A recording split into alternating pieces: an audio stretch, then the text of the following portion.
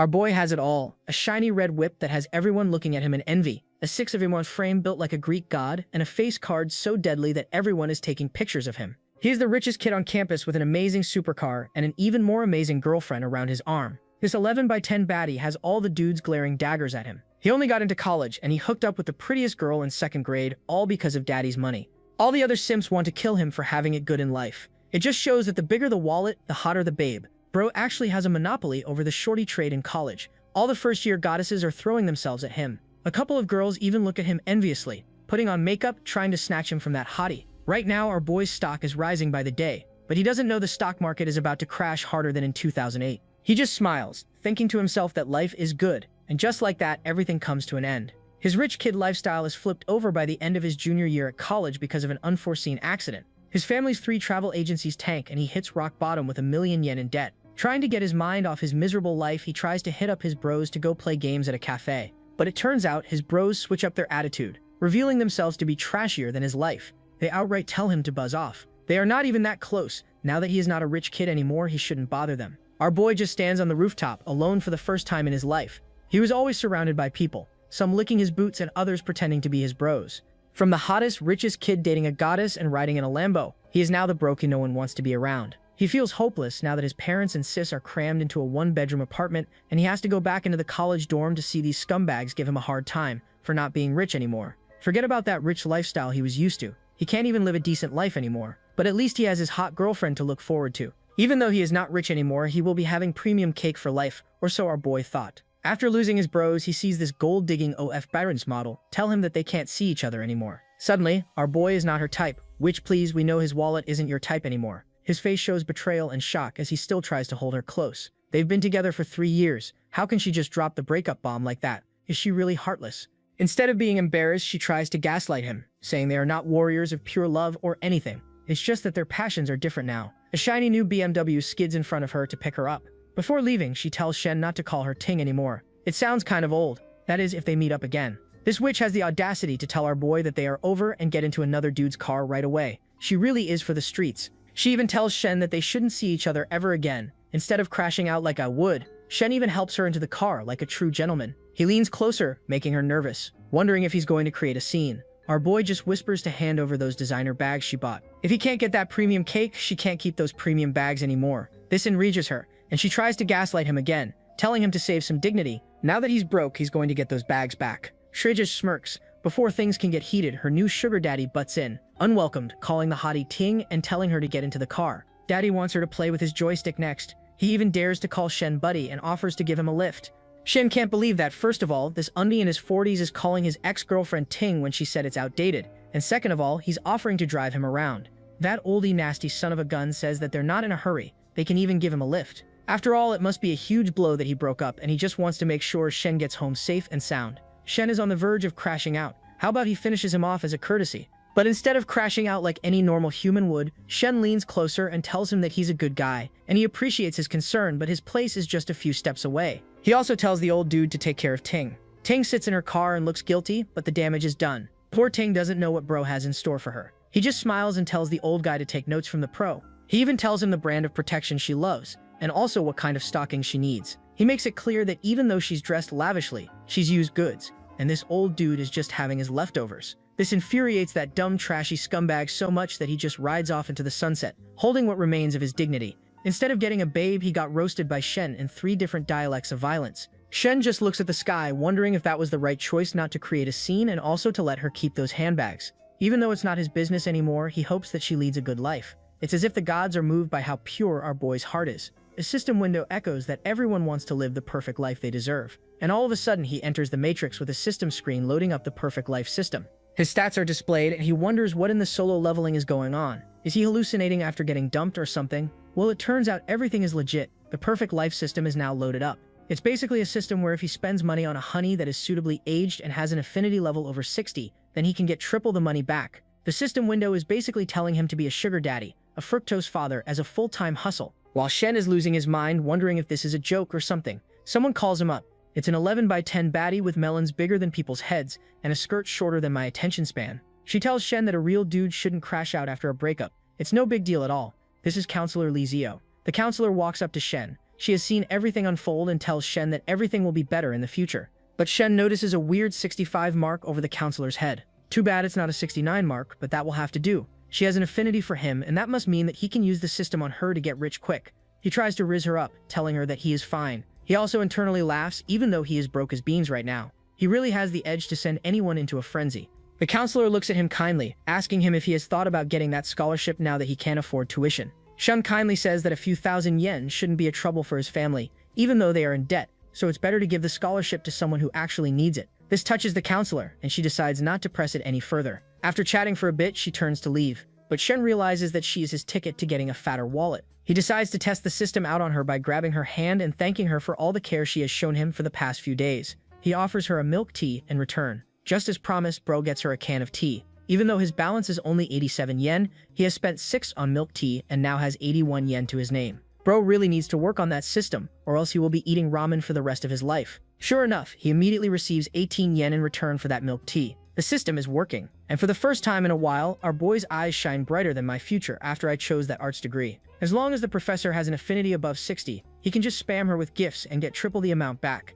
He can even pay off his family's debt if he plays his cards right. He smiles for the first time in his life. It looks like things will get better in the future, but right now he only has 99 yen. Even if he spends it all on someone, it won't be fast enough. It will take years to get himself out of debt. So right now, he just needs the startup for his new side hustle, making a gain on baddies. After getting a loan, a business loan, and selling off the only gold he had, he now has a total of 49,600 yen. Now is the time to act. In the professor's eyes, he is just a broke boy with a bankrupt family living in a one-bedroom apartment. If he wants her to accept an expensive gift, he will have to be really careful. 1 hour later, our boy has thrown all the bags and the tags of the luxury bag he bought for 39,800 yen. All he has to say is that this is a knockoff, and the professor will accept it. He knocks on her apartment door, wondering if she is in. The professor arrives in a getup that I've seen in way too many questionable movies. She is wearing an apron that barely manages to hold her marshmallows together. But our boy has his eyes set on the prize and has no time to be distracted by those marshmallows. After exchanging greetings, he comes up with a crappy story that because she has been taking care of him for all this time, he wants to repay the favor with this bag. Looking at that designer bag, she gasps, saying that she can't accept it. It looks expensive. She is a professor and is doing nothing out of the ordinary. But Shen tells her that this is a knockoff purse that cost him only 200 yen. Knowing his family's position, how can he spend more on a bag? But he still wants to thank her for everything she has done. She hesitates for a moment and feels that if she doesn't accept it, it will be like rejecting him all over again. She doesn't want him to go through that trauma. She invites him in because her food is burning. She wonders if he has eaten yet. If not, then he should stay for dinner. Our boy realizes that he might get a taste of some clams. I swear this is just the way a video went before my dad walked in. He just smirks. As long as the professor doesn't have a boyfriend, there won't be any issues, and he'll just boost his affinity level and earn some dough on the side. He looks at the system window and informs him that he now has 120,000 yen. The money is rolling in smoothly. That bag just tripled its amount, and he made 80,000 in profits. He feels the shackles of poverty break from his ankles. He feels the world opening around him. He feels the power of youth. But before he can get a bigger head, the teacher arrives telling him to sit down and eat. Our bro looks at the professor, looking delicious. Forget what about food is the professor on the menu with that bakery behind her. As she's trying to tie her apron, our boy decides to give her a hand. Being the gentleman he is, he tries to tie the apron and feels something rising. And it's not the shield hero. But before things can get any hotter, someone arrives at the apartment asking what the hell he is doing. Surprisingly, she is also hot because it's usually the fridge that protects the snacks. This is the professor's younger sister, Meng. Shen immediately fumbles and accidentally lets go of the apron. But the professor is not confused. After all, she was not doing anything wrong. She smiles and introduces Meng. Shen nervously greets her and tells the professor that he already ate before coming, so he'll be heading back to college. The professor wonders why the switch up. He looked like he was ready to settle down and have dinner. Meng sees his generational aura debt and tells her sister that he is up to no good. But her sister just angrily shoves her away, saying that they're only teacher and student and nothing more. Sure, keep telling yourself that, honey. Wait till you learn about the real price of that bag. Later, Shen is walking around a crowd aimlessly. He wonders who he should spend money on now. The professor is in a teacher-student relationship, so that won't do anymore. He accidentally bumps into a fellow loser and realizes it's Huang, and his hands are shaking. He either had the best solo fun time of his life, or he is really constipated. It turns out Huang's goddess went to the movies with Jian Peng. This is his roommate, Huang. Shen smiles nervously. He's been simping over Fang, the prettiest girl in the class, and a sophomore. And with Huang's face card being able to pull only female gorillas, he doubts that the relationship would have worked. Huang nervously wonders why he isn't making fun of him yet. Shen just looks away and looks at two baddies drinking boba tea and rolling up through the crowd. Huang immediately activates his so-called rizzes. He's glad that they didn't go to the hotel after that movie. It means that he still has a chance. Huang is getting more delusional than me when I thought I would have a job after that arts degree. Shin just smirks as it looks like getting a girl to like him is making him lose his dignity and his aura. But he's surprised to see 72 pop up on the beauty's head. It turns out this 11 by 10 baddie is also falling for him thanks to his face card and his past reputation. Shen hears Feng and her friend talk about him behind his back, about how he got dumped by Ting. Her friend is bad-mouthing him while Feng is looking at him with a weird longing. It turns out that during basic training, at the start of the semester, she was trying to get close to him, and even offered to buy him a drink. Her friend continues to badmouth him for having a bad attitude, just because he is having it good in life. Now that his family is back corrupt, all he has is his cocky attitude. This bubble-bottomed witch doesn't know our boy has the ultimate cheat sheet to get rich in life. As her friend continues to badmouth him, Shen wonders if he finally has someone to spend money on as an investment. The further away she walks, the lower the affinity rating gets until it reaches 69, the perfect number to act on. Shen realizes he can't just sit and watch her go away. He grabs Huang, asking him if it will be a problem if he goes after Feng and if they end up together. Huang makes a stupid face. He knows that with his face card, it would be a miracle if his bloodline continues. But he's still jealous of Shen, wondering if he thinks he is still the guy who drives a Lambo. But he won't mind as long as she doesn't end up with Li Zhenfeng. He doesn't care who she's with. That's all our boy needed to hear before running after Feng, promising to give it an honest shot. He walks up to Feng, ready to riz her hat off. Her ugly friend tries to shield her from Shen's hotness, asking what he wants to do with Feng. Shen is taken aback by her resistance. He comes up with a story that he just wants to book a table at a high-end restaurant and wants to ask Feng if she would be free for lunch. Feng is a bubbling mess. She can't believe that the once great Shen is asking her out for lunch. Her friend is still skeptical. How can he talk about that 5-star Japanese restaurant that costs 1,000 per person? Shen just smiles and scratches his head. He tells Feng that they can go for a walk after dinner and maybe she can help him pick out a gift for his little sister. After she's free, she should let him know by noon. Playing it smooth, he walks away, promising to see her tomorrow. Huang is looking at Shen operate unparalleled riz with an open mouth. Feng can't believe that she was asked out to a high-end restaurant by Shen just after she watched a movie with Zhang Peng. She asks her friend if it's okay or not. Her friend turns out to be a sucker for free food. She tells Feng that it's top-notch Japanese food. Even though Shen might be a bit arrogant, he has a killer face card and Zhang Peng only has family money. If Shen can make a comeback, he will easily be one of the most successful people out there. Surprisingly, her friend gives her good advice, which is rare for girls that she'll lose nothing by going. It's just dinner and a walk with no mention of Netflix and chill. The next day, Feng is all dressed up in a cute crop top and a pencil skirt. Shen is also out there showing his finest threads. The host serves them a wide variety of sushi, telling them to enjoy the meal. After sitting, Feng asks Shen about the hard time his family is going through, and he shouldn't have spent so much on her. Poor girl doesn't know that this is a business transaction. Our boy will be rolling in dough after spending money on her. As soon as she sits, her massive cake factory is visible through her skirt. Looking at that cake, Shen whispers that the flavor is incredible and worth it. He tries to look away. It's been 2 months since he played the field, so he tries to calm down and take a sip of tea. Feng wonders why he went out of his way to ask her out to pick a gift for his sister. Shen says that he always wanted to invite her to dinner, but couldn't find the right time.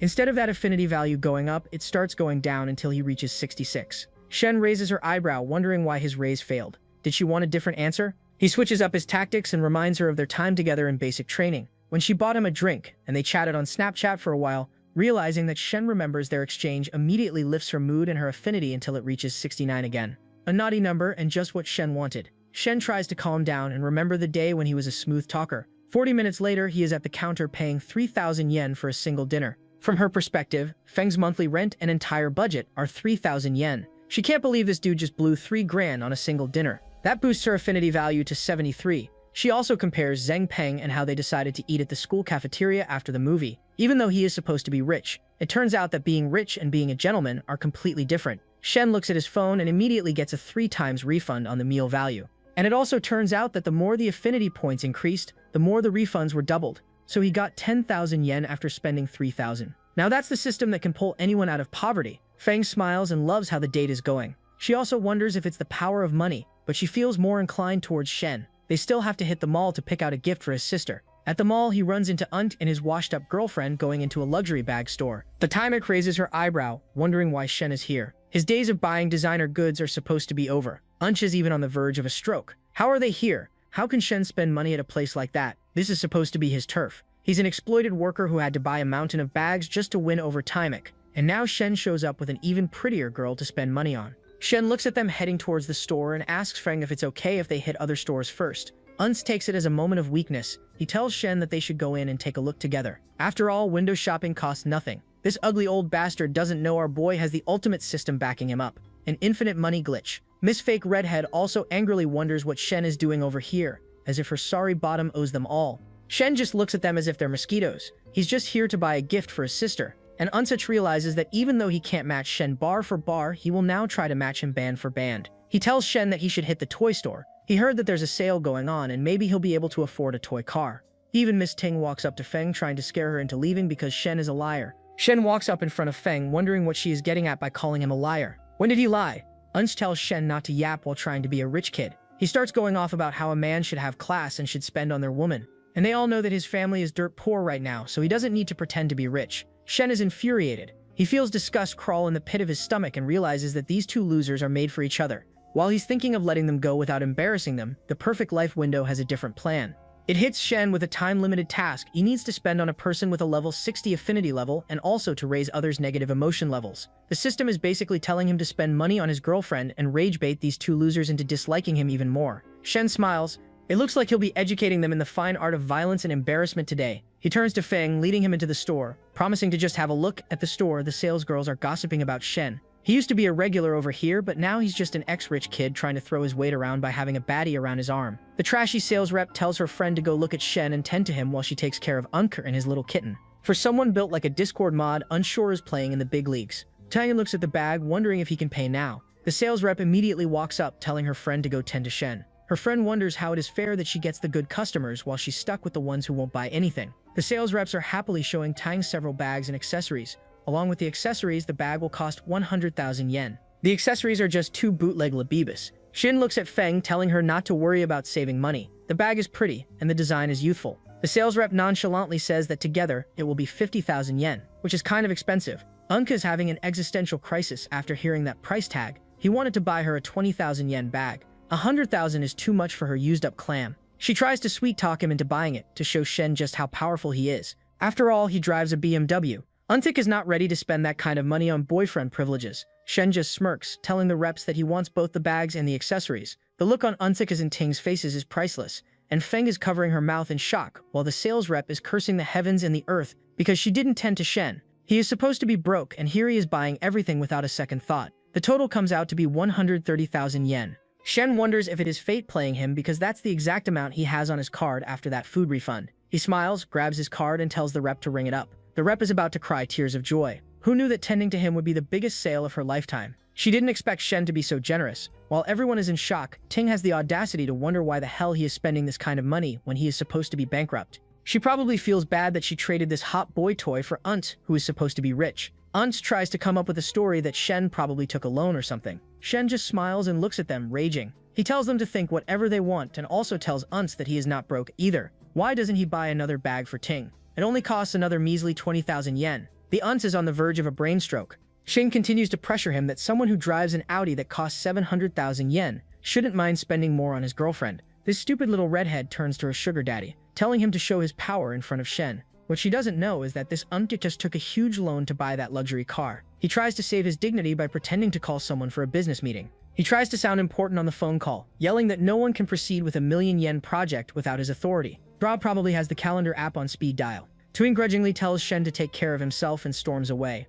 raising her hatred value. Shen looks at them walking away, wondering if it's worth arguing with them anymore. He then turns to Feng, telling her to take the bags. She nervously says that it's too expensive, but he says there's nothing, it's just a bag. She had to put up with her nasty attitude. It's the least he can do to apologize. Feng nervously accepts it and Shen just smiles, telling her not to thank him so fast. After all, this is for her as well. He hands her the second bag as well, saying that he's not sure if his sister will like it, but at least she can have something she put thought into. In reality, his little sis would probably bash his head for buying something so expensive, and they're supposed to be broke. Feng looks away, nervously saying that she can't accept something so expensive, but Shen seals the deal by playing the good guy, telling her not to worry, they have plenty of time ahead to look at the future. Even if she doesn't accept it, he'll feel bad. He successfully completes his tasks and gets a whopping 790,000 yen in his bank account. Mission passed, respect increased, and the bank account is getting fatter with each exchange.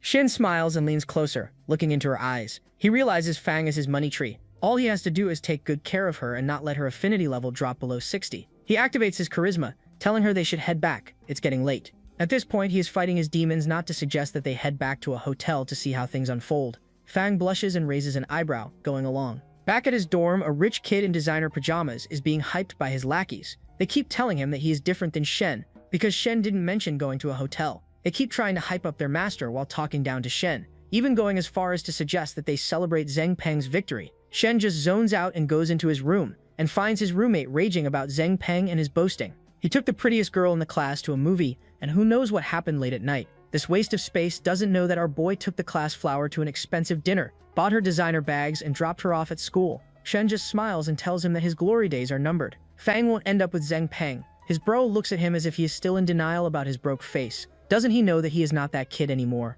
Besides, Fang didn't agree to go out with him today either, so it looks like she is going for Zheng Peng. Shane doesn't bother correcting this waste of space's assumptions. He just checks his bank balance and sighs in relief. He now has more money than ever, so it's a good time to visit home. While visiting home, he sees his distant uncle lounging on his couch. He greets his uncle with a hint of annoyance, while Shane's father tells him to go into his room. It turns out he is trying to negotiate with his uncle to give them some time to pay back the loan they took from him. Shin hears everything with a heavy heart. His uncle is riding on his high horse, saying that he needs the entire amount as soon as possible. Shin's mother angrily yells that he should remember who lent him 300,000 yen when he wanted to start his business. And now he is here for only 200,000 yen, pressuring them over and over again. Shen's father nervously tells his wife to stop talking and making things difficult, but she refuses to back down. After all, she talked to the uncle's wife and he doesn't have any urgent expenses. Looks like Shen also has a good-for-nothing uncle whose only purpose in life is creating drama in the family. His uncle says that paying off debt is important, and as a member of their family he is asking nicely, or he has other means to get that money.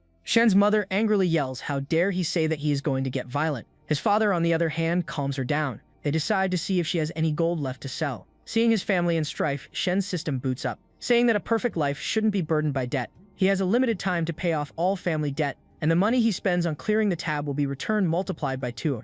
And if he uses 200,000 yen to clear the family burden, then he will also get 1,000,000 yen for an expensive car. Shen looks at the system in disbelief. What did he do to deserve this? But he also smiles because this is the perfect time to get revenge and show everyone what he is made of. Instead of spending daddy's money, he will be spending God's money, while his parents are looking at the last bit of gold they own. Shen stands at the door, his hand trembling as he hears his parents struggle to sell the last of their gold. He also realizes that 2 gold rings are missing. When Shen was a good-for-nothing brat, it turns out that he stole and sold those 2 rings to buy Ting a gold-plated luxury bag. Feeling immoral and ashamed for what he did, he bursts into the room declaring that he's got money. They look at him as if he's lost his mind, as well as his V-card. They tell him it's not the time for jokes. If he has any money, he should top up his cafeteria card and not be stupid. A bit embarrassed, Shen tells them that he really has money. He transfers 200,000 yen to their account, and both of his parents gasp in surprise, wondering where he got the money. Instead of coming clean about having a godly system that grants him money for being a sugar daddy, he tells them that he had a bit of cryptocurrency,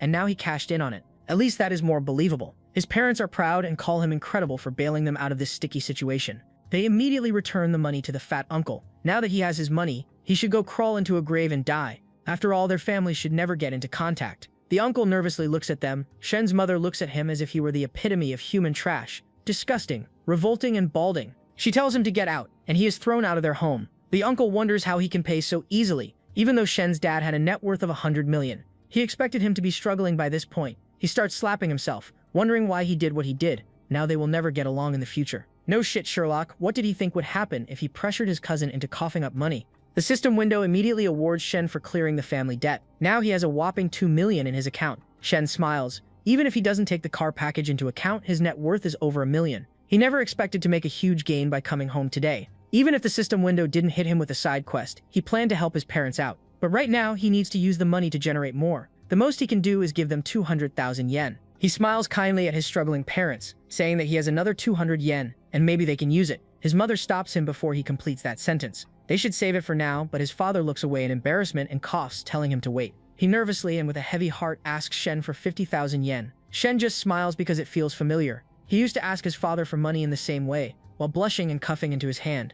It looks like the apple doesn't fall far from the tree. Later, he runs into his teacher, looking like an absolute snack. Forget about class goddesses and Ting. All Shen needs is a one-on-one session with this baddie. He leans closer, wondering if she's free tonight to join him for dinner. After all, he should return the favor. A pair of eyes shimmer in the darkness, and it turns out that Meng is close to her sister. One look from her fiery eyes isn't enough to calm him down. He immediately runs away, saying he remembered something else. They'll postpone dinner to another time. Meng angrily yells at her sister that this guy has bad intentions. This not-nosed brat doesn't know that all our boy wants is to shower the professor with gifts, treat her like a prized possession. and maybe, just maybe, book a private tutoring session. The professor says it's just dinner and nothing else. Shen, on the other hand, is gaping like a fish out of water. That was too hot for his taste buds. Back when he drove around in his Lambo, back when he had Tingjing by his side, he remembers all the good times they had in the back seat. He wonders if that time will arrive soon enough now that he has the means of getting a car. He hits up Feng, wondering if she's free to go look at cars tomorrow. Feng agrees, and her friend is hyping her up that they're already picking out cars together. They might as well get married. Feng blushes and tells her not to talk like that, but she continues to tease her over and over again, saying that she has a boyfriend who is handsome and rich. At the car dealership, the salesman approached them. It turns out he's one of the simps running after Feng. Shen introduces himself as Feng's classmate, and the salesperson wonders what car interests him. He immediately goes for the BMW M9. The salesperson can't believe that this teen wearing a t-shirt and slacks is trying to get a BMW. He still shows him around the display car. He starts a 600,000 yen car, and he wonders if Shen can really afford it. He looks at Feng and immediately starts having a vision of her washing the car and posing next to it. Bro is so lost in the sauce that he covers his pants to hide how bricked up he is. He also starts hyping himself up for no reason, saying that he is an elite salesman in a dealership earning 10,000 yen a month and driving a 200,000 yen Accord. He somehow convinces himself that Feng will choose him over Shen because he is the more realistic choice. He even offers her a chance to grab coffee later, but Feng looks away as if he were the plague, apologizing as she has other plans. Shen directly blocks his game by asking him to arrange a test drive. This infuriates the salesperson, who still doesn't believe that Shen can afford this. He apologizes, saying that their boss isn't in today, so they can't take him for a test drive. Shen knows that there's an M9 out in the entrance, and all this talk about not having a test drive is nothing but lies. He asks for another salesperson to be arranged. Another salesperson immediately pulls up, introducing herself as Chen. I'm pretty sure I saw Chen in another video before my dad walked in on me with a belt in his hand. Shen's eyes widen in surprise and he's speechless. A fellow salesman asks Yang why he let Chen handle that big sale. It turns out Yang is still not convinced that Shen will be buying a car. He still thinks that he is here to waste everyone's time by showing off to his girl. His salesman just tells him not to regret it later. Bro has no idea how big a blunder he made by letting that big sale slip through his fingers. Speaking of the sale, Chen is going on and on about all the different specs of this sophisticated car. Shen looks at her massive marshmallows, showing off godly jiggle physics down the bumpy road. Her figure alone can give Feng a run for her money, and there are always scandals about salesgirls and rich clients testing out the car in different ways and seeing how durable the backseat is. His mind starts to go down the gutter, imagining this baddie in his lap and how he's about to sign his name on her thigh. Chen makes him snap out of his daydream by asking if he's familiar with the model and what his budget is. He asks if they have any units for sale today, and this immediately shocks Chen. How can a young man afford to buy a car like this without thinking about it for a couple of days? Bro successfully manages to rizz up this baddie as well. After all, the fatter the wallet, the hotter the babe. He pulls, she still can't believe that Young gave up on him. She goes through the schedule and it turns out he can get a car in approximately 1 week. Shane tells her to place the order right now. They're talking at 600,000 yen, and he's buying it without hesitation. She does a double take and says that he'll only have to pay a 50,000 yen deposit to confirm the order. As she goes to finish the contract, Yang teases her, wondering what Shane's intentions are. Without wasting time on these comebacks, she whispers that he bought it. The whole office freezes in horror. Yang still tries to play it cool, saying that Shen will probably back off once the payment is about to be made. Another one says that it's normal for young men to bite more than they can chew. After all, they've never seen this car going with a young man. Shen pauses the paperwork and says that Shen just bought it and plans to pay in cash. This causes everyone to freeze once again. The salesman calls Yang an idiot for wasting a huge and important client. Shen immediately warns Yang, telling him that if he has any problems in the future, he shouldn't hesitate to contact her. She even plans to give him a ride to wherever he wants to go next. Seeing the salesperson being too friendly towards Shen, Feng immediately gets jealous and says that they'll take a taxi. Chen realizes that she was being too friendly and ended up annoying Shen's partner. Later, they walk through the city, and Shen wonders if they should eat now. He also notices Feng being a little cold. He wonders if she's being jealous or upset. Seeing her pout, he realizes that's the case. He tries to clear the air that she's only a salesperson, and it's a client and salesperson relationship. Nothing more. Our boy is lying through his teeth. Then what was that image he was having back at the car? Feng nervously wonders who knows. It looked like they were having a touching moment. Shen just looks away, saying there's a habit to check someone's movements out of habit, but he won't do it again. The friend realizes that even though they're not official, she's being jealous of the salesperson. Maybe because his weird spending habits attract a lot of women. She wonders if there is a way she can keep Shen locked down and extremely exclusive. While Shen is promising not to let it happen again, he internally thinks that it's definitely going to happen again. Feng innocently says that he bought her bags just yesterday. Even though she does have some expectations, it's not right to have Shen spend so much on her. What if he thinks that she's a gold digger? Shen just smiles. In reality, he wants her to be a gold digger because the more he spends, the more he earns. They later sit in a restaurant and Shen wonders if she will go for a hot or cold drink. She starts reading between lines that don't exist, wondering if he's trying to figure out if it's her time of the month or not. She tactfully chooses a cold drink. Shen wonders why she's being so weird and why her face is as red as a beetroot. He also remembers that the last time he had his joystick played with was with Ting 2 months ago. He really needs that windfall release. 3 hours later, they exit the mall with Feng at a whopping 81 affinity points. After all, our boys just spent 80,000 yen on her, buying her a bracelet, a bag, and a new watch. He successfully put Feng in an existential crisis, wondering if Shen is way too good for her and out of her league. She doesn't know that our boy just received his money tripled back. Now, even after getting the car, he will have 1.6 million yen left. Our boy decides this is the perfect time to make his move. He wonders what if they don't go back to the dorm tonight, and Feng just laughs and responds. Later, they're in a grand hotel room. Shane is standing in the shower while Lily is lying on her stomach looking at her phone. She's trying to come up with an excuse to tell her friend not to wait for her tonight. Shane arrives with the towel wrapped around his little friend. After all, he spent too much for her to get cold feet now. She just comes up with the excuse that she'll be visiting a relative tonight. Shen leans closer and she whispers that she hadn't had the time to shower, but he says it doesn't matter. They lean closer and embrace each other, each touch unlocking new areas on her map. She nervously tells him to be gentle, but our boy hasn't touched grass in 2 months. Half an hour later, Shen is lying there with hollow cheeks and bags under his eyes, while Feng is smiling like a kid on Christmas. He didn't expect himself to be so weak after only half an hour, but maybe it was because he hadn't exercised enough. Before he can catch his breath, Feng crawls over him as if she's scaling Mount Everest. She says they should do it again. Shen whispers that maybe they can rest a bit more, but she isn't taking no for an answer today. Shane smiles, thinking that the system is offering refunds for basically breathing at this point. With all the money he has, he should pay off the 52,000 yen debt he took as an initial investment. And there's also 100,000 yen he owes to John. Out of all the fake friends he had to let go after his bankruptcy, he's the only one who helped him out without hesitation in his time of need. While Shane is remembering his ride and die bro, his roommate pulls up, wondering where he was last night. He didn't come back to the dorm, and he also reminded him that today they have a class dinner. Shen has no interest in this class of wannabe rich kids, and he doesn't even bother telling this loser that he was out having a taste of premium cake and banging the class goddess. The group messages are flooded with everyone meet writing Zhang Feng complimenting him on the car he bought for 280,000 yen. This dinner is basically a contest to see who can suck up to Zhang Feng the most. Shen finds it adorable that that little show-off is happy with that car, but he won't be going to this glazing party. His inbox pings with a message from John saying that it's been ages since they met. They should have dinner with drinks tonight to take their mind off everything that's been happening. The system window finds this a perfect opportunity to tell Shen to invest money in a business,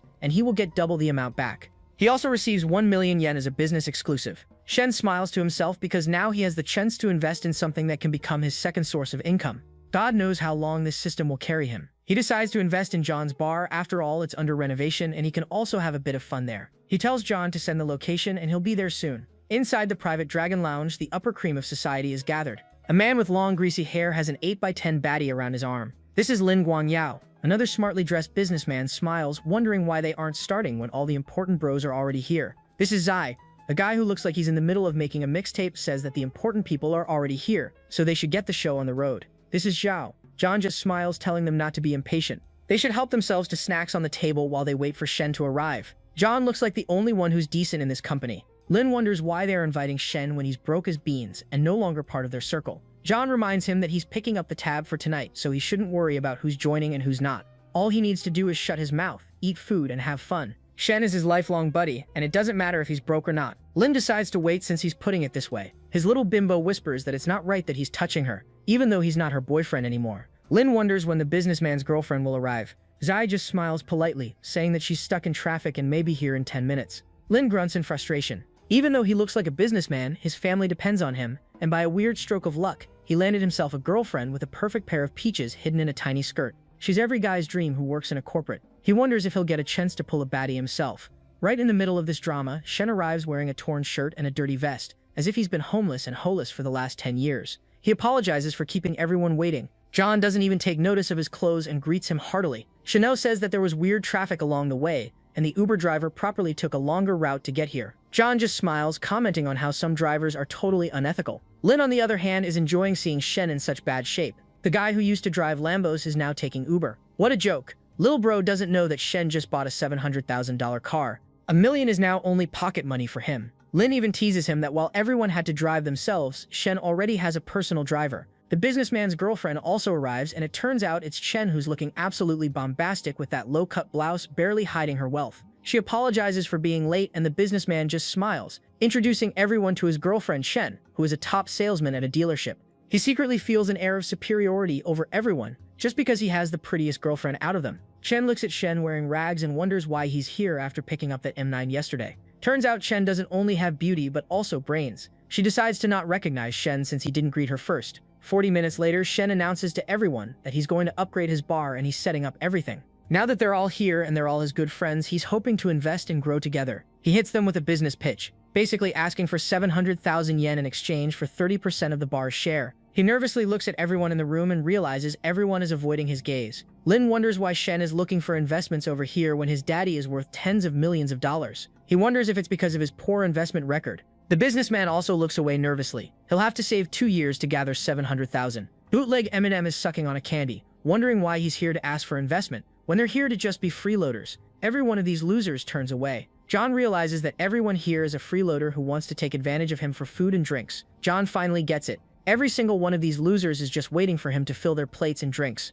When it comes to pulling together for each other, they might as well be limp fish flopping on the floor. He nervously swirls his chalice, asking if someone will at least have the decency to say something. Lin breaks the silence, telling Shen that if he needs money, then it's better to just take a debt. They're willing to chip in and help him open up the place, and he can pay them back whenever he feels like it. The businessman also chimes in, saying that they shouldn't be partners halfway. It won't be fair to him. The second-rate rapper looks at the businessman, coming up with an excuse not to invest. Seeing Shen's bankruptcy and not lifting a finger to help him, this group is nothing but a pack of losers hyping each other up.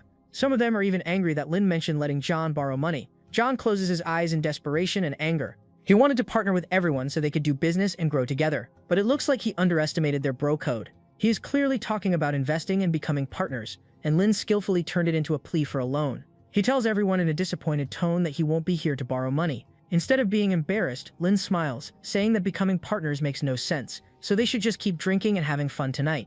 Only Shen is the realest of them all. He has seen their true faces firsthand after his family went bankrupt. They are all parasites who just sit around and drain their family's finances. Disheartened, John tells everyone to enjoy themselves while he heads out. Unexpectedly, Shen offers to lend him the 700,000 yen he needs as an investment. The room falls silent. Lin starts laughing uncontrollably, telling Shen not to joke like that. They all know where he's coming from. They all know that instead of cereal, he has struggle O's every day. The dumbass rapper tells Shen to go to the bathroom and wash his face. He must be in a severe state of delusion. Even the businessman tries to act cool, saying that he's older than him and more experienced. Lil Bro doesn't know that his 2-year saving is only pocket change for Shen. Lin takes the mic, offering to pay a round-trip taxi fare for Shen. Only Chen knows Shen's reality. She wonders why everyone is being a disgusting prick to the guy who bought a 600,000 yen car in a heartbeat. Even though she wants to help him out desperately, she can't. There must be a reason why Shen is keeping it a secret from everyone. She's conflicted on what she should do. Shen looks at John, saying that he's already transferred the 700,000 yen he needs. Sure enough, the inbox shows the message of the bank transfer. Shen looks at John, struggling to breathe. John shows the message to Lin, and Lin is on the verge of having a stroke. He looks like a baby from the hydrogen bomb versus the coughing baby meme. He even tries to count the zeros over and over again, and Chen wonders if something has changed all. She looks up at Chen, giving him a full view of her marshmallows and her buns. While Lin stands there shocked and embarrassed, one of his fellow scumbags wonders what the message said. Lin nervously says that he has some things to take care of, so he'll have to leave. His dumbass cousin wonders what's going on and why he's leaving. Lin tries to bail his cousin out as well, saying that his uncle and auntie are looking for him. His blockhead of a cousin wonders why he didn't get any calls. Lin grits his teeth in frustration because his cousin is as bright as a broken bulb. Now that Shen has shown what a real friend is, they have no chance of saving face. He also wonders why Shen took an Uber just to get all the spotlight tonight. The fake hip-hop rapper also sees the transfer message and immediately bails as well, saying he has some things to take care of. One after another, all of these human scumbags see the message and take their leave, until only Chen and the businessman are left. The businessman wonders why everyone's switching up so quick. Chen whispers that they are leaving too. He wonders how she knew that he transferred the money without checking the record. She didn't even see the message. She angrily says that Shen bought an M9 yesterday and paid in cash. This shocks Four Eyes so much that he grabs Chen's hand and asks her why she didn't let him know the moment she entered, if they don't act her out next time. His voice trails off as Chen angrily slaps his hand away, breaking up with him on the spot and wondering what's next time. Today she has realized what a garbage of a man he is. They should never contact each other ever again. Just like that, bro lost his dignity and his girl in the same night. John nudges closer to Shen, saying that if he knew that he was such a big shot, he wouldn't have wasted so much money in this meeting. Shen pours himself a drink. These guys are anything but trustworthy. He then asks John to tell him about his business plans and what he plans for the bar. After talking for a full 30 minutes about the plans, John can't believe what an amazing business sense his friend has. As they are both busy with their lives, they need to find a manager to take care of the renovations. In the next hour, Shen hits up Chen, saying that they should meet up around lunch because he has some questions about the car he got. Chen wonders what this is all about. She was busy with her night routine. After all, it takes a lot of effort to be so pretty. Shen just smirks. He only has a single money tree right now. He needs another beauty in his system to spoil. Besides, Chen has the best body he has ever seen in his 26 years of life. Wasting money on her won't be a waste. The next day, Chen is sitting there with the buttons on her blouse, fighting for dear life to hold it together, and her skirt being a formality, showing off those thick thighs that save lives. No wonder she is so famous in sales. A fatty grandpa looks at her and wonders what she is doing out here in store uniform. This balding piece of work decides to flirt with her because he never got to do it before. He is the general manager of the dealership where she works. He tells his subordinates to go do whatever they want. He has some other things to do. The others leave, wondering if Chen will agree to date Mr. Shang. Even though his forehead is practically bigger than my house, they don't think Chen would agree to date a man twice her age and thrice her waist size. While they are gossiping about Chen and her new fling, the businessman arrives and hears them talking about her. The fatty grandpa tries to raise her up with a "Do you come here often" line, wondering if he can join. She politely tells him that she already has a date with a friend, but this fatty takes it as a plan to play hard to get. He reminds Chen that he is her superior, and it doesn't matter if she is here to meet a friend, maybe they can really eat together. Chen looks at this disgusting bomb of adipose tissue, telling him to keep a distance. He already has a family and shouldn't talk like that. This excites Fatty even more. He even goes as far as to suggest getting a divorce so they can be together. The businessman is furious. How dare Chen reject him for a guy like that? He's a hotshot who earns 500,000 yen a year and drives a car worth 300,000 yen. Your eyes don't know our bro can ruin him in a game for band to band. The businessman looks at Chen, squirming next to the fatty manager with tears in his eyes and fury on his breath. He yells at the general manager, how dare he have a fear behind his back. Chen nervously wonders what he is getting at, but right now, bro is here to prove that he is the alpha. He punches Fatty in the face, and it turns into a full-blown fistfight. Shen arrives and looks at the two idiots beating the stuffing out of each other. It's too sticky a situation, and if not for the fat man, he would be the one lying on the floor right now. He grabs Chen's hand and whisks her away, saying they should get out of here and ignore them. On a car ride, she explains that she was only dating the businessman for 2 weeks. At the dinner, she realizes what a horrible person he is. Shen looks away, saying that it's better to see a person's true self early on.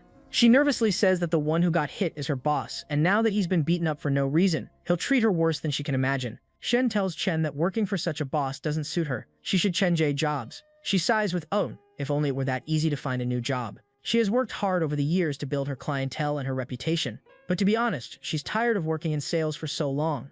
She wants to open up a small cafe where she won't have to deal with managers like that. She whispers that it costs 300,000 to 400,000 yen to open a cafe. Shen looks at her in surprise, wondering what if someone else invests in it. After all, aside from the 700,000 yen he has spotted John to open his bar, he has 300,000 yen left in investment funds. She just smiles, saying that she'll resign immediately and work for the investor. Her hand inches towards his joystick, and Shen smirks, telling her to resign tomorrow. He'll invest those 300,000 yen to open that cafe. Shen immediately stops in her tracks, and her affinity score soars to 64. She can't believe what she's hearing. This young man is about to change her entire life, and Shen is just glad that he has a new money tree to cultivate.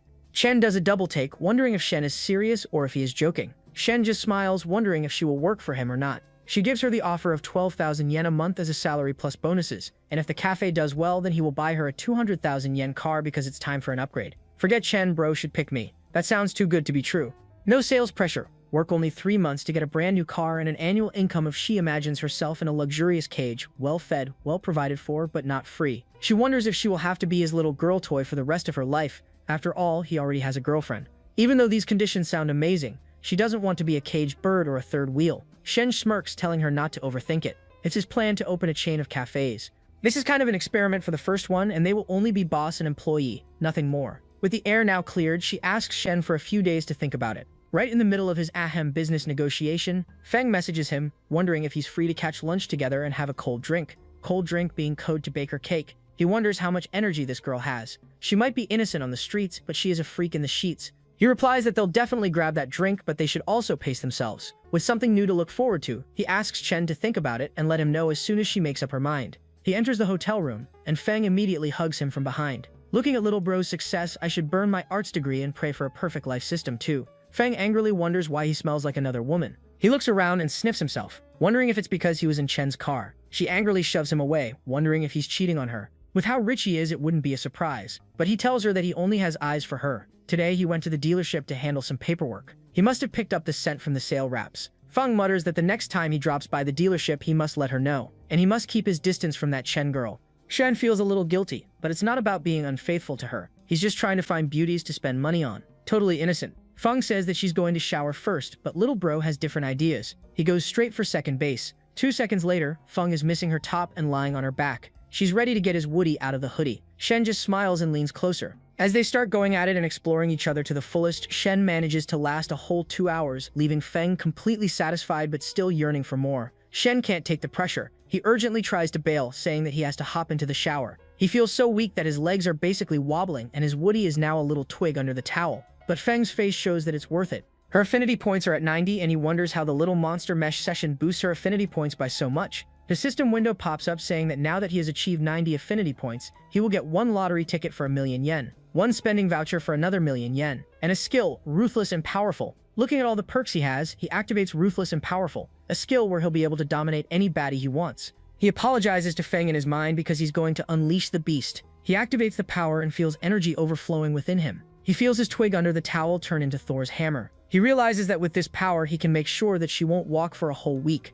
It looks like the system rewards him with whatever he needs, but he imagines the 2 baddies still safe from Thor's hammer, the professor and Chen.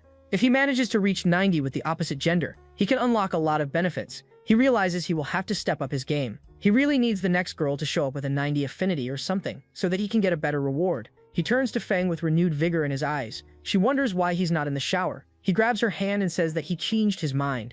He flips her over like a pancake, grabbing those peaches with such force that she gasps in surprise, wondering why he feels different. Meanwhile, somewhere else, Chen is lying in bed with a guy offering her 300,000 yen a year and a 200,000 yen car just to work in a cafe. Her girlfriend wonders if she ran into a scammer, but judging by Shen's track record of spending money like throwing peanuts, he's supposedly illegitimate, and he's only 21. Her friend wonders how this can be young, rich, and handsome, the holy trinity of playboys. Her friend tries to wrap her dumb head around the offer. She'll be getting a 300,000 yen salary, a brand new car, and a guy that's rich, handsome, and young. What more can she ask for? She looks at the city through her window. He's 6 years younger than her, but her friend reminds her that it's better if a woman is younger, but it's even better if she's a bit older and more experienced. Then she can give him the full Ara fun time special. And if he manages to land her, he will get 2 godly marshmallows. Chen is still unsure because he already has a girlfriend, but her friend is a true gold digger in every sense.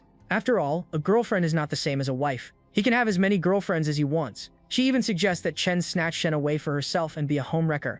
And if she's being so indecisive, maybe she can have a go at this young Mr. Millionaire. Chen can't believe what her friend is saying. Doesn't she already have a boyfriend? But she says that she would drop her boyfriend in a heartbeat for a man like that. She hangs up the phone and realizes that her trashy friend can't be a source of comfort and answers. She imagines Shen looking at her through the window and wonders what the future holds for her. 40 minutes later, Bro has successfully laid the pipe and drilled his love into her buns. Bro laid the pipe so hard her soul did a factory reset. She lies there hyperventilating, wondering why he was different this time around. He wonders if she means that he was stronger somehow. She hides under the sheets, cutely. It's been 40 minutes, and they have done it twice, and he whispers if she's ready to go for another round. She can't believe what she's hearing. She was supposed to be the energetic one, but he folded her like a lawn chair at a barbecue. Life sure is good for Bro. Not only does he have a godly physique, but he also has a system that gives him unlimited stamina. He teases Feng that she studied dance years ago. How about she tangos on his lap? Man really said round 3, after rearranging her internal furniture twice. She nervously wonders how. She doesn't know how to, but he just smirks, saying that she'll learn with experience. He really is a smooth operator.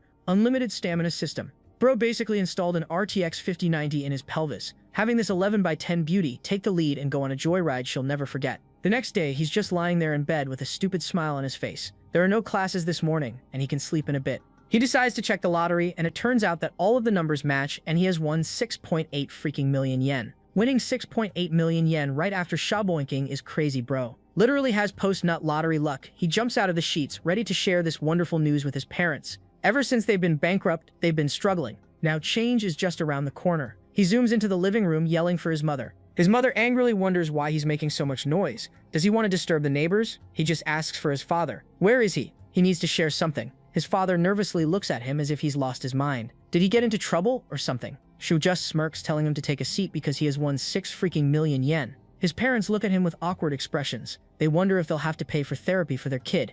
Maybe being poor after being a rich kid is too much for him. His dad tells him to focus on his studies and he'll take care of the family problems. But Shen tells them to look at the winning ticket. His dad is speechless and breathless at the same time, and his mother yells louder than Shen when he enters the apartment. Shen smiles, saying that even after taxes, they'll have 5 million yen. With that money, they can pay off all their dues and also live a better life. His mother can't believe what is happening. Can fate really be so merciful? She promises to write his name in the family's honor book. Shin nervously says that even though he's in his 3rd year and has 1 more year till graduating, he wants to start a business on his own and gain some experience. His father smiles, looking at Shin being so wise beyond his years. It's good that he has ambition. He's a good boy, but he's also a bad boy. Shen heeds his father's advice and says that he'll only take 1 million and leave the rest for his parents to use. His parents laugh and smile. For the first time in a while, they can genuinely smile and feel the worries melt away. While Shen is having this family meeting, Shen is also having a meeting of her own. Fatty is confronting her about the beatdown he received from her ex-boyfriend. Chen doesn't budge, saying that it's his own fault, and she has nothing to do with that man because they broke up earlier that night. If he wants accountability, he should look for the guy who beat him up. The fatty just laughs. The bruises on his face surprisingly make him look even more ugly. But his confidence needs to be studied. Bro is trying to bag an 11x10 fatty with a face card like that. He tells her she's not being fair. It's all because of her that he got the beatdown of a lifetime. Internally, he wants to use this to win her over. But Shen angrily says that she didn't invite this fat waste of space to be with her during that time. A dark look flashes across Zhang's face. He calls her stubborn, going at a different angle that she left her post and left customers unattended. And he's going to suspend her customer service duties for a month. Jean realizes that he's playing dirty. Even though she asked for permission a day earlier, Fatty laughs while his chair struggles to put up with his enormous waist. He starts going on about how he's the general manager of the store, so he calls the shots. What he doesn't know is that Jean already has a way better offer lined up for her, courtesy of Shin. He really thinks that he'll get a slice of her bakery just by bullying her at the workplace and forcing her to get her base 1,200 yen salary, which can't even cover rent. What he doesn't know is that he has accidentally pushed her into Shen's arms. She turns to leave, giving him a last view of her. How dare he act like a general manager and let it get to his head. She quits on the spot, and he can't believe that she stood up for herself. While leaving, she realizes that Shen really is different from all the other guys he hangs out with. He's calm and kind, and whatever he does now, she'll be working for him. She storms out, saying that she doesn't need this job. Half an hour later, she hits up Shen, wondering if the offer still stands. Shen smiles and congratulates her on escaping that hellhole and walking towards the brighter future. He tells her to scout new locations for their cafe. And while she looks for new places to open the cafe, he will transfer 300,000 yen as investment. He then goes to the professor's cabin and finds her banded over, giving him a perfect view of her massive marshmallows. Professor bending over was an assassination attempt. Shen's blood pressure nearly jumped out a window. The professor apologizes for bothering him. She has to move office, and there are too many things to move on her own. Shen looks around, saying that he doesn't have classes in the morning, so he is free. But do they really have to move all the books? The professor apologizes. She would do it alone if she could. She tries to reach for the books on the top of the shelf. She can't reach them, even if she stands on her toes. Shen arrives and grabs the books for her. And that's not the only thing he grabs, as she feels a sword behind her shields. She feels Thor's hammer and wonders if this is closer to the time that he was born. If this is closer than the time they were at home when he was tying that apron. She starts blushing, wondering if Shen really has something for her. If things go the way they are, she will definitely be getting that something. And with some extra ruthlessness and power. The professor looks away shyly, asking if he's done already. Shen just smiles, grabbing a folder and saying he's done. 2 other idiots barge into the room and look at the professor, sweating and blushing like an idiot. They wonder what's up with that. Shen doesn't pay it any mind and tells them to hurry up and get that file moving into the next office. The professor is just glad that the students arrived after Shen was done giving her a feel of his sword. But she also notices him getting bolder by the minute. First, he acted up in her house by tying her apron, and now he is doing this, but part of her secretly feels excited, wondering if there's more to it. She tries to keep it strictly professional, but is failing as a 71 affinity point mark pops up around her head. Shen wonders why her affection level jumped. He takes a moment to admire those perfect peaches. It's not that he has a really long sword down there, it's just that her peaches are seriously curvy. If she had been one of the flat ones, things would never have gotten this far. He seriously decides to invest in their relationship. 800 meters from the school, Southgate on a Saturday. 2 girls are busy sucking up to Zhang Peng. They're continuously showering him with compliments about his 280,000 yen car, and how he's in the top 1% of their classmates. That idiot wannabe rich kid just smiles, wearing designer pajamas as if it's his uniform. He likes how all the girls are lining up to follow him, even though the Fang turned him down. As they're continuously glazing him, one of the baddies says that he's so rich some people would have to work for years to get to his level. But Zhang Peng almost chokes on his tea when he looks at Chen sitting there like an absolute treat, complete with a yellow ribbon on her chest. This idiot doesn't know that this gift is reserved for our boy Shen. He admires her long sculpted legs, saying that it's worth losing 10 years of his life if he can get lucky with a baddie like that. They also look at the luxury car she is walking towards. It's the new M9, and Shen steps out of it looking casual. The girls immediately shift their attention to Shen. He's supposed to be the broke kid after his family filed for bankruptcy. Zhang Peng has an existential crisis when he sees Chen greet Shen warmly. He can't believe that this supposed loser is together with a beauty like that. Chen just smiles, saying that the cafe owner will be here shortly. So how about they grab a drink in the meantime? Shen smiles while the other girls are whispering, trying to badmouth Shen and his crew. Zhang Peng, on the other hand, is burning with jealousy and envy. That bastard broke up with Ting and now he's already with a beauty from outside the school. The cafe owner arrives, apologizing for being late. She had to pick up her son. This is Yu Cheng. They greet politely, and Shen wonders if they're really the same age. The cafe owner sits down, saying that she'll keep it brief. Business isn't doing well. It's near the school, so there's a good flow. But with family issues and problems, she has no choice but to transfer the cafe. The transfer will cost him 300,000 yen. While it's perfect for our boy, he still needs 50,000 yen as a capital to get the business running. And for Chen's first salary, he puts down his offer at 250,000 yen. And though the cafe owner wanted it to be 270,000 yen as there were no other buyers, she agrees to the price and to transfer it today. The cafe owner calls a waitress over, saying that Shen will be the new owner from now on. They should get acquainted. Everyone greets the waitress, and Shen says that he won't be coming around often, so Chen will be looking over the cafe. The girls can't believe that he closed a deal for 250,000 yen. That's the amount of money Zhang Peng splurged on his car, and he was walking around with a big head. Chen's eyes widen in surprise as she looks at the cafe owner's phone buzz. The cafe owner nervously steps away, saying she'll have to take the call. In a hushed tone, Chen whispers that it looks like the cafe owner is the fatty's wife who harassed her at the workplace. Her old boss, Shen, just shrugs his shoulder. Looks like the world really is round.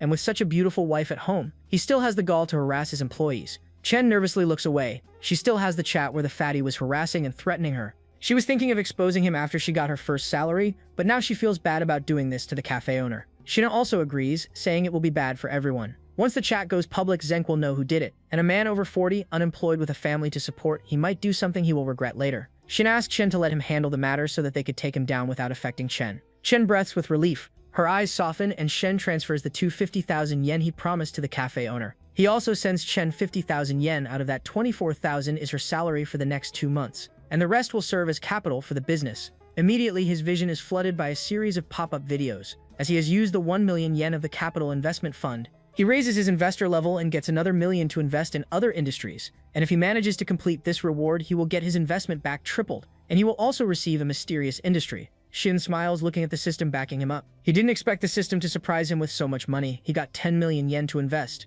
Someone the IRS really needs to investigate, bro. And where he keeps getting money from. The cafe owner smiles, saying that she has received the payment. It's a pleasure doing business with him. They shake hands, and Shen's mind immediately dives into a gutter. He notices what a firm and soft hand she has, and immediately starts imagining dancing with the cafe owner. He gets up and asserts his dominance, saying that they might see each other in the future. They arrive in a luxury restaurant that Shen took Feng to earlier. Chen wonders if he comes here often, since this is a really expensive restaurant. Shen just smiles. It's not every day they make a good deal in business. Chen looks away while blushing, and Shen can't resist her charms. Any normal man would be simping for her hard. He plays his cards right, asking Chen to sit next to him. As she is about to sit, he wraps his hand around her waist and pulls her closer. After all, he spent 300,000 yen on a cafe she wanted, and agreed to give her a 12,000 yen salary a month. He decides to earn some of it back, one way or another. Chen looks away while blushing. The only reason bro can get away with this is that he is handsome and rich. She understands that in this world, there is no love or no effort without reason. She also questions whether he wants to make money off the cafe, or if he just wants a slice of that premium cake. She gets her answer soon enough as she feels his hand creeping down below. All she has to offer is her premium goods. She nervously whimpers that the waitress is coming, and he shouldn't go so far, but Shen tells her not to worry, and slides his hand over her sculpted abs, causing her to moan. The waitress tells Shen that they are preparing the dishes and will be coming in. Shen immediately pulls away and tries to catch her breath. Shen, on the other hand, is unfazed and grabs a sushi roll, telling her that this is the house's specialty. Shen can't help but admire his face card. Even though he is rich and handsome, he is a playboy. Even though he still has a beautiful girlfriend, he acts like this. 40 minutes later, they are finally done with the dinner, and Shan is ready to pay 2,600 yen.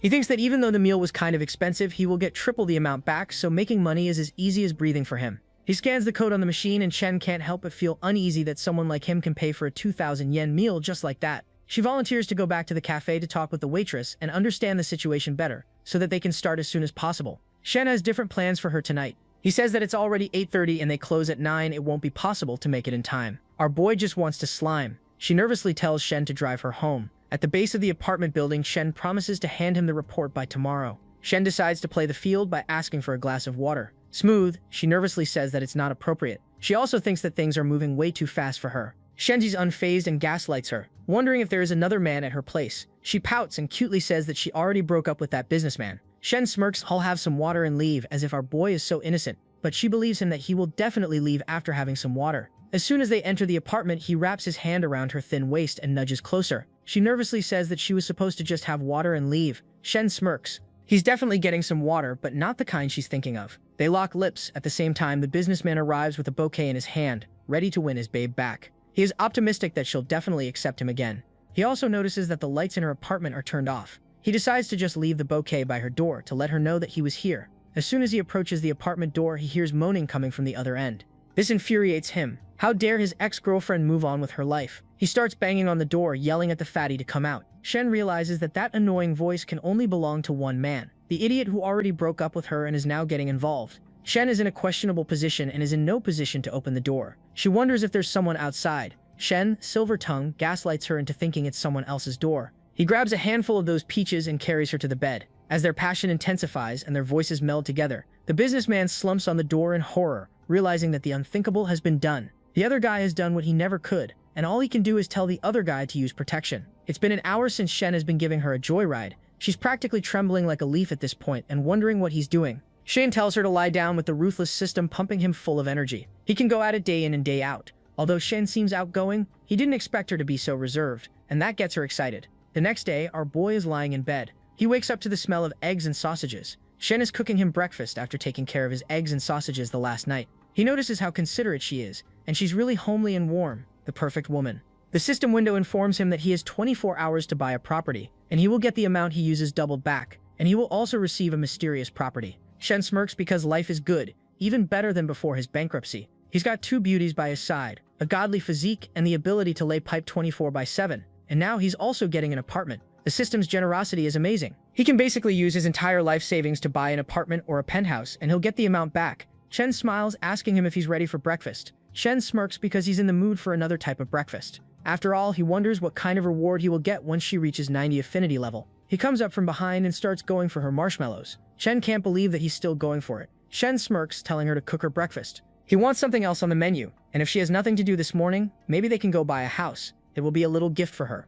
Shen can't believe what she is hearing. He already helped her open the cafe with 300,000 yen, and now he is offering to buy her a house. She's living paycheck to paycheck. He's living plot twist to plot twist. This city is not a cheap place to live, and the house will probably cost $1 million at least. Besides, he already had a taste of what she had to offer. What can she do to keep him around? Is he buying a house just because she made him happy last night? With doubts circling her mind, she looks away, and Shen wonders why she is not saying anything. She reminds him that money doesn't grow on trees. It's too valuable to give someone a house. Shen feels liberated from the rat race, because for him, money doesn't grow on trees. It's handed out by a mysterious system, probably run by God or something. He has 5 million yen in his account to buy a house, and he will get 5 times the amount back. He will instantly earn 17 million. He hugs her closely, telling her not to worry or save money for him. Buying a house for his woman is only natural, as he is the top G, and a 120 square meter house is something she deserves. Tears pool around her eyes. She can't believe what a kind man he is. He reminds her of all the noise she made last night, and the neighbors probably know something is up. After all, she was yelling at the top of her lungs. She looks away in embarrassment, calling him annoying.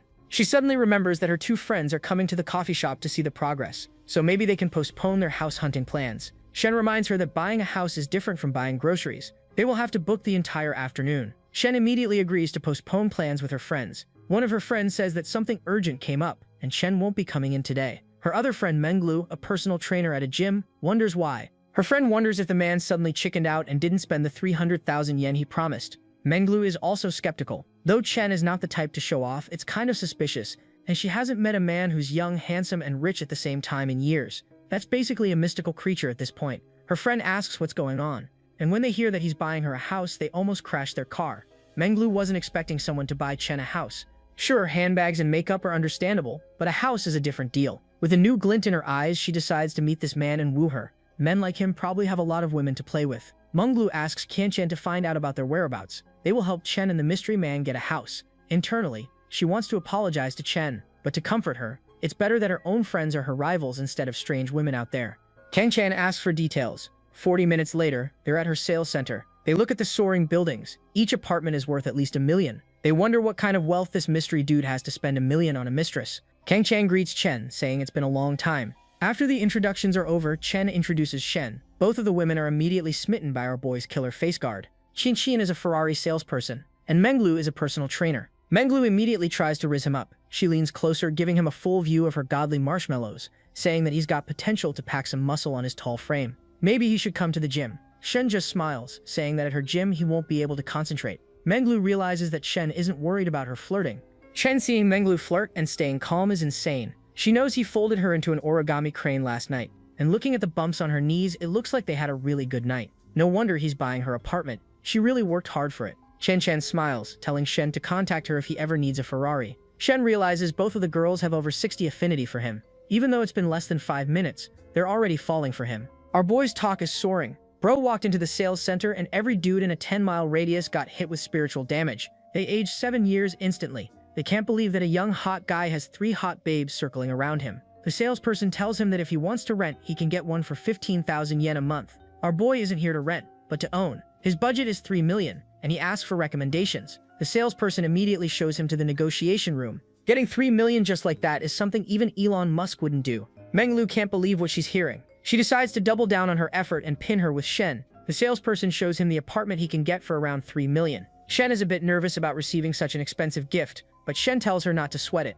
A big house is more comfortable to live in, after all. Both of the girls burn with envy. The way Chen's friends flip from concern to competition in 0.3 seconds is insane. Loyalty lasts shorter than a TikTok clip. Chen wants to save money, but Shen insists on giving her the best. This man is a legend, a true alpha, and impossible to find. They have better luck finding a unicorn. He just smiles. They might think that he's a fool, but he'll get triple the amount back. The salesperson offers a bigger discount if he can make a decision today, but he doesn't need any discounts. He just needs 2 parking spaces. Menglu decides to activate her charms. She flicks her hair back, revealing her chiseled collarbone and her massive melons. Shen wonders what's up with her, and she sneakily slides her dress's strap off. Our boy's mind immediately dives into the gutter. He imagines doing ticklish things to Menglu, making her say his name over and over again. He tries to catch himself before his little friend from down under gets up.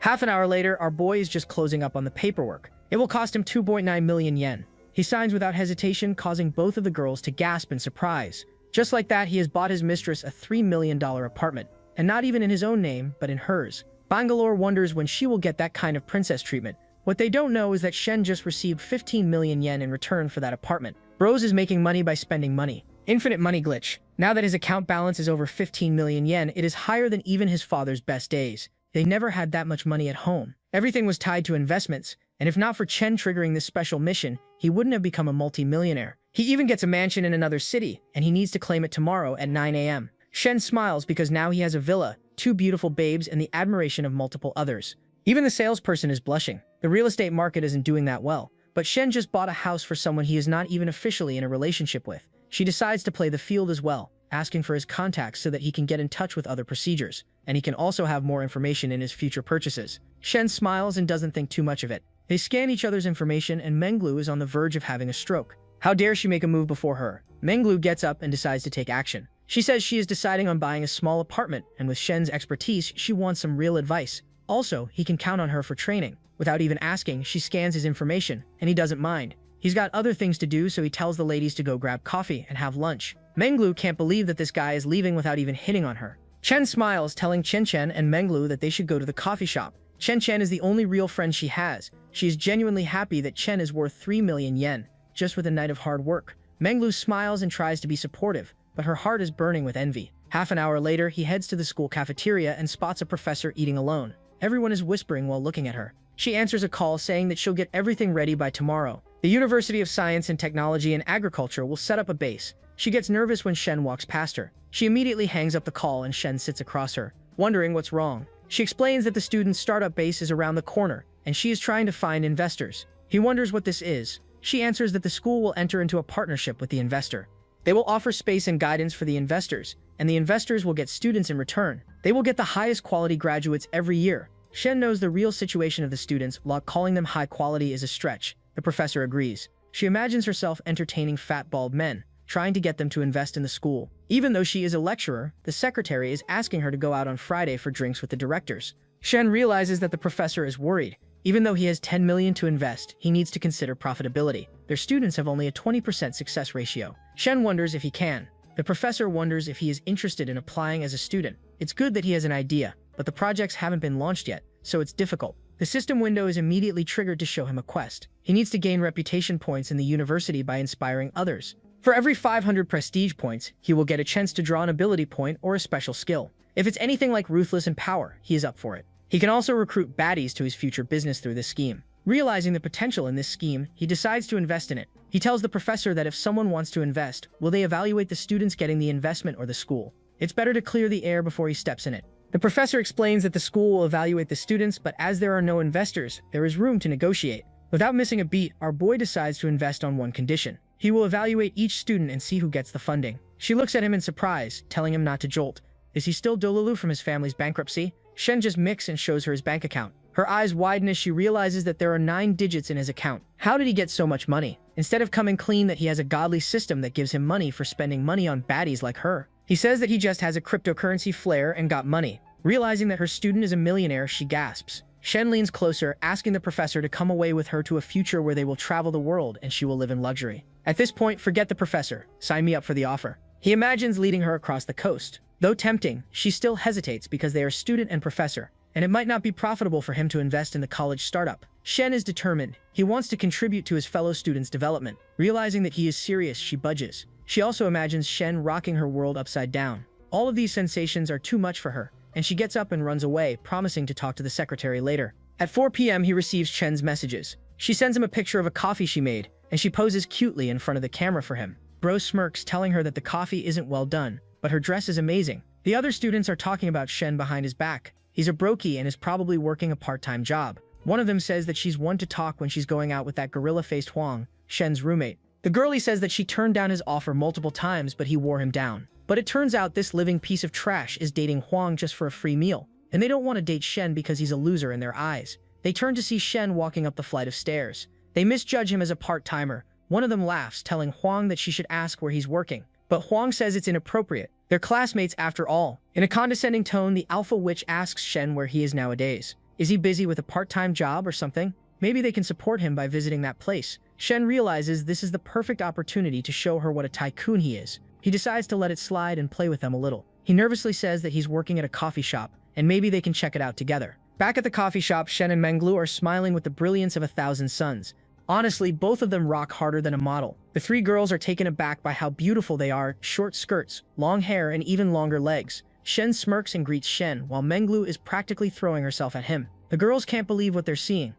Shen smiles, telling the beauties that his classmates are here just to grab a coffee. Looking at the 2 beauties by his arm is enough to shatter their self-image and self-respect. They just squirm around in embarrassment. As Shen asks the waitress to get their orders, they realize that the waitress just called Shen boss. It looks like he's not a broke kid after all. But the owner of the cafe Yuan whispers that maybe they should skip coffee altogether. Alpha Witch also agrees not to drink anymore. They run away in embarrassment because this bastard is actually loaded, owns the cafe, has beauties by his side, and he told them that he had a side job. Menglu wonders why they are running away, and Shen just smiles. Maybe they are intimidated by the goddess's beauty. Menglu decides to try her luck by playing with the strap of her dress and telling him to behave himself and not to get funny ideas, even though she desperately wants him to get those funny ideas. Shen smiles and brings him his coffee. He made it with half sugar, and our boy hits her with one of the cheesiest pickup lines in history, that if it's made by her, it must be full of sugar. If I say it, it's harassment. If bro says it, it's flirting. Even Menglu realizes that being rich has its perks. She tries to strike up a conversation about his height and weight so that she can set up a training plan for him. Hearing his specifics, she gasps in surprise, wondering how he has lost weight. Shen smirks and looks at Shen, saying that he has been exercising. Shen is a blubbling mess at this point, and Menglu smiles. He desperately needs to gain muscle, and she can set up a plan. Shen smirks because the only muscle he wants is those gorgeous thighs, and if she is trying to convince him to sign for a gym membership, she should stop. She nudges closer, saying that she needs to hit her sales target by the end of the month. Shen promises to think about it, and Menglu takes her leave because she has a class at 5. She winks at Shen, giving him a full view of her godly bakery. Shen finds it amusing and promises to tame her one day or another. He then grabs Shen's hand and tells her it's time for a cafe evaluation on the 2nd floor. She wonders what all this is about. He just smirks. She needs to take care of his cream roll, and she could use some extra training as well. She nervously says that the waitress is still around, but Shen smirks. Telling a man that he can't do it makes him more excited. They head to the 2nd floor and lock lips as if their life depended on it. The poor waitress wonders if an earthquake is happening with how the roof is rumbling. Hearing moaning, she closes the cafe for the day. Menglu arrives. Wondering why they are closing, she left her bag inside. The waitress realized that this was the most annoying third wheel in their relationship. She opens up, and Menglu hears Chen asking Shen to be more gentle. She hears him go at it for a whole 10 minutes and smiles. Even though he looks lean, he's got the stamina of an ox. She licks her lips, promising to get a taste as well. Trying to spice things up, she whispers that she is heading out. They both hear her, and Shen is wriggling in embarrassment while getting her buns toasted. Shen smirks, thinking that this training session needed an audience. He also thinks that he'll make her pay the next time she's around. Back at the school, the secretary can't believe what he's hearing. One of the students wants to invest in the startup camp. The professor agrees, and the secretary wonders if he really has the money. The professor says that he has 10 million to his name. Hearing that amount is enough to send him into a coma. He wonders if the money really belongs to him or his daddy. The professor explains that he is the daddy. He can use it however he wishes. The secretary is glad that they won't have to deal with third-party companies anymore, but he still has a big head. He tells the professor to ask Shen to come into his office so he can hear his proposal directly. The professor can't believe what a scumbag the secretary is. Even though Shen is a student, he is an investor, and they should treat him with more respect. The secretary just smiles like a budget villain, telling her to do as he says. He is a student and he will know his place. Shen gets a call from the professor while he is busy giving Shen a piping session. He answers the call and wonders why the school is treating him like a student when he is an investor. He tells the professor to put it on speaker. He tells the secretary that he is busy with a lot of investment opportunities, so he will decide on a meeting when he is free. He hangs up the call, and the professor can't believe that this man has balls of steel. In a day's silence, they realize that the secretary no longer has power over Shen, while others greet him with respect and bow. He will have to show Shen the respect he deserves for having money. Realizing that the project is urgent and the other secretary will chew his ear off, he tells the professor to arrange a business dinner with Shen. She sends the message. Shen looks at his phone, wondering if they really want to invite him on dinner. Now that he has more leverage in their exchange, he will keep them on hold for a while. He is completely refreshed, while Chen looks like she fought demons and barely survived. She puts her pants on, telling him that if he is busy, he can go ahead and take care of things. They can have dinner another time. She really is the whole package wifey material, through and through. Even Shen recognizes what a good woman she is. After a lot of days, he gets a call from Feng, wondering if he is up for a walk on the terrace or the track. Shen wonders if they are only talking about a walk. He thought that she would want a cold drink again. She nervously says that it's her time of the month. Shen realizes that's the reason why Feng hasn't been around these last couple of days. She nervously says that if he really wants to, it's not impossible, but our boy just had his fill. He grabs his pants and tells her that her health is the most important thing for him. He'll come to the dorm to pick her up. She throws herself around his arms and he tells her to be careful. He doesn't mind waiting longer, so she needs to take care of herself. Feng immediately plants a kiss on his cheek, and her affinity boosts as she wonders what kind of relationship are they really in. After all, she needs to make things official and tie him down. Even though Shen is panicking on the inside, he puts on a cool face, saying that they are boyfriend and girlfriend. Feng feels as if she has won a lottery. She nuzzles closer, wondering if she is really his only girlfriend. Shen squints his eyes because it's getting trickier to answer her without lying. If they play by the book, she really is his only girlfriend, because the others are his side chicks and sneakylings. Our boy has a full roaster of cakes, each one better than the last. She promises to give him a proper reward. Shuryan just smiles and casually asks her if she's up for shopping this weekend, and if she wants a house or a car. Bro is asking her this so casually, like I ask my girlfriend if she wants spicy ramen or the regular, and then I sleep on the couch for the next 2 weeks. She gasps in surprise, wondering if he is really going to buy her a house or a car. It's true that she doesn't need a car right now, but she needs to invest in her future, and a house is a great thing. She decides to not resist anymore because who in their right mind would reject a free house? Shen smirks. It's getting late. Then he walks her back to her dorm. He also needs to visit the possession office tomorrow to get custody of the villa in the Lake City. While driving his car, he FaceTimes Manglu, who calls him a skinny boy and tells him to hit the gym if he's free. He wonders since when has he been skinny, and also wonders if the video is appropriate because most of the screen shows her massive melons. She teases him for having dirty thoughts, and also smirks because by his tone it looks like he's warming up to her. Toling arrives in the gym through a weird coincidence, wondering why she's smiling so happily. Manglu says it's nothing, she was just FaceTiming a friend. Toling says that they have some time before class starts, maybe they can chat.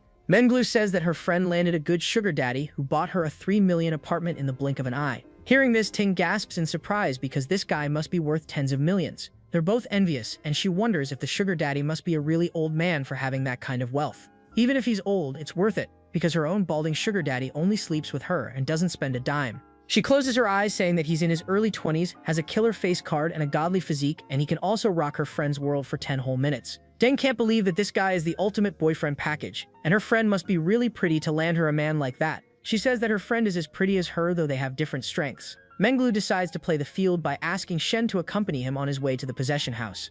When he agrees, she immediately cancels the training session she has with Ting, promising to refund her fee. Ting can't believe who's the guy that's having Menglu all tense and bubbly, and she also can't believe that she's going after her friend's sugar daddy. But hearing a man like that, she would do the same. A really muscular guy with a stupid haircut asks Menglu what she's doing. He's a fellow fitness coach. Menglu ignores him as if he's yesterday's trash. They look at an M9 pull up in the driveway. The guy is not impressed with the car, but Ting tells him that it belongs to a guy who bought 3 million yen house to his side link without a second thought. Ting squints her eyes and looks at the guy getting out of the car. It turns out it's Shen making his comeback arc a reality. She can't believe what she's seeing. The tall, rich, handsome guy Menglu was talking about turns out to be Shen, her ex-boyfriend, now a millionaire. Regret swirls around him and she has no idea how successful Shen is. Ting is on the verge of having a stroke, and the other trainer wonders if she is fine. She can't believe that she used up her only chance to be successful in life by dumping Shen on that day for a beer-bellied old fogey. Speaking of the devil, he messages Ting that he has some information. Right now, Ting wants to rip his face off. How dare he skip the formalities and get straight to the point? Does he really think that she is that cheap? Looking at her track record, she is cheaper. Anyway, the fat fogey wonders if she will come around to his place tonight. In her anger, she tells him to screw himself. He wonders if this is really Ting talking, and she angrily yells that no, this is his mother, and blocks him. The old guy wonders what the hell happened, why he got blocked when he bought her so much stuff. Ting angrily walks away, wondering if she still has a shot with Shen. This witch is unbelievable, leaving our boy in his time of need and now wanting back in. Just because he has the college girls coach Menglu and her bestie around his pinky. She wonders if she can also get in on the action. Speaking of Menglu, she smiles, and the seatbelt barely manages to cover her massive marshmallows. She says she is jealous that he has such a big car and he could go off-roading. She tries to set him up to go off-road and see her jiggling marshmallows. Shen plays it cool. After all, he's been getting game left and right and he's in no hurry. He tells her that they will try it sometime in the future. She angrily mutters that he doesn't play by the book, and he wonders what she means by that. Menglu tries to come up with another approach to raise him up. He takes the bait and wonders if she would like to play ball. She laughs as if it's the funniest joke in the world, telling him that he's a tease. 30 minutes later, they arrive at the possession office, pick up the real estate agent in his car, and drive towards the villa. The agent feels kind of awkward sitting between them, but they don't look like a couple. She's also jealous of the godly mountains Menglu has and a hot figure that turns everyone's head. She sighs because it's different for a regular woman. Women like Menglu can just act cute, be fit, and have men falling over their heels and buying them houses.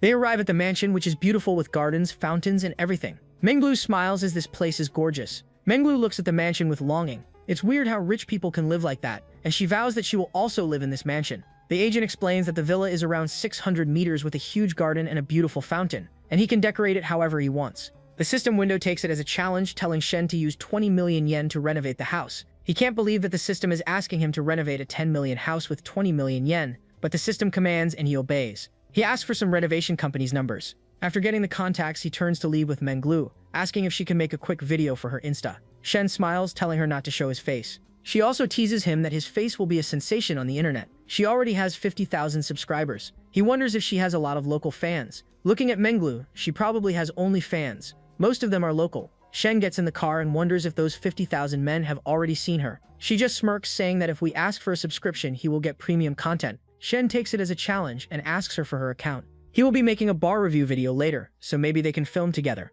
Menglu would like that. At this point, if Bro says microwave, she will laugh her head off. They decide to head back, and Shen wonders if they're really going to head back or do something. He thought they were going to play ball. Menglu tries to play hard together, but Shen doesn't seem to be able to do that. Yesterday, he was with her best friend, and now he's trying to act smug with her. This flips the switch in Shen, and he slams the gas, causing her to lurch forward. He quietly says how dare she bring up yesterday, and if she cares so much about her friend, maybe she can take her place. With a tone of seriousness, Menglu tells him that he can only wish. She smiles smugly. After all, if she gives in too quickly, she'll be seen as cheap. The harder she plays, the more he will want it. She imagines him on his knees while she grabs a whip and gets freaky. Forget Fang, she is the true freak in the sheets. That's why she's been teasing him all day long, giving him a taste of what he can have for the right amount. She also tells Shen to drop by the gym anytime he wants. Shen smiles, wondering if he can shoot some hoops later. She just winks at him and leaves. She comes face to face with the 7-foot-tall, muscular man, the gym manager, Huang. The manager wonders where she is coming from. She skipped a client's lesson, and that's a violation of the contract. The girl nervously says she has something personal to take care of and informs her client. The manager says that she still plans to lodge a formal complaint even if she was getting double the session back. Menglu wonders why Ting is coming after her all of a sudden. She probably doesn't know that Ting is questioning her life choices and everything related to Shen, and she is also fed up with the manager's attitude. First, she scolds her and then tries to switch to a wise guy, trying to save her. The manager tries his luck, asking her out for lunch, but she curtly replies that she has her own lunch in her bag. Even though she is a coach, she really wants Shen to climb her jungle gym, and she is also a woman headed for a luxury mansion. Menglu probably doesn't know that girls like her end up on the street instead of in mansions. Both of the school secretaries have a meeting about Shen, wondering the reason for his interest in the entrepreneur base. School committee secretary Kong also asked his fellow secretary to run a background check on Shen, and since they are in the middle of processing everything, they just need to get all the details about him straight and can't rush into a decision. The other secretary says that they will avoid making any mistakes. They decide to run into him at the dorm later, along with the professor. realizing that Secretary Kong is going to go in person. The other secretary finally realizes that it's a big deal. It's 5 p.m. and this boy's dorms. Shen's roommate is asking him about his game and asks him to see if he has any chances with the goddess he's been messaging, and how long until he conquers her. Looking at Bro's risen question, it's beyond pathetic. Bro is receiving single-worded messages while he's pouring his heart out, asking her to take care of herself every now and then. Shen looks at the embarrassing display his boy put forward. It's been 3 years, and this is the only progress. But ugly Mr. Bullcut is glad that now he gets messages instead of being left unseen. That's a W in his world. He feels as if he can wear her down. Shen, who's been drowning in cake and clams, feels sorry for his older bro. As long as he's happy, he can stay in his blissful ignorance.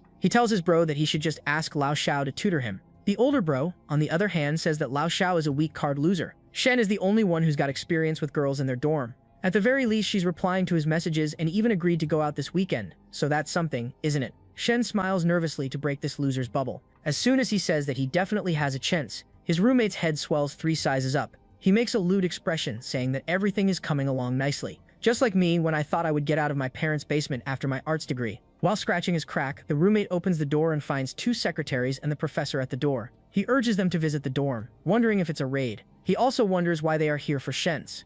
Did he break a heavenly law or something? All the students gather around their dorm, wondering why 2 school officials and a professor are here. They wonder if they're here to see Shen's bankrupt status. How can he date someone off campus, get a car without doing something illegal? Even designer pajamas bro arrives, wondering how Shen got so much money. The others wonder what is going on, and he tries to be the authentic source of information. That Shen's money is not clean, and the leaders are here to investigate. They will probably arrest him. Shen's bro tells him to stop yapping. Nonsense. But Jinpeng just smiles. They'll see if he's right or not in a moment. All these idiots don't know that the committee is here to ask Shen to a business dinner. Shen agrees to have a meal tonight and follow the big shots out of the dorm. The other students are left guessing what's happening. Did they really arrest Top G because it looks like they're giving him the respect he doesn't deserve? Mr. Pajama Pants says that it's probably better to let him save face. After all, when they arrest someone famous, they put a hood over their heads. Huang is the only one who's hyping up Shen, saying that he must be a double agent. That's why the secretaries are here. If the secretaries are really here to invite him for dinner, then that guy is packing some serious heat and bands.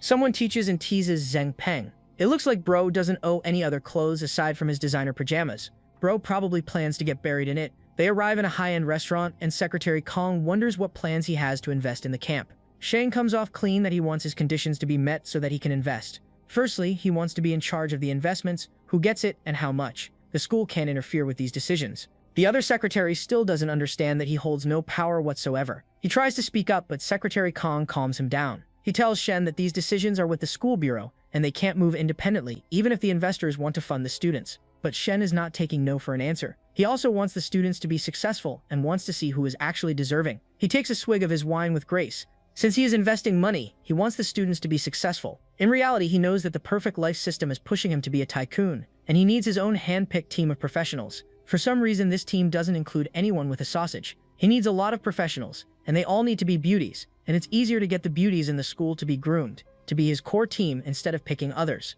Secretary Kong promises to get back to him after having a seminar with the Education Bureau. After drinking wine, clanking glasses, and laughing at each other's stupid jokes, the dinner finally came to an end. The secretaries leave first, and the professor volunteers to drive Shen since he's drunk. She notices how big his car is. That's not the only thing big about Shen. After a little small talk, the professor realizes that her sister can't help her move because of her own plans. She has hired movers, but Shen volunteers to help her. She says that she'll be moving because the lease on her last place went up, and she needs to move somewhere more affordable. He volunteers to help, but she says it's not ideal since he has a new car. Shen just smiles politely. A car is only a tool he can use to help her out. The professor is desperately trying not to trouble him, but he says there is only a student helping a teacher, nothing more. She blushes and notices how handsome he is under the moonlight. If only he weren't a student, he was actually quite handsome. She notices the thought she's having and realizes that he must be really into her. And with his own financial status, it looks like the bag he gifted her was the real deal. She asks if he remembers the bag he bought for her, and he says it was a replica. If it were genuine, then it would be trickier to accept it.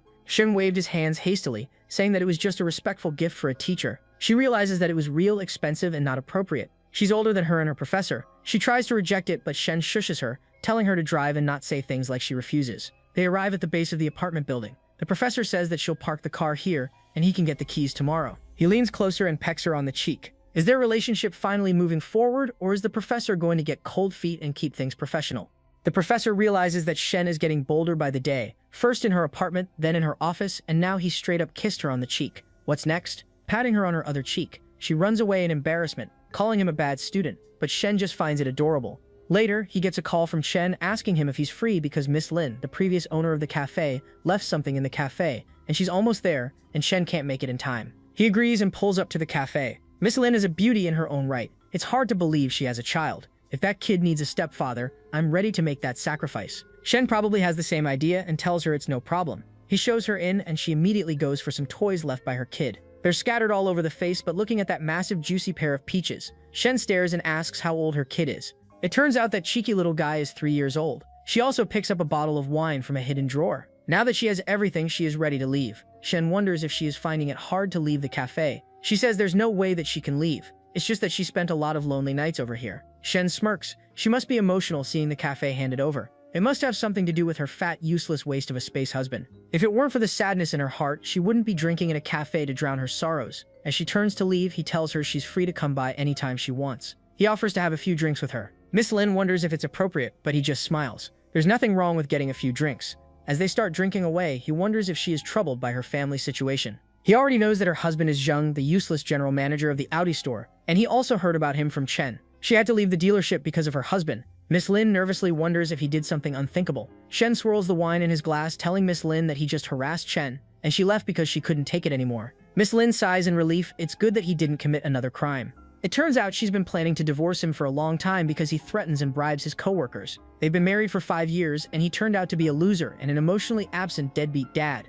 It's only because of her kid that she clings to her shabby marriage. Shen says that it's better to cut ties early. The kid is still young, and it's better to raise him with love than let him face a stressful situation for years to come. It certainly makes sense, and Miss Lin also notices what a mature, young, and handsome man he is. He really has all the things Zheng doesn't. She lets the moment wash over as she kisses him on the cheek and runs away, leaving Shen worried about what that kiss meant. Miss Lin has a face as bright as a tomato. Maybe it's the wine talking, but after so many years she has been a mother and a wife and nothing more. For the first time in her life, she felt something close to satisfaction while talking to Shen. Now that Shen is suffering from bricked-up syndrome, he asks Shen if he can drop by and spend the night there. Shen tells him to get a room outside, but he says he doesn't want to waste money. 20 minutes later, Chen is waiting for him in a dress that covers nothing and shows everything. She finds Shen absolutely wasted on her doorstep. He says that it was a school leader gathering, and he didn't have a choice. This girl is really a catch-and-wife material. She tells him to sit for a few moments and take a shower while she makes some sobering-up tea. Shen just says that they will hug. He starts reaching for her third base, and she wonders what in the world is going on. How is this a hug? He says that they will only hug and nothing more. Remembering all the times he said lines like this, the first time he said he would only drink water and leave, but ended up turning her into a Niagara Falls. The second time he said that she would be getting some training. She ended up going through rounds of loading. This time hugging must also mean something like that. She looks away adorably, saying he is quite the character. They arrive in the bedroom, and there are 2 separate blankets. She says since they'll only be hugging, it's right to use 2 separate blankets. She hides under the sheets and Shen smiles. This time, his excuse wasn't even solid. He starts sneezing and being a drama queen. Jan hurriedly tries to turn off the air conditioning, but Shen was waiting for this. As soon as she gets out of the sheets, she finds the beast inches away from her face. He smiles, saying that's not cold anymore. And with the way she's panting and struggling against his Thor's hammer, it looks like bro will be doing everything but sleeping tonight. The next day, Jan leaves him a note that she's heading to the cafe. She has washed his clothes, but they are not dry, so she bought him a new pair. Breakfast is on the table, and if the food is cold, he can heat it up. Looking at the note and the amazing night he had, he realizes that she really is a gold-tier woman, the one he needs to put a ring on her finger. He decides to buy a car for her in the meantime. Just then, he gets a FaceTime request from Menglu. She's running on a treadmill while wearing a top only out of formality. Her massive melons are out in the open and jiggling wildly. She calls him Skinny Dog, wondering when he'll hit the gym. Looking at bro's godly physique, that's straight up dirty. Menglu smiles, wondering why he's being so shy today. Looking at that massive bosom, it's too much for his brain, and it short circuits. He wonders if he should hit it from the back if she doesn't get attached. Shen gets a call from the counselor. He tells Mangu that he'll have to hang up because he has important things to do instead of talking to a Efot. She understands and tells him to work hard so that he can play harder. He hears of the counselor, wondering what's up. She says that his proposal for the school plan has been approved by the leaders. The documents will be faxed to him in a couple of days. He can start reviewing applications and students. Shen finds it amazing and asks the professor to include weight, height, and a personal photo in the applications as well. The professor rightly so wonders why. What does his weight and height have to do with this program? Shen comes up with a stupid story that a qualified entrepreneur must have a good physique and appearance. Only then are they disciplined. He also has very high standards. The professor feels something is off but still agrees to see what she can do. The student counselor reps will get in touch with him later. After everything that's been going on between them, she says that they are moving tomorrow, and if he is free, Shen immediately leaps at the chance to raise up his first crush. He promises to see her tomorrow morning. Half an hour later, he has just finished eating breakfast, and is about to head out when Menglu starts calling him again. With a bit of annoyance, he wonders what's up with her. It's only been half an hour since they talked. He's busy and is about to head out to meet with the interior design companies. She just smiles like an idiot, wondering if he needs a little burden. Shen smirks, realizing that she wants to tag along. He says that she can if she wants. Though she's a bit of a flirt, it's great having 11 by 10 baddie around his arm in negotiations. Really pressures the other party into coughing up a better deal. Minglu smiles, telling Shen to pick her up from the gym. At the gym, he comes face to face with another rich bro, who wonders if he's waiting for someone for a girl. This man is driving a G-Wagon and has a 24-karat gold watch around his wrist. He's also in the big leagues and tries to talk down on Shen, saying that his car is fine if he is chasing regular girls. For the top ones, he should drive a G-Wagon.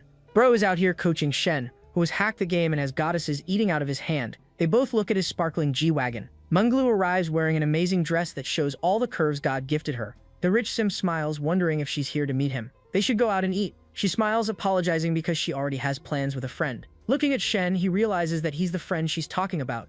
This guy is seriously loaded, but all his money is daddy's money. He doesn't have much say on what to spend and where to spend it. Shen is in a different league. Mr. Fan tries to accompany him for lunch. He will buy it. Shen just says that he doesn't like dining with guys who drive G-Wagons. This man just straight up roasted, cooked, and left no crumbs in his wake. He smiles, telling Shen that they should get on the road. Mr. Fan just straight up roasted, cooked, and left no crumbs in his wake. He smiles, telling Shen that they should get on the road. Mr. Fan from Money wanders forming Sestaki because Dale. Fan wonders why Menglu is getting into that car when he has a freaking G-Wagon. That G-Wagon is his entire personality. Later in the car, Menglu tells Shen that that guy drives a 2 million yen car and he's been chasing her for a long time. Shen couldn't bother less. At this point, 2 million is just pocket change for him. She pouts and was expecting a bigger reaction. How dare he not care that someone else wants her and is willing to spend on her? She points out that he's being unusually quiet. He's not his usual lively self. Shen understands the game she's playing. After all, he's one of the devs who made it. He's trying to show that she has options and trying to make him jealous. He hits her like a smooth operator, that men are excited only when they are exercising. Maybe they can play ball and she can see how excited or lively he is. She practically jumps out of the seat, blushing wildly and calling him a perv. She continuously pinches him, but he corrects himself. He was hinting at basketball. She pouts, saying that at the time at the cafe, he wasn't so innocent when he rushed Shen up to the second floor. Shen realizes that the cat is out of the bag. He also points out that she's been rather free lately, calling him whenever and being his burden. She tells Shen that she has been pushing private training sessions back for him. This makes him feel bad, and she says that all he needs to do is treat her to a good meal. He smiles and hits her with another smooth pickup line, saying that he has plenty for her to eat. Menglu whispers that all he does is take advantage of people. Shen stops the teasing and decides to eat and then head to the firm. At the firm, he meets with the chief designer, and they talk about the designs. Based on the budget and preferences, he can choose from 3 styles. While he's going over the details, Menglu wonders what's his budget. Without missing a beat, he says it's 20 million yen. This is enough to send her into a coma. Her eyes widen, her cheeks flush, and her kitty cat warms up. Spending twice the amount the villa is worth on renovations is something only a man worth 100 million can do. She immediately starts showing more skin as if that will win him over. Shen gets up and decides to go with the Chinese style, and he also says he'll be reviewing other designs from other firms before making a decision. The designer says that that's actually smart, but maybe they can have dinner together even if they don't close the deal. It's good to be on. Shen smiles, saying that he hasn't placed the order yet. He isn't calling him to dinner a bit much, but the designer reassures him that the owner wants to be on good terms with Shen. She promises to send him a request later on. We chat and also the restaurant location. As they head out, the designer is ecstatic. A $20 million renovation on a 10 million yen house is something that can keep their company afloat for years. She meets up with the general manager, who emphasizes that they really need to seal the deal and never let this veil get away. He even decides to bring the prettiest girl in the firm to dinner. As long as the girl accompanying Shen is not his girlfriend, everything should turn out fine. Speaking of the girl accompanying Shen, she tries to tease Shen by saying that the AC is on and it's still hot. Shen doesn't even glance at her, saying it's not hot at all. She leans closer and he says that she should get back to work, or is she planning to get another meal? She says that she wants to be his little shadow for the day, and Shen bursts out laughing. He likes his shadow to be around 24/7, full day and full night. He imagines seeing what those legs do after dark. Menglu blushes furiously, calling him a perv and telling him that she's going to stick around till the end. Later, Menglu gets a call from Kain, asking her what she's doing. While she's in a car, Kain wonders who is driving her, that fancy Mr. Fan who drives a G-Class.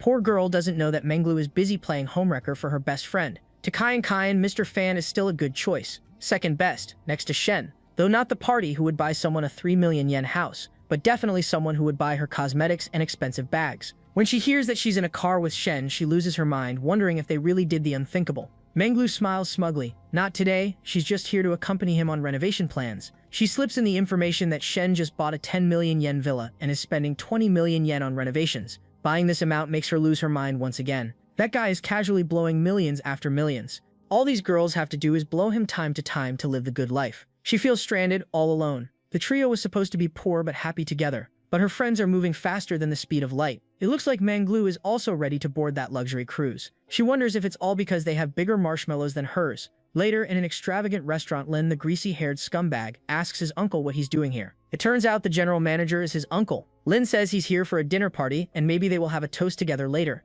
He also sees a beautiful redhead standing around the manager. He blushes, looking at her extraordinary beauty. It looks like the customer is a big shot for his uncle to go out of his way and bring the beautiful girl to him. Because the uncle is his in-law, he can't even ask for the girl's contact. The bald manager sees Shen pull up with Menglu by his side. He starts praising Shen for being young and rich at the same time. They hit it off nicely, and Shen tells them not to get it wrong when they wonder if Menglu is his girlfriend. She's just here to accompany him today. The general greets her, and Menglu is not too happy about the way Shen reacted when they thought she was his girlfriend. But beggars can't be choosers. They are later shown to their dining room, and Shen greets the redhead beauty, the company's design assistant, Su Zuevu. Su greets Shen courteously and notices how beautiful her hands are, soft as if made out of plaster and delicate, completely different from all the other girls he has been with. The general notices Shen warming up to Su. That's all part of his plan. After all, his business tactic is pimping. For today, they won't be talking about business, but just getting to know each other well. The chief designer tells Su to toast to Shen. She nervously gets up and holds the chalice, telling Shen there is a toast for him.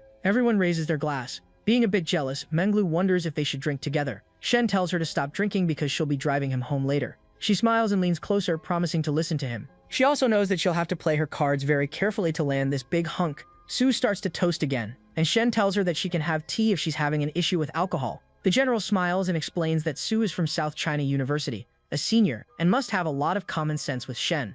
Menglu realizes that the old general wants Shen to sweeten the deal and choose his company, and he's offering him Su in return. That's just pimping with extra steps, as if he's won the lottery. It's a miracle they're even letting bro in this restaurant with an ugly face like that. The general smiles, introducing Lin to Shen. He tells Shen to meet up with his nephew, and he tells his nephew to get to know him better. Shen smiles and wonders who the esteemed guest is. He is here to offer a toast to the same boy he teased by offering to call him an Uber. Shen just tells him to get on with the toast. Lin is about to piss himself. His uncle asked him to give a toast to Shen and glaze his meat. The manager smiled, saying that their friend over here bought a villa in Green Valley City for 20 million yen to renovate it. Hearing this amount is enough to send him into an existential crisis. The bastard he thought was is now the guest of honor and a big client. He feels Shen's overwhelming aura surrounding him. Here he is trying to please his uncle. In return, his uncle is trying his hardest to please Shen. With his spirit, his spine, and his dignity crushed, he bows in front of Shen, congratulating him and calling him Mr. Shen. After 3 hours, the party was finally coming to an end. The manager wonders if Shen would like to sing karaoke or visit. He turns to Menglu, wondering if she is comfortable.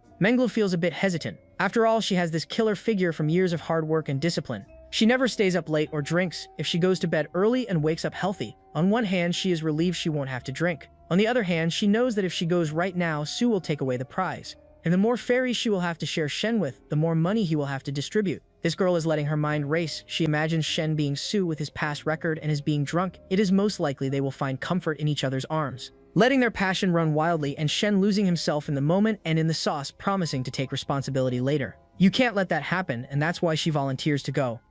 The manager books a beautiful karaoke bar in honor of Shen. The mood is light. The baddie is ready to fight Su, and Su is getting ready to toast again. Shen tells her to let go of the glass. She shouldn't do it if she's not comfortable. She doesn't come here often. Su just quietly looks away, thanking him for his kindness. Shen gets a feeling that Su is helpless in this situation. He comforts her that it's not easy as a girl from an ordinary family to land an internship in a big company like this. Menglu gets jealous, wondering why she bothered showing up here after all. Shen grins, wondering if the great Menglu requires her care. With so many fish in the sea, Mr. Fan with the G-Wagon would be happy to WeChat her. Man threw a whole armored car into the argument just to watch her reaction. Realizing that her plan to make Shen jealous has backfired, she wonders why he's bringing up irrelevant stuff. All her usual attacks that work on men and turn them into simps have been ineffective. Shen is in a league of his own, and she's the one trapped here instead. Su smiles, asking him if he would like to sing for a bit. Shen tells her to pick whatever song she likes, while Menglu says that it looks like something is not right. Su looks like she's going to have a stroke. She's stressed out of her mind.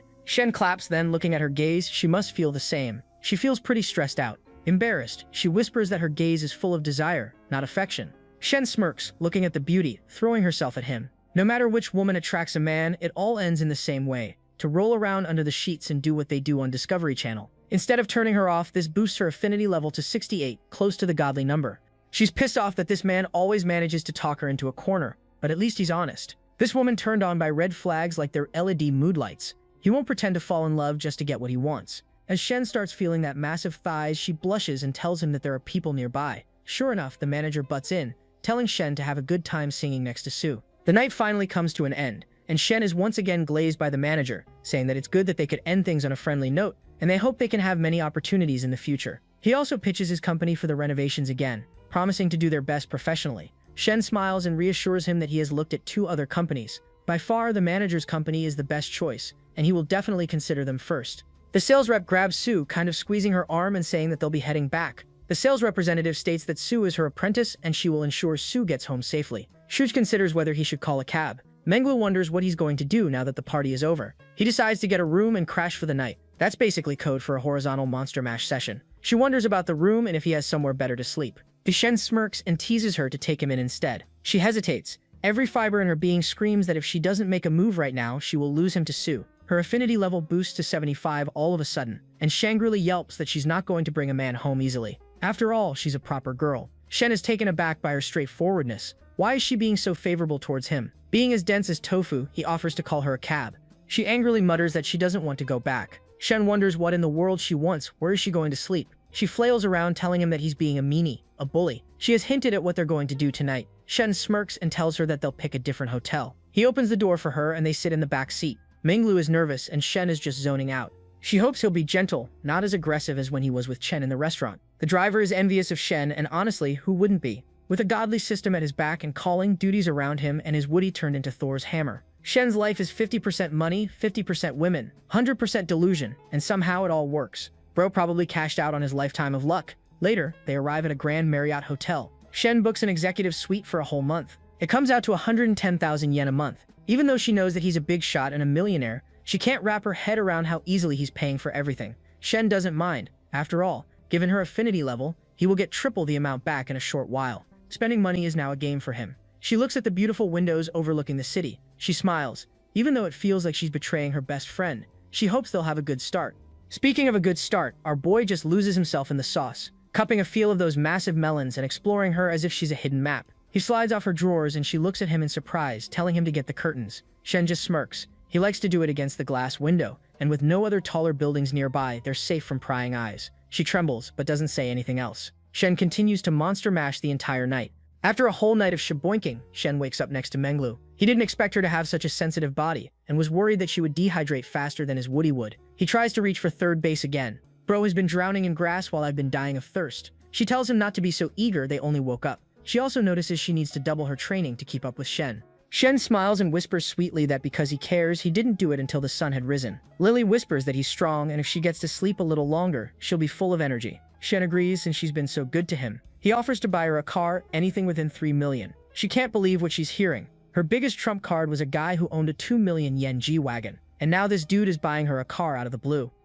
Knowing that she is getting a $3 million car, something she never hoped to get on her own, she throws her arms around Shen's powerful shoulders, wondering if she can really choose herself. She promises to love him to death. Shen smiles and melts in her embrace. Shawty went from morally confused to yes chef the moment she heard 3 million. The more he spends, the more cash he gets back. By spending 3 million, he can get 9 million back. But he also wonders how Chen will feel if he buys her friend a car worth as much as the house he bought her. She smiles, saying that she liked a Porsche for a while. It's only a little over 2 million. Shen tells her to go ahead. While thinking deeply, she remembers Chen saying that she loved a Maserati. This surprises Shen. Does Chen really love a Maserati? And she says that she indeed does. Is he thinking of getting her one as well? Shen smirks and tells her he won't beat her on the bush. He is definitely considering it, though she feels a bit jealous about Shen having a car and a house, a total of 5 million. She needs to pace herself and be content with what she has. Chin later messages Menglu, saying that a friend saw her in the Grand Marriott Hotel last night. Menglu just smirks, saying that someone took her there, and she was drunk. It was Shen, and her heart softened.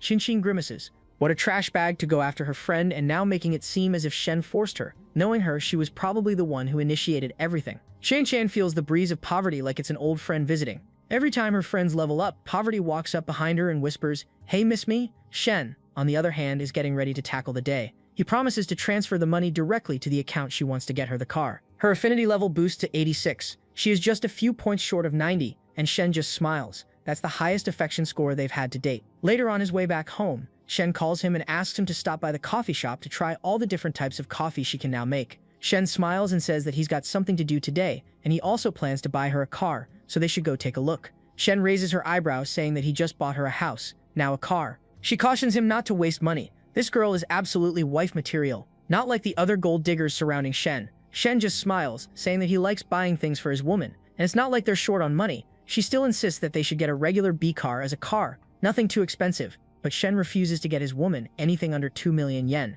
She still refuses, because that's way too expensive. Shen telling him not to waste money while he buys houses like snacks. This woman is wife material printed in 4K. Last time a house and now a supercar. Where is he getting all this dough from? Is he in the cartel? Shen reminds her that her birthday is just around the corner. She thinks he's in the cartel because he's too rich. Meanwhile, he actually just has God's Venmo. It can be an early birthday gift, and she shouldn't feel bad about spending money. Her man is rich as hell. Shen feels a pang of hesitation about what he did with Menglu. He wonders how Shen will react if something happens between him and Menglu. This can't be hindered longer, and it's better to come clean. Shen nervously says that she would mind. It's also true that she won't be able to change him. But if that happens, then he shouldn't tell her, so she wouldn't be hurt. Shen pauses and sighs. He tells Chen not to worry because she has a unique place in his heart. She wonders if she is really the first girl to hear this, and Shen reassures her that no one comes close to her, with tears of happiness pooling around her eyes. She believes Shen, saying that she just wants him to stop by once a week for coffee at her cafe, and a meal at her home when he's free. Shen realizes that this is a keeper, a rare gem in a sea of pyrite. She treats him well and always tries to save his money. If he ever goes broke again, she'll be the one to stick around till the bitter end. Shen tells her that he will be keeping her company. After all, he needs to make up for it. She wonders if he is going to make up in a proper way, and this is not an excuse to shaboink. He just smiles, telling her that she knows his character. She bursts out laughing at the mention of his so-called character. Bro's character is weaker than my will to live. She tells him to stop chatting, and they have work to do. Shen realizes being a scumbag is hard work, but an honest living. He also wonders about all the guys who juggle work around. He comes face to face with the professor carrying 2 heavy crates.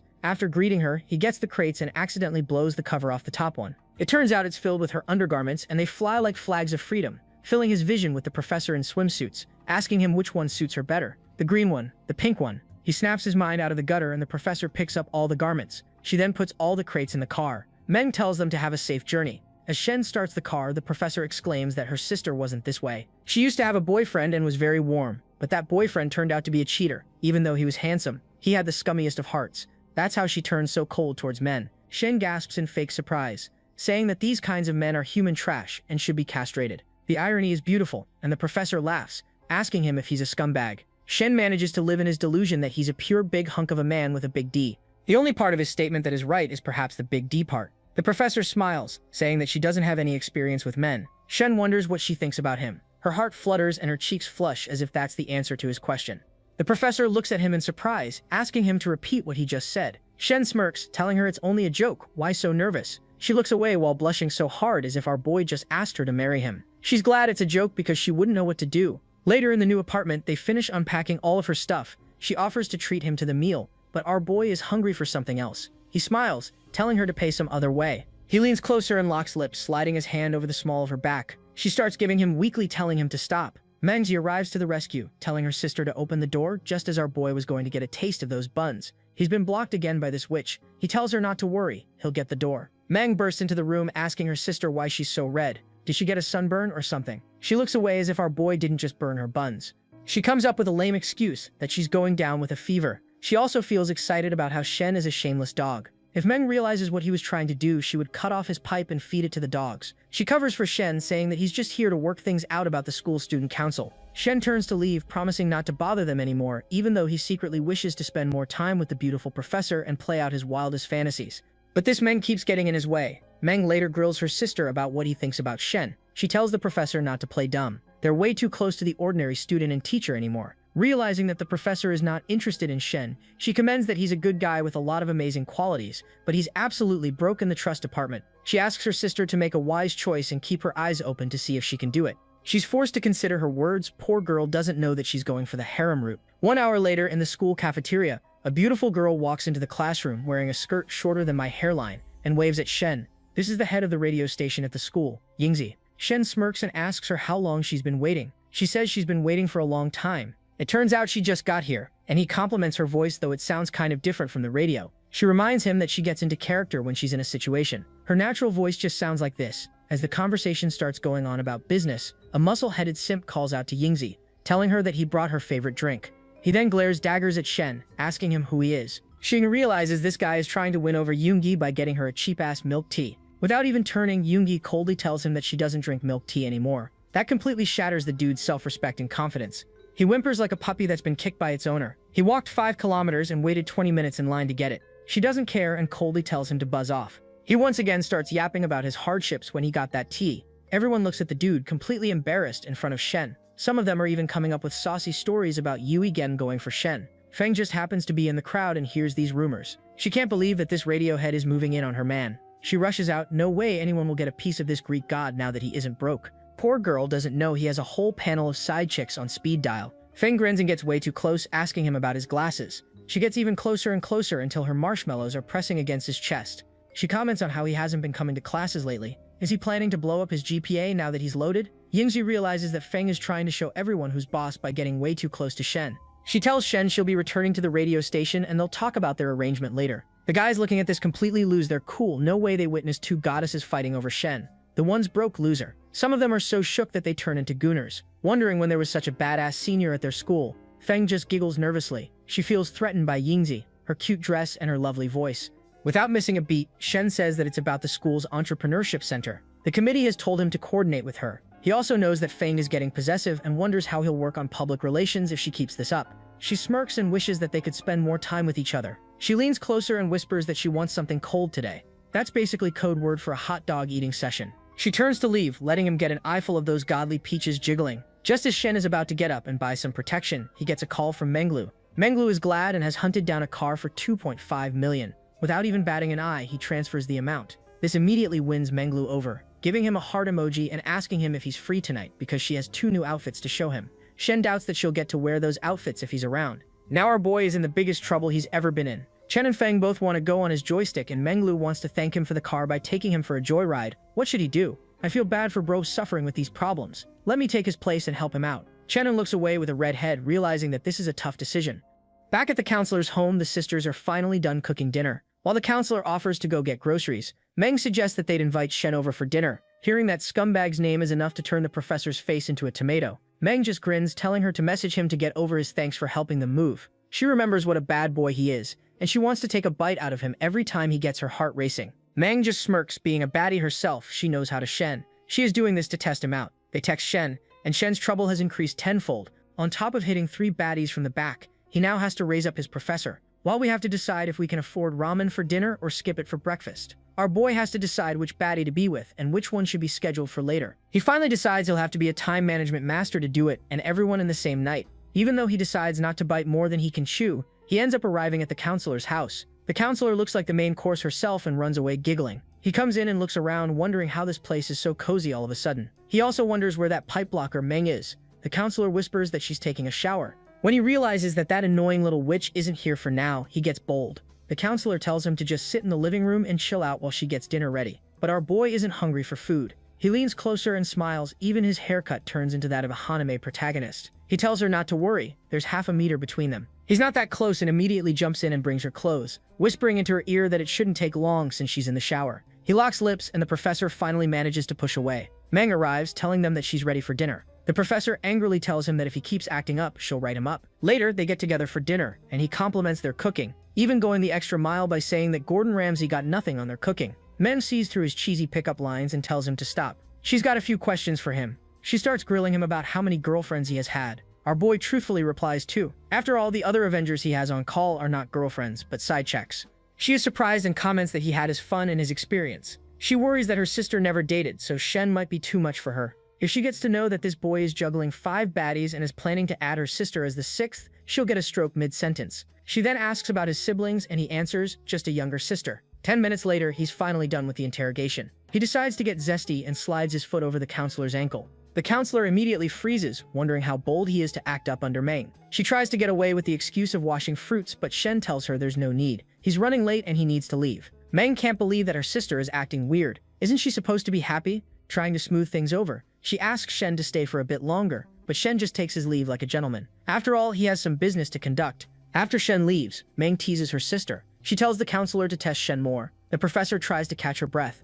After all, they're not even dating, and Shen makes his moves like a smooth criminal. Speaking of the smooth criminal, he is now in Shen's apartment, probably under the excuse of drinking water again. Shen innocently reminds him that he was supposed to stop at the cafe and try her coffee. Shen just smirks, asking her if she has that gray business suit and black stockings in the closet. Looks like our boy is in the mood for some business lessons. Shen nervously wonders why he is trying to go for some role play. He told her to trust his character, or did he forget? Our boy casually reminds her that this will make up for several 100 million yen at once. 5 minutes later, she's dressed up in that business suit, looking like an absolute snack. Her marshmallows threaten to burst out of the suit. Shen smirks and tells her she'll understand someday, and starts getting a taste of those peaches. 1.5 hours later, our boy has Chen all caked up and breathless. He's been hitting it for the last 90 minutes and finally increased her affinity to 90 peaches. He excitedly wonders what amazing gifts he will get by breaking past 90. Looks like the system is really biased towards Shen, since he has increased another girl's affection to 90. First of all, he gets a 5 million yen car shopping credit. Second, an exclusive skill. And third, he gets a freaking size increase on his banana.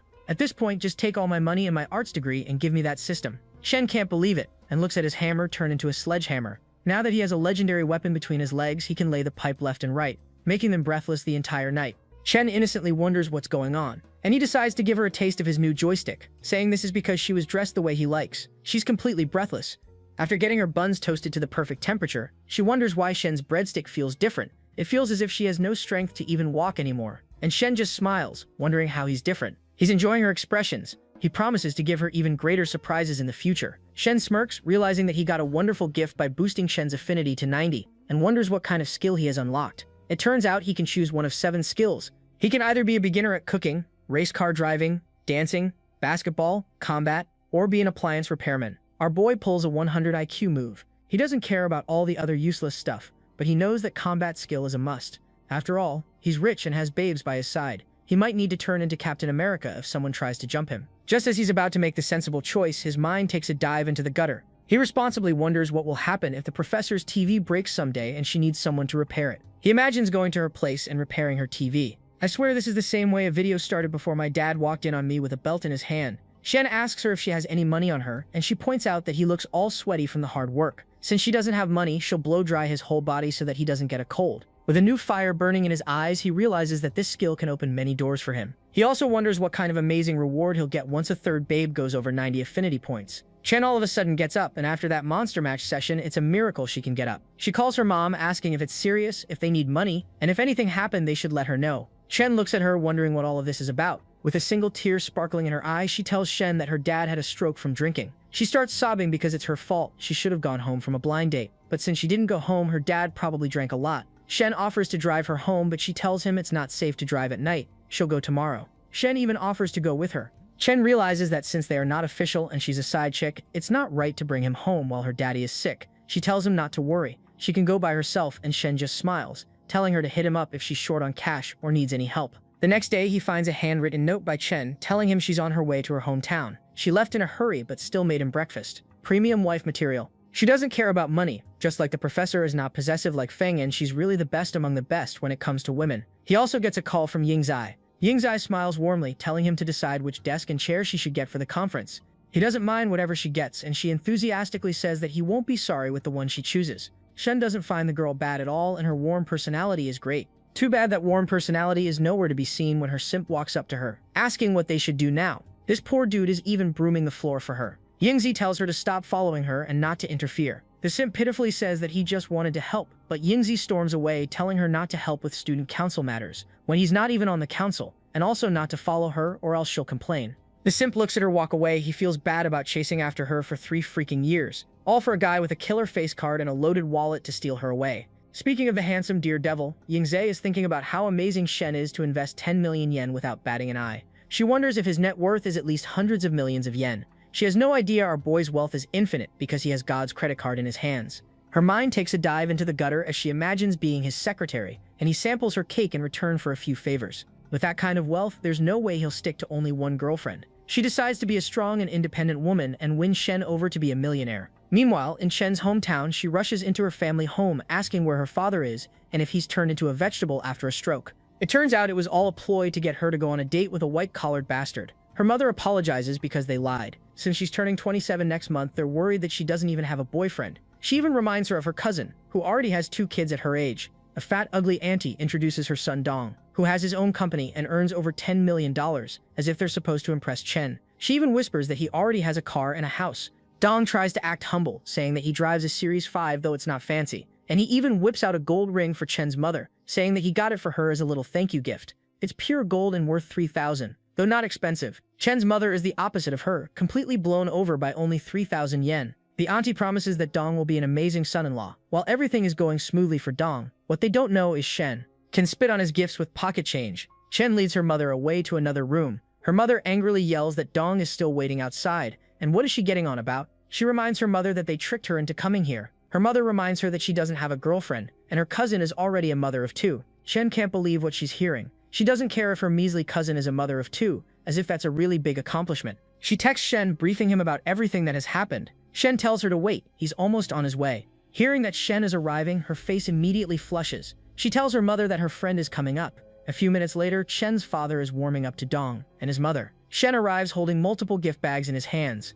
Everyone wonders who is this guy. Shen just smiles, introducing himself as Chen's boyfriend and presenting the gifts he brought for them. The look on Dong's and his mother's faces is priceless. Even Chen's father can't believe that she has a boyfriend. Our boy casually whips out jewelry worth 300,000 for the parents. Hearing this, everyone's face turns pale. Well, everyone's but Chen's, who enjoys looking at their surprised faces.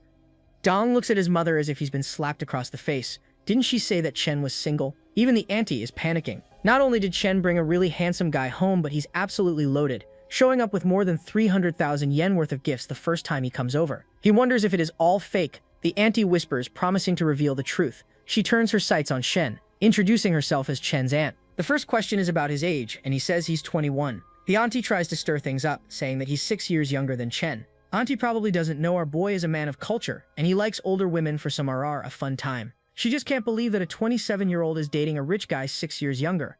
Even Chen's parents are a little uneasy. Shen smiles, saying that he's in business investments in finance and other industries. Auntie tries to play it cool, but she still thinks he's faking it. She wonders if he has a house, and our boy reveals that they have 2 houses, one in his name and one in hers. Dong is completely blown away. He decides that he must be bluffing. The auntie then tells him not to pretend to be someone he's not. After all, honesty is the best policy. She can't believe that a young boy has 2 homes in an expensive city. There's no way he would buy one for her. Chen angrily brings out her phone, showing them photos of the agreement and the receipt. Her parents and aunt look at the contract and wonder if it is fake. Chen decides to pull a power move by transferring 1 million yen to Chen to decorate the house. He thinks that they probably wonder if he's a scammer, so he'll set things straight. Chen, being the wife material she is, tells him that 1 million yen for home decor is too much. Everyone looks at the receipt. They've never seen so many zeros in their lifetime. Even auntie is blown away. Dong realizes that this young man has the power to buy his family 10 times over. He's even relieved that he doesn't have to go band for band with him. He quietly picks up his gifts like a loser, trying to recover some of the losses he faced tonight. Then he even decides to get Shen's contract. After all, being friends with a rich guy is always good.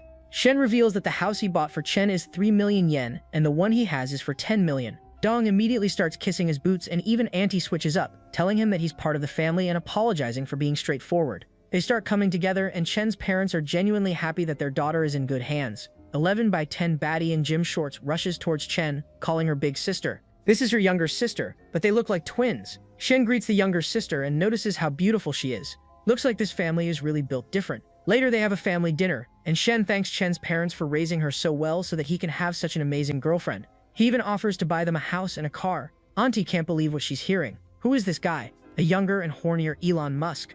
Not only is he buying a house for Chen, but also for her parents before the wedding. Her parents refuse to get such an expensive car since they barely travel anymore. Chen's younger sister tells them not to reject it. It would be disrespectful to her brother-in-law. At least someone in the family behaves normally when it comes to money. They're even given a 280 square meter house. Chen promises to visit them often. After that night, Shen is sitting with Chen in his arms and she thanks him for everything. He just smiles, saying that he's supposed to do that for his woman. But he has a question. Her parents won't be okay with them sleeping in the same room. Chen blushes and promises to sneak into his room later once they're asleep for a fun sleepover.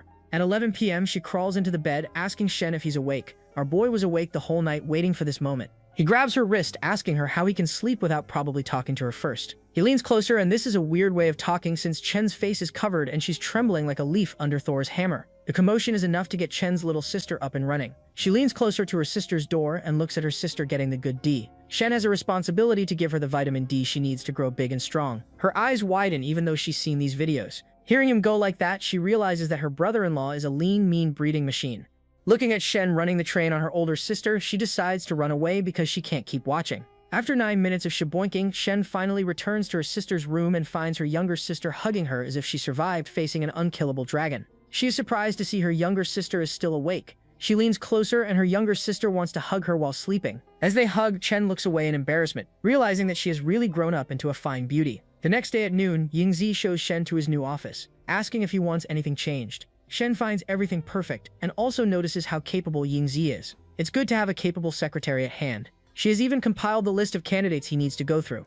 He takes the list and looks at the first candidate's picture, which has been photoshopped so much that she can't be recognized. This immediately spoils his mood, and he decides not to look at the pictures but at the business plans. It turns out Shen is the only one with a brain for business on this campus. The other idiots want to open a pet store and an internet cafe on campus. One bold guy even wants to open a spicy undergarment store on campus. Shen even wants to meet this genius business tycoon who didn't consider the embarrassment that would happen if they were spotted by classmates there. He can't believe that these low-quality proposals are what he has on hand. After all, he can't sink 10 million yen into these stupid ideas. He imagines himself in a wheelchair, rolling up in style against an almost half her age baddie in a bikini. Even though right now he can get triple refunds with the god system, he can't do this his whole life. Or else he'll be an old pervert chasing after a beach baddie in a bikini, trying to make a living. He doesn't want to be an old sugar daddy, but a business tycoon. This business incubator and cafe is only the beginning of his rise to fame. He'll be the next Elon Musk or the next Steve Jobs if everything goes fine.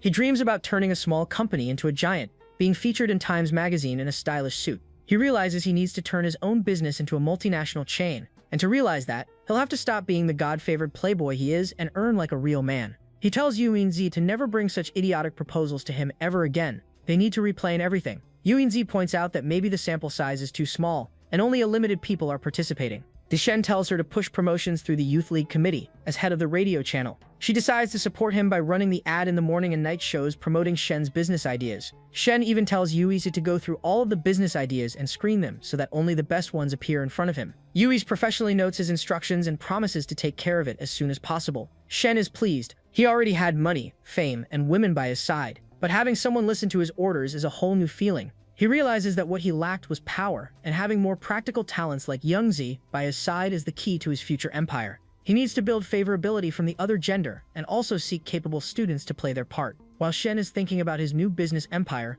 Menglu is being yelled at by her boss for being late. She doesn't care about this muscle-headed buffoon anymore. She reminds him that she asked for a day off and also informed the members of the class, but he refused. The boss barks that he didn't approve the leave, and she reminds him that he asked her to go for lunch if she wanted her leave approved. Menglu tells her boss to try these stupid tactics somewhere else, and her boss threatens to dock her pay. After all, it's the company's rules. Menglu, who has just found the sugar daddy of a lifetime, doesn't care. She tells the boss that she'll quit working right now, and turns to leave. The muscle-headed buffoon's gym bro arrives, asking if Menglu really quit. The dumbass still believes that Menglu will come crawling back to her because the clients are tied up with the gym, and she will have nothing to do anymore. But when they spot the new Porsche arrived in, they are immediately shocked. As soon as Menglu gets in her car, she calls her sugar daddy, revealing that she's been fired and needs to be comforted. Looking at those godly watermelons, he decides to hire her as his personal trainer. She blushes and gives him another view of those marshmallows, wondering if there will be a reward for being his trainer. He just smiles and promises to meet with her later so that they can discuss her reward and her new goals. She gives him a heart emoji, promising to wait for him in the executive suite around 8:30 p.m. He finally arrives. Menglu tries to play hard to get by, asking him if he still thinks he can get in since he's late. Poor girl doesn't know that she has no power in this relationship.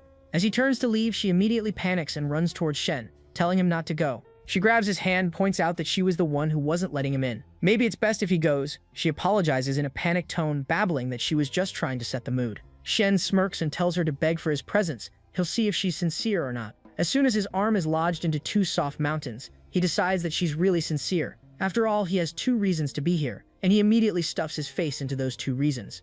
Shun grabs a handful of those well-trained buns. Menglu just smiles and gets on the bed, calling him daddy and wondering how he'll punish her. She has no idea that she'll be punished with Thor's hammer tonight. He just leans closer and asks her to call him that again. She whispers daddy into his ear, immediately getting his engine running. He likes the sound of that and decides to turn up the intensity. After dancing in the bed for a whole hour, Menglu is at her wit's end. Screw the money. With how good he is in bed, he can land any woman he wants. Shen just looks at her defeated body. Wasn't she an elite trainer, and she's supposed to keep up with him? He teases and gives her the entire long sword. He's been swinging between his legs. She can't believe that they just finished and he's up and running so soon. 2 hours of shaboinking has left her breathless and out of energy. She thought that she was going to die and go to heaven. Does anyone else wonder where the gentleness he promised is? Shen smirks, telling her he was as gentle as a baby right now. He only used 50% of the strength he used with Chen. She calls him a liar because the way he was hitting it at the cafe was half of what he did today. Shen realizes that the length increase skill and stamina skill are too much for a normal person. He even realizes that by laying the pipe left and right day in and day out, he has lost weight. The system reminds him that he has lost 2 kilos and his health has dropped by 3 points. Shen decides to get fit as well and whispers into her ear that they'll exercise tomorrow morning.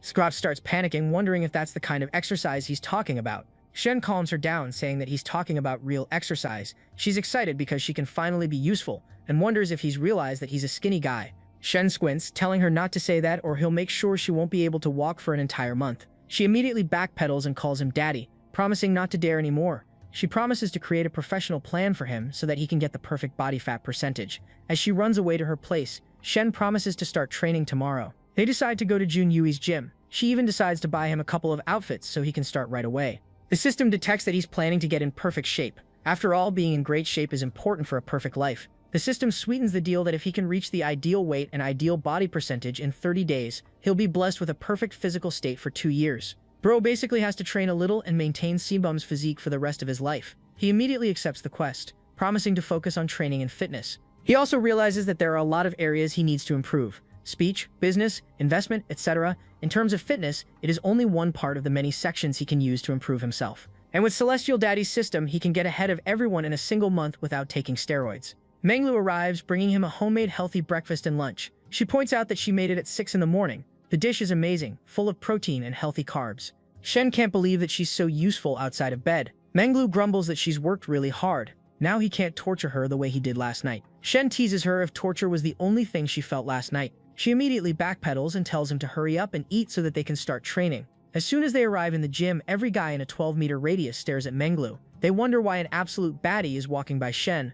One of them even feels something rising, and it's not the shield hero. Another muscular guy wonders why she's with Shen, who is all skin and bones. It turns out Ting's last fling is also trying to get into better shape to win her over again. He notices Shen and wonders why he's next to a goddess and a muscle mommy. He can't believe that Shen is changing babes as if he's changing credit cards. Menglu starts drilling him about the exercise they have planned today. But Shen just wants to eat hot tofu, which is code for snuggling, for another 3 hours. Like Current can't get over how Ting dumped him without even a reason. He's been blocked on all social media, and that's why he's in the gym trying to win her back. Uncurrent doesn't know that the gym won't help, but maybe plastic surgery can. He decides to flip the table by exposing Shen for dating several women at once. He walks up to Shen, calling him buddy and asking him why he's here. Shen coldly wonders if he wants something. After a bit to and fro, Shen tells him to go away and let him get back to his thing. Menglu is annoyed. How dare he interrupt their sugar daddy time? Unseng realizes that Menglu wants him gone immediately, but he brings up seeing Shen with Feng at the mall last time. He then waits for the drama to unfold. He waits for Menglu to start yelling at Shen for having another woman, but Menglu doesn't even bat an eye and helps Shen with his training. Unch is immediately humiliated and tries to repeat that Shen was with another woman. Shen is annoyed and tells him that that's enough. Why is he here when they're not even close? Ink keeps trying to stir up drama, but he doesn't know that Menglu doesn't care how many women Shen has on the side, as long as he keeps coughing up money and giving her some vitamin D. She even tells Ink to mind his own business. She doesn't mind if he has 3 at the same time. What if he bought that woman 2 bags or something worth 100,000 yen? She looks at Shen lovingly, telling him he can spend whatever he wants on a woman as long as he is happy. After all, if he is happy, then she's happy. She thinks that if that woman got 2 expensive bags, she got a freaking 2 million yen car. That's too good to pass up on Angok's provocation. The uncle is on the verge of having a stroke. He can't wrap his head around how Menglu is okay with being cheated on and still happy. She then decides to roast him by telling him to get away. His face makes it hard for them to concentrate on exercising. Anko runs away with his tail between his legs. Shimichio is glad that Menglu is his personal trainer and his assistant, and he is also clear about her position. She is not fighting to be the main girl. After an intense 2-hour workout session, Menglu compliments him on a job well done, promising to crank up the intensity tomorrow. Shimichio tells her that he will crank up the intensity at night while she cranks it up during the day. She leans closer, promising to add more weight tomorrow.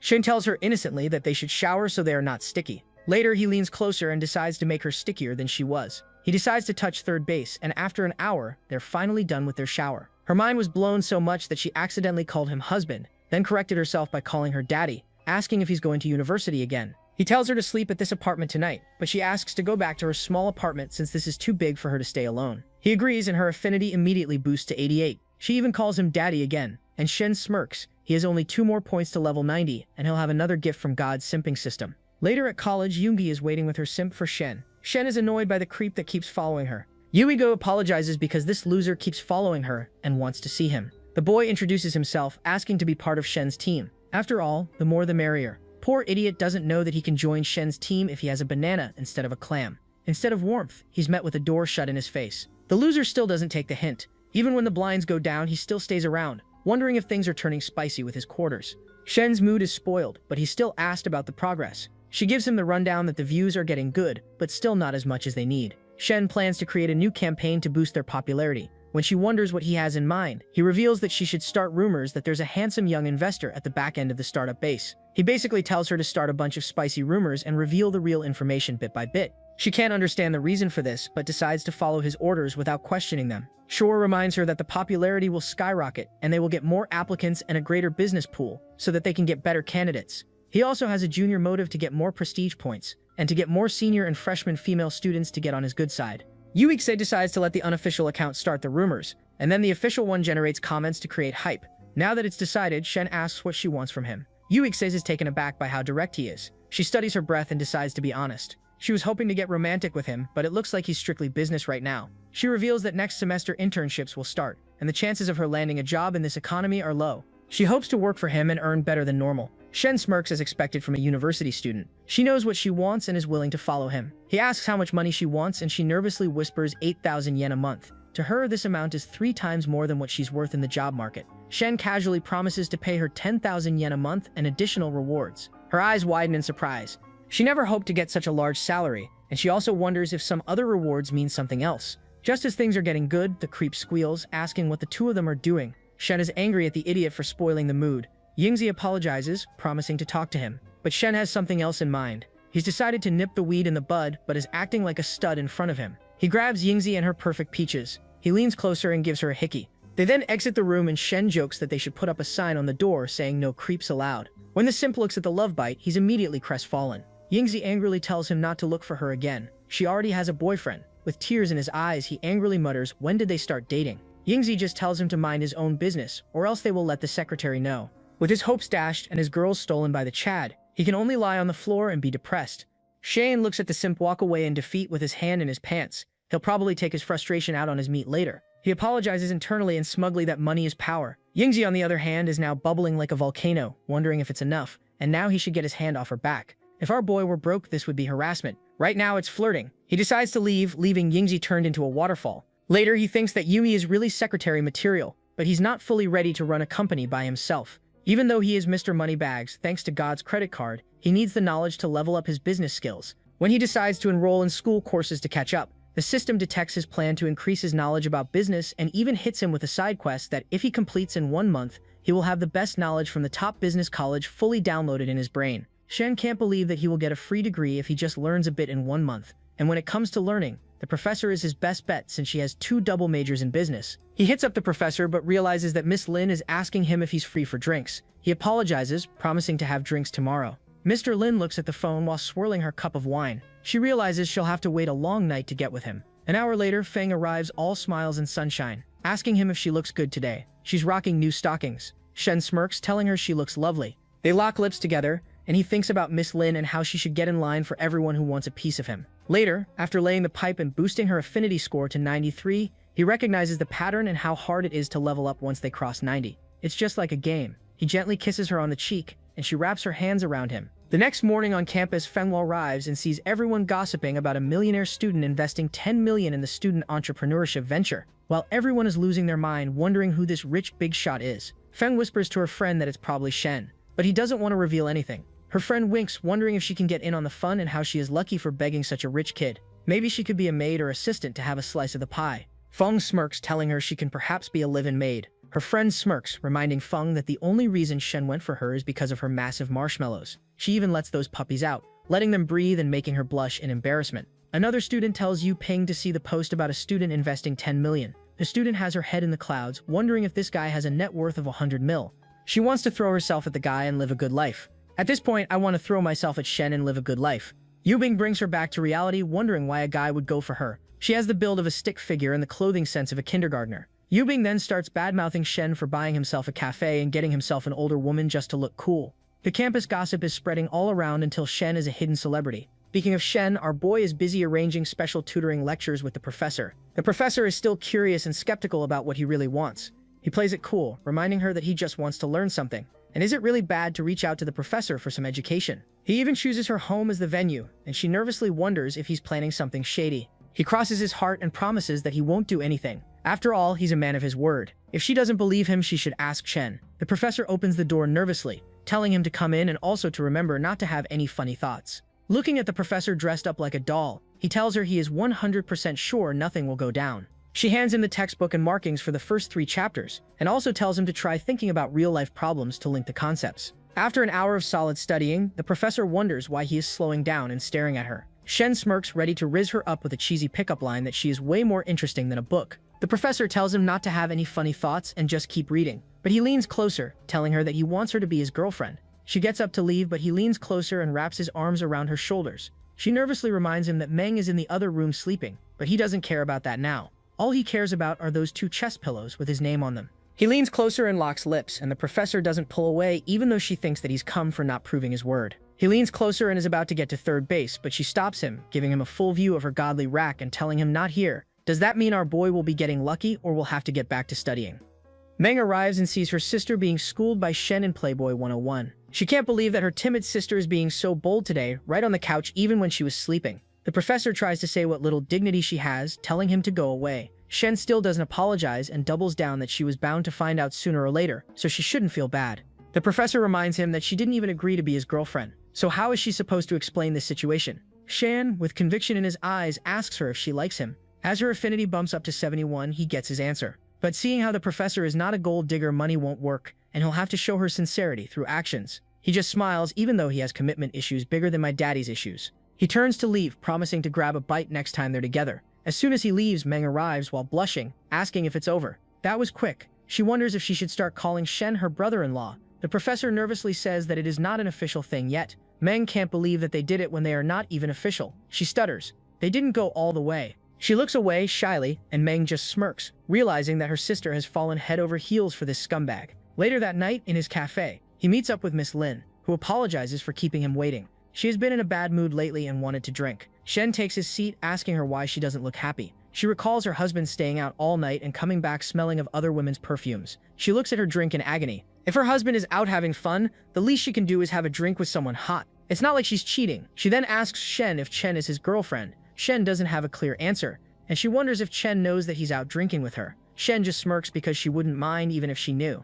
That's the way he swings. Now she doesn't feel guilty about getting in between them. Out of the blue, she asks Shen to hug her, just once. Being the gentleman he is, Shen offers to provide his services. He leans closer and gets Miss Lin on his lap, asking if her husband knows that she's out drinking with him. Instead of answering, she suddenly locks lips with him. Even though Chen shouldn't be disturbed by it, he still feels a bit guilty, but pushes those thoughts out as he goes in deeper. She starts to lean away as Shen tries to get to third base.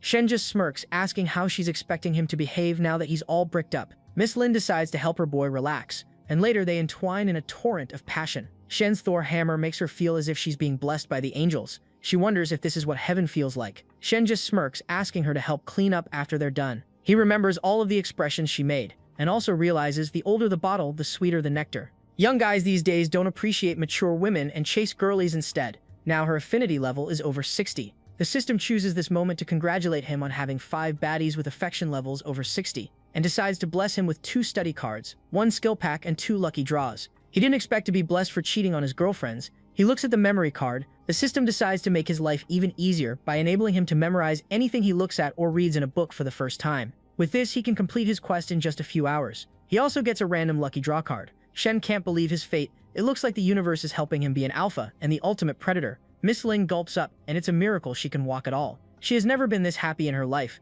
With a satisfied smile, they wonder if they should continue the next time they are together. Shen can't believe that there will be a next time.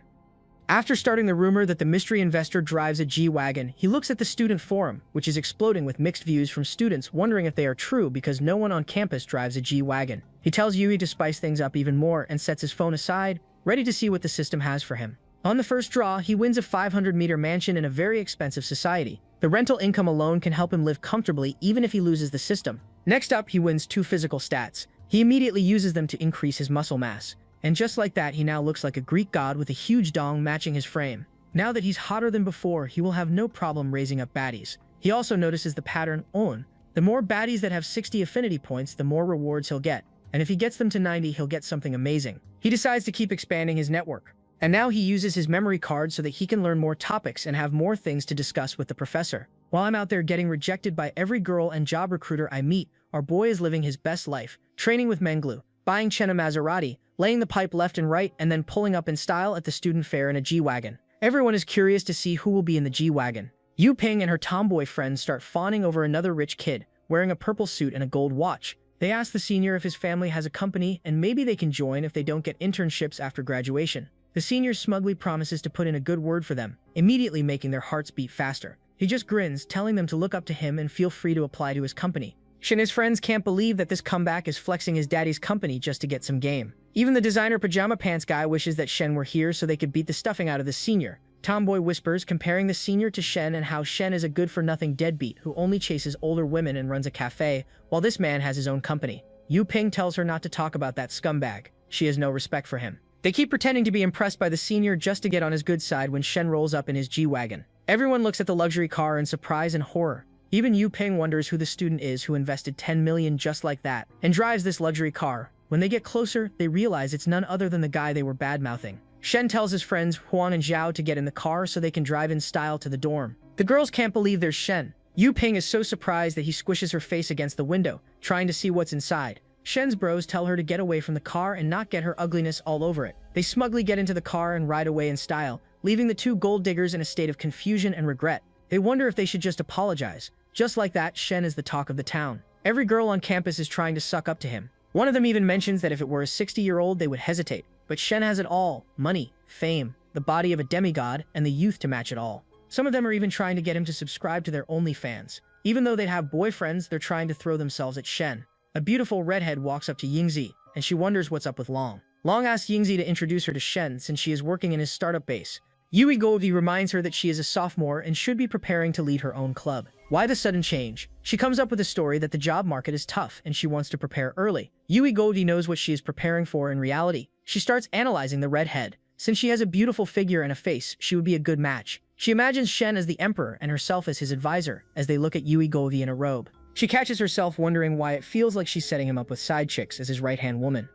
Our boy's DMs are flooded by thirst traps and baddies trying to get a piece of that pie. His friend reminds him that his phone is blowing up and he's not even checking it. To Shen, it's all very gross because aside from girls, even guys are reaching out to him, and he doesn't swing that way. Huang can't believe that the girls who can't reach him are messaging him instead, who he hasn't had a girl's message since 1971. Shen just tells them to ignore it, and Huang is burning with jealousy. They haven't touched grass in 3 years of college, and he's out here living like a celebrity. In reality, Shen is only revealing his powers for fame because of the system. If he gets 500 points, he'll get a lucky draw and special abilities. So no matter how much hype he gets, it won't mean anything if he can't bring a solid business plan.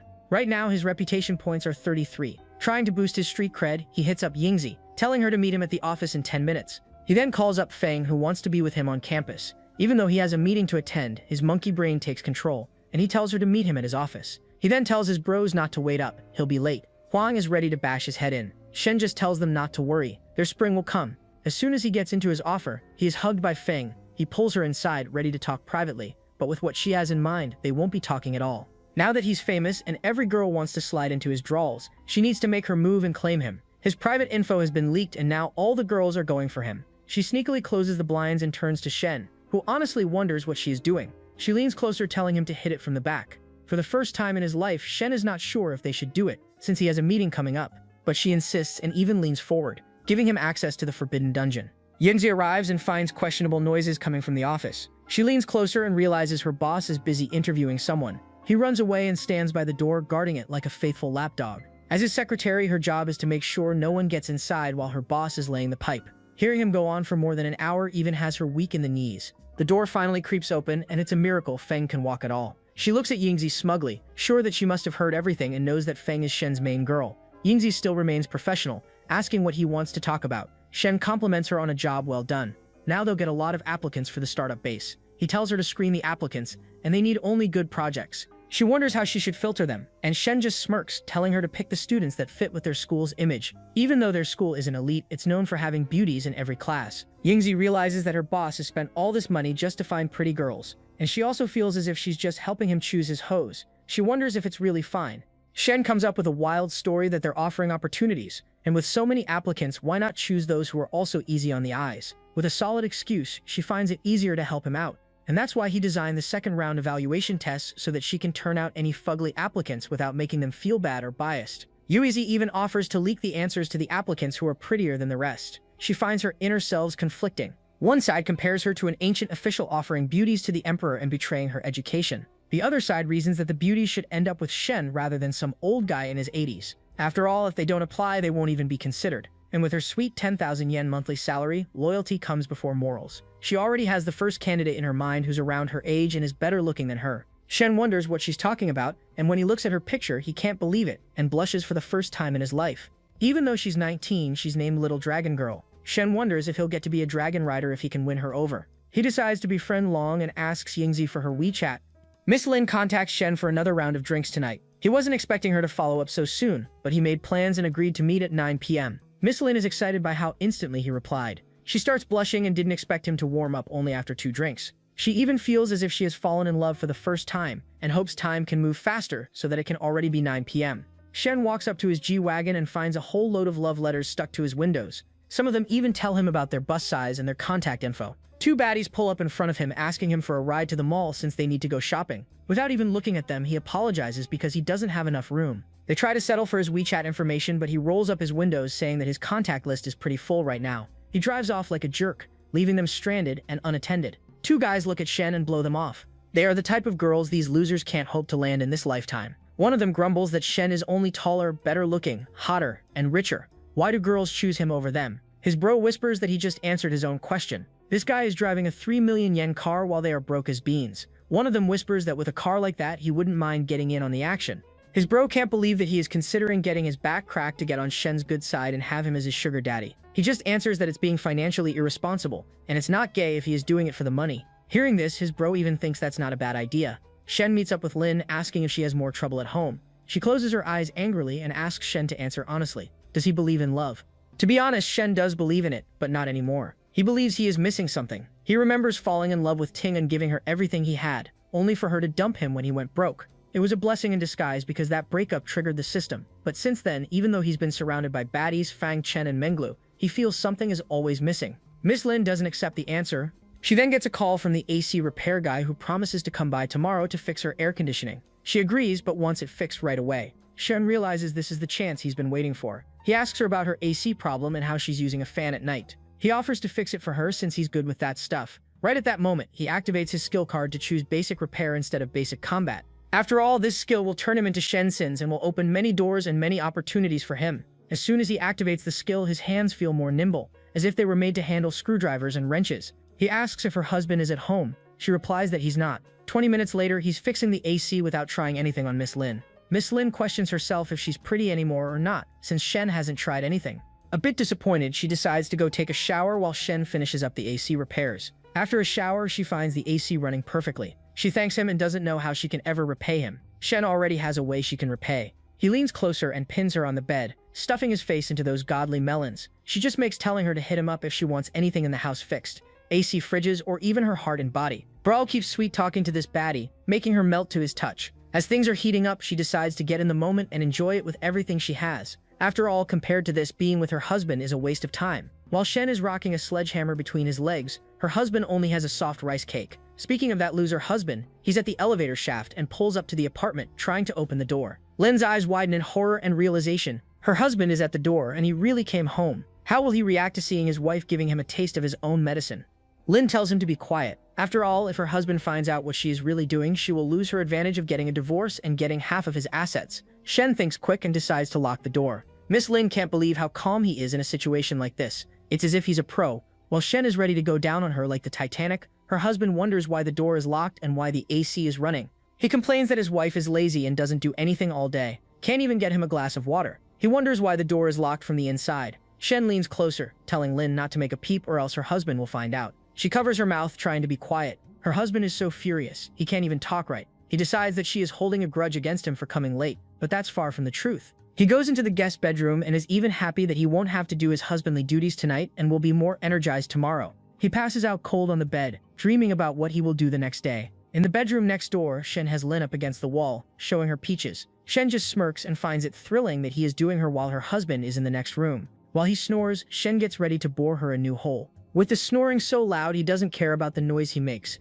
Miss Lin even finds it thrilling. She is losing her mind but can't make a noise, and this feeling is just unbeatable. The next day, the loser gets up with a massive hangover. Lin is looking fresh and energized with the massage she got last night. She is even making her husband breakfast, and that surprises him since she hasn't done this in the last 2 years. This fatty thinks that he is living the high life, with a good wife at home and side chicks on the outside. He wonders why she locked the door last night. Was she asleep? Linz just smiles, saying that she slept great. With the glow on her skin and the radiance around her visible, he wonders if something is wrong. Why is she so nice all of a sudden? He rushes into the bedroom and checks the bed for strange stains. He then looks at the bin, wondering if there's any protection in it. When he finds nothing, he returns to the kitchen, wondering if he's just overthinking. He wonders if it was a dream when he heard so much banging from the walls. Lin just says that he must have imagined it because she slept really well. The man points out that the AC was busted. How is it working again? Lin, while taking a sip, says that she had someone fix it, and her face immediately turns red. Her handyman was really good at repairing the AC in her heart. Meanwhile, at the cafe, Tung's friend Yoon wonders what's wrong with her.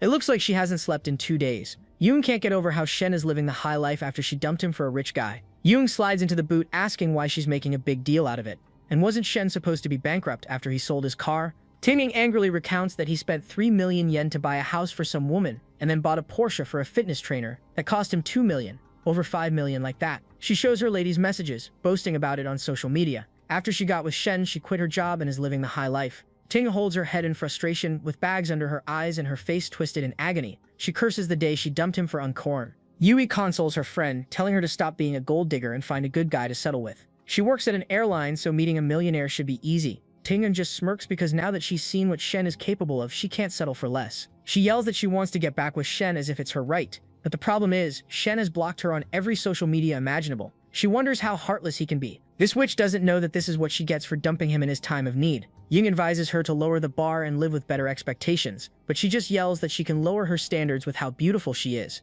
In her delulu, she decides that she is entitled to Shen's money. She grabs Ying's hand and rushes off with a crazy look in her eyes. All the while, Ying searches for a good psychiatrist to help her friend out. Minglu is looking at the view from her apartment. Shen pulls up with only a towel around his waist. It looks like he's been busy with personal coaching lessons all night long. Minglu points out how strange it is, even though her plan and her meals are top-notch. His gains are beyond what she expected, and he's bulking as if he's on gear. He just tells Minglu that he's not like ordinary people. With regular exercise, his immunity and other bodily functions are through the roof, and now it should be a habit for him. He needs to get in better shape so that once his public image comes out, it will help him make money. He gets dressed quickly, telling Menglu not to wait for him. For tonight, he has other plans. Instead of being jealous, Menglu smiles, telling him she'll wait for his call. Every morning, she prepares home-cooked meals for him and his clothes. It really makes her feel wanted and meaningful. As Shen gets in his car, he remembers Feng, the first real girl who was in it not for his money but for him. He only got her 2 designer bags. It's time that she gets something matching. Speaking of Feng, she's enjoying lunch with her cousin and her husband. She treats them, telling them to eat more. Her cousin-in-law keeps yapping about her business major and how it's time to think about internships. She hasn't thought about jobs just yet, but he just smiles like a know-it-all. Her university is a top-notch institution, so she should plan her life very carefully. Poor guy doesn't know that she has a man with an infinite money glitch. Her cousin wonders if she has a boyfriend because it will be harder to land one after graduation. Hearing the mention of her boyfriend gets her cousin-in-law excited. He starts talking about his bro who works in a Fortune 500 company, and maybe they should connect. Feng smiles politely, saying she already has a man. Her cousin leans closer in surprise. This is the first time she heard about it. Feng says that she hasn't introduced him to their family since it's only been a month. Her cousin-in-law angrily snaps that dating isn't a game. It's about her future, and she should think wisely because life will be hard with an incompetent man. He starts going on and on about how graduates from her university end up working in small companies with below-average pay, so she should at least give his cousin a chance. His wife tells her to take it down a notch. Feng Su already has her own plans. He sulks, saying that he's worried she won't get a good boyfriend. Feng Su thanks them for worrying about her, but internally, she doesn't think about what he's saying. In front of Shen, a Fortune 500 company is just a kindergarten. She gets up to leave. After all, her boyfriend is taking her house shopping today. She casually drops the million-yen bomb as if her boyfriend is taking her jewelry shopping. Hearing this, her cousin and cousin-in-laws gasp in surprise. Even if they look for a house in the cheapest part of town, it will cost them 1 or 2 million. Who in their right mind would spend that amount on a girl before marriage? Speaking of whom, Shen pulls up in a G-Wagon in style. Zoe introduces him to her cousin and her cousin-in-law. Shen apologizes, promising to treat them to a meal next time they're together. As he turns to leave, her cousin-in-law is left there standing in shock and embarrassment. Here he was pushing Feng to date his broke-ass cousin, while she had a man making a drain effortlessly. Later, he buys her a 166-meter fully furnished apartment for 3 million yen. She smiles, wondering how she can ever repay him, and Shen smirks because he has a few ways in mind. Spending that money has boosted his overall net worth to 30 million yen. He whispers that he has some Japanese educational videos she should look at to learn some new moves. She blushes, and her affinity boosts from 91 to 93. Reaching 100 will take some time, but it will be worth it. Meanwhile, Long keeps messaging Shen, dying for his attention, but he hasn't replied to a single message. She wonders when he will reply, and when did she turn into an attention-seeking thirst trap. She hears her friends starting to concentrate on their studies, since chasing after Shen is useless. She gets up and wonders if they are trying to draft a business plan for Shen, and she realizes that for a billionaire like him, every girl will chase after him. She also needs to prove her worth. Shen looks at his phone and asks Feng if she has thought about the future. Feng wonders if she should apply for the business venture. He just smiles, saying that he will set up another business for her someday. He also knows that with Feng being so possessive, he can't expand his network freely on campus. He needs her to take a chill pill, but right now he needs her to learn from these Japanese businesswomen on how to be strong and independent. Her face reddens and she wonders how he knows about so many actors. Looking at Cornhub, she randomly picks an instructor and learns her techniques. 20 minutes later, Shen is lying on his stomach with Feng massaging his back and letting him feel those melons squish behind him. They keep going at it, and he finds peace in a class beauty trying so hard to get him off. The next morning, the phone rings, and it's Yui Hen who calls with a sense of urgency, telling him to get to the location he has been sent to immediately. He wonders what's going on. Is it about the bar he invested in? Just when Shen is about to arrive at the location, Yui switches the location, telling him to meet up and hurry along. He just started his shift, so he is not into it. Shen wonders why he is talking in riddles. 30 minutes later, he is finally at the location and looks around. It turns out he is here in a red light building that is close to the professor's place. His bro arrives looking more relaxed than ever. He asks Shen if he wants to meet with the baddie he has waiting. Shen crosses his arms, saying that he has got his own baddies, and this place can't compare with what he has got going on. Yui looks at his G-Wagon in surprise, wondering what the story is. How did he land such a car? That's his dream car, for crying out loud. Shen tells him to cut the crap and reveal why he called him here. His bro just smiles, saying that the decor is almost done, so they should get going. Just then, disaster strikes as the counselor and Meng arrive, looking at him at the base of that red light building in disgust. Shen's face turns pale as he realizes that there is a big misunderstanding brewing. Meng is so furious that she is about to throw hands. Shen nervously walks over, greeting them, but they storm away. Shen tells them to hold on, and in his stupidity, he offers to go to their place so that he can help them cook. Meng bursts out, telling him that he should be ashamed for visiting such a place when he has her sister's blessing. Shen tries to clear the air that he is just here waiting for someone, but Meng refuses to believe that. Just when her sister was starting to warm up to him, she angrily walks away, and Shen looks at the counselor's rating fall from 69 to 65. Realizing that he screwed up big time, he wonders how he should clear up the mix-up. Yu Hwang whispers, asking him if it's his girlfriend. Shen nervously says that he is upset, and it won't matter if he tries to explain his story. Yu Hwang can't believe that Shen landed such a baddie, and he has never seen her before. Shen reveals it's his counselor, someone who teaches business English. Yu Hwang can't believe what a dog his bro is. He is hitting on a teacher and getting sugar in return. Shen offers to give him a ride so that they can visit his cafe to hammer out details about the bar. Shen smiles with the beauty of 1,000 roses. Shen tells her to bring 2 lattes to the booth. Yu Hwang feels as if he's seen Shen before, and Shen just laughs, reminding him that she is the businessman's ex-girlfriend. Yu Hwang can't believe that he stole her from that loser, and even made her quit as a saleswoman at Audi just to work in a cafe. He wonders what Shen has brewing around him. 2 girlfriends back to back. Shen just smiles because that's the tip of the iceberg. Then he gets back to business, talking about the bar and telling Yu Hwang to take charge. Yu Hwang says that he can't handle it alone, but Shen believes in him. After all, if buddies go into business together, too much meddling causes fights, so it's better for them that he handles the business. He gets the drink and thanks Chen, calling her sister-in-law. Chen just smiles hearing that name and also fusses over Shen's shirt being all wrinkled. Seeing the power couple being so lovey-dovey makes Yu Hwang jealous. It feels as if his life is nothing compared to Shen's. At night, Shen leads her into the back room, ready to explore her own back room. She smirks and offers to go take a shower first. Shen decides this is the perfect moment to call the counselor and explain. He tries to call her, but she doesn't pick up. Back at the apartment, Meng is angrily telling her sister to block Shen on every media platform. The counselor is a mess with mascara running down her face. Her sister consoles her not to cry for a trashy man. The counselor just wonders why guys go to places like these. Meng says that's when they are thinking with the brain they have in their pants. They are only there to satisfy their instincts when they can't get game or cake the normal way. The counselor remembers pushing him away whenever he tried something funny and starts blaming herself for pushing Shen into a place like that. Meng tells her not to come up with such ideas. It's not her fault.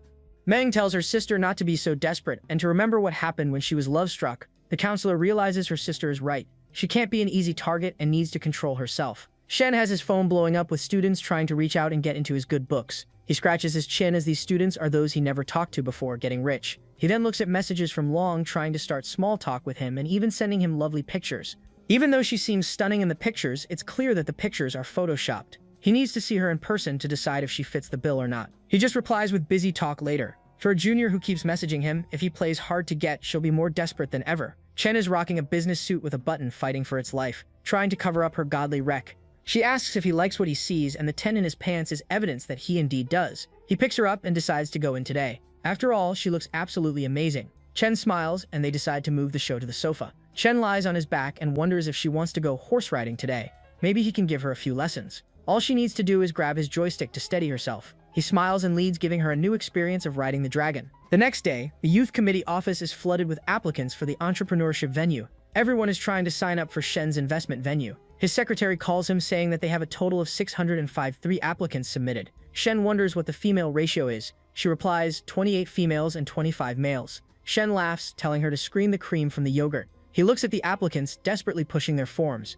She wonders if she needs to reject all the men because he doesn't swing that way. Surprisingly, Shen tells her to give men with good business proposals a chance and send their resumes over. Shen smirks, looking at the phone. If all he does is get beautiful women by his side, it will become a dance party and nothing more. If he needs to be a business tycoon, he needs soldiers by his side as well. Menglu wonders why he is not answering her question. Shin just says that he is his secretary, and is she getting jealous? Menglu looks away, playing it cool. But Shen smiles, saying that they have a strictly professional relationship. The business system pops up, telling him that another female has 90 favorability, and now it's time for his grand reward. Shen realizes that his words of reassurance have boosted Menglu's affinity to 90. Now the system is ready to bless him. The first blessing is an increase in his hammer's diameter. God damn it! At this point, I am willing to make a deal with the devil for this system. Now he gets 30 million funds, then he gets 2 skill exchange cards. Shen can't believe everything he is getting in exchange for rizzing up this muscle mommy. He first activates the system, and immediately feels his Thor's hammer turn into Odin's staff. Right now, with what he is rocking down below,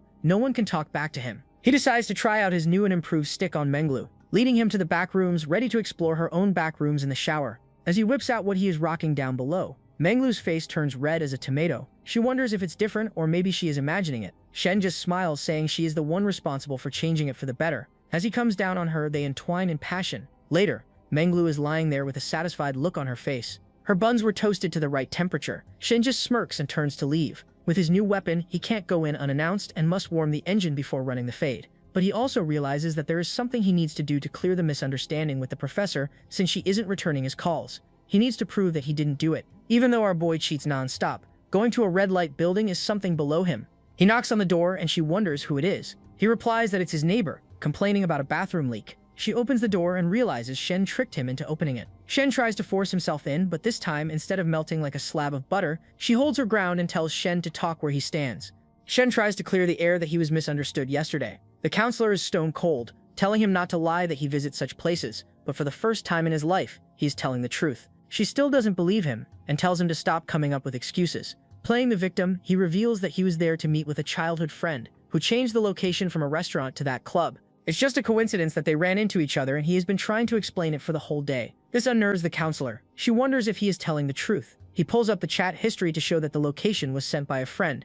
Realizing that Shen is indeed telling the truth, the counselor feels sorry for looking down on him. Her affinity immediately boosts to 73, even 3 points higher than her last rating. She apologizes for giving him a hard time. Shen smirks, and he didn't expect her affinity to hop to 73. He then tries to use his best trick by asking her for a glass of water, since he is really thirsty. Thankfully, she is not as gullible as Chen. She realizes he is trying to pull a stunt like before. Shen whips out his best puppy dog eyes, saying that he is thirsty, and he rushed over here straight after lunch. His throat is bone dry, and he'll leave after he drinks a bit of water. Just as the counselor is coming around, instead of letting him in, she shuts the door in his face and brings him a bottle of water. This is not what our boy had in mind. This is the first time he actually had to drink water when he asked for a drink at a baddie's place. Just then, the counselor shuts the door in his face, and a passing-by auntie laughs, telling the young man not to be hasty in his relationships. Shen claps back, saying that the impatient only get to eat when it's hot, and the slow guys need to eat others' leftovers. He charms the auntie and warms her oven so much that she decides to go order some male models later with her old friends. Just as he is returning to his car, he gets a message from the counselor promising to hang out this weekend. With the trip not being a total waste, he decides to go visit Suzuvi, the decor renovator. She asks Shen to come over to the place so he can view what they've been doing. Half an hour later, he pulls up and looks at Sue waiting for him on the porch. They greet each other and she is flustered as if he is going to eat her. Even though that's on his mind, he asks her to show him around. She immediately turns professional and shows her all the renovations they've been working on. After having the rundown on the place, they visit the pool area, and Shen teases her that he'll treat her to dinner tonight. He was expecting her to blush, but she sadly says that she has some things to take care of. She needs to cook for her mom and her younger brother. She accidentally bumps into Shen, and it starts raining heavily. Shen smiles, saying that she has a good pair of melons. If I had said something like that, I would be making this video from inside a jail cell. But for our boy, it's just another Tuesday. Sue looks at Shen with a face as red as beetroots. As it starts to rain heavily, her shirt turns see-through, revealing her godly melons. She struggles and starts sneezing, and Shen just wraps his arms around her, telling her that she'll get a cold and should get close for warmth. It's the first time a guy pulled up behind her, and even though she wants to push him away, he's a big client of the firm and she can't offend him. Shen smirks and wonders if she's blushing because he's handsome. She wonders how narcissistic a guy can be, and her mentors never told her what to do in a situation like this. Shen enjoys how innocent she is and can't even take a little teasing. His mind dives into the gutter as he enjoys her blushing face and how she can't pull away.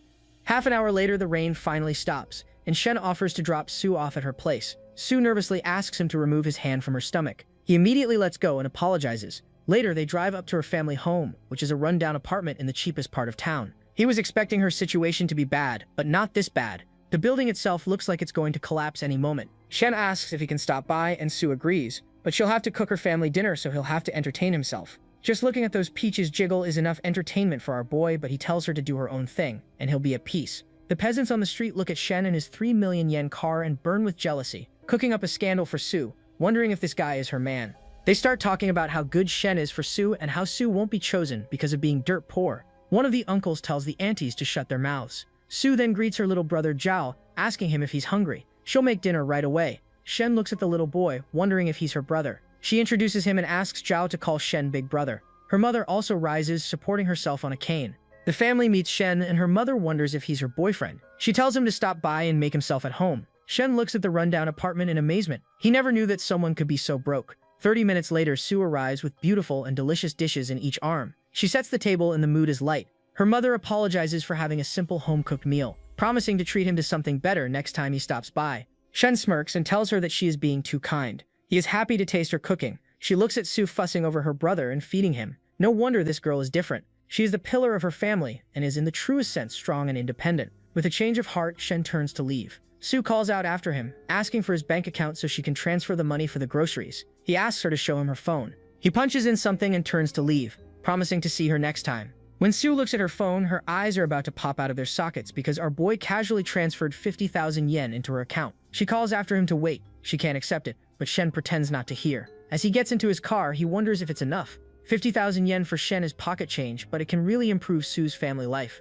It's not like he'll get a refund on it since she doesn't have any affinity points right now. But still, he feels as if the hole in his heart is being filled gradually, warmth spreading from within. He calls his little secretary, asking about the situation with the applicants. It turns out 653 people have applied, and those who are selected are 11 girls and 1 guy. Shen promises to give her a bonus for a job well done. He then starts wondering about Liao Shen's birthday. He needs to get his dad a gift, and with 30 million in the family fund, he can treat his loved ones nicely. Later, an auntie out in the street asks Sue's mother if that guy who dropped by was Sue's boyfriend. She starts pressuring her to convince Sue to get with him since he drives a 3 million yen car and is probably rich. She will have a good life if Shen picks her. Sue's mother is not too sure about pressing it. After all, she can live however she wants, but the auntie doubles down, reminding her that this guy came to her house so he must like Sue. The other aunties also chime in, saying that maybe Shen was turned off by how poor she is. Sue's mother turns and closes the door with a heavy heart. She finds Sue washing the dishes and asks what her relationship is with Shen. Sue reveals that he is just a big client at their company, and since it was raining, he just gave her a ride home. Her mother asks her if the client is interested in her. Sue remembers looking at Menglu at the party. With such beauty by his side, how can he be in the market for a girlfriend? When her mother asks her how she feels, she doesn't know, and doesn't have the answer. Her mother decides to support her in whatever she wants, and since she does so much for the family, they can never repay her. Sue wraps her hands around her mother, feeling peaceful. She also remembers Shen's powerful embrace and how safe she felt for the first time in her life. Speaking of Shen, he is busy giving Menglu the time of her life. She has a legendary battle with Thor's hammer, and in the end she is defeated.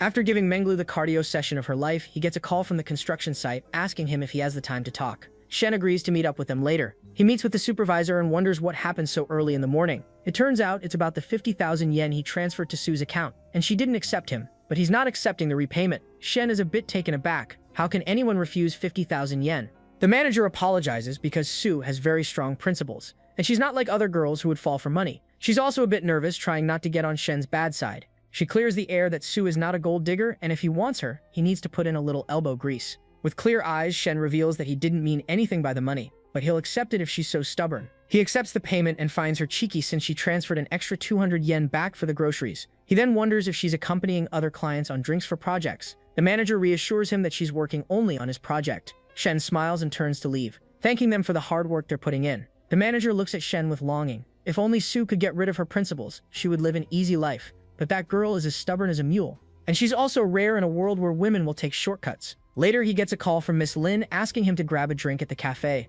Miss Lin waits for his response, and he dials back that they should go to her place. She replies that her husband might be home, but he finds it even better and more exciting.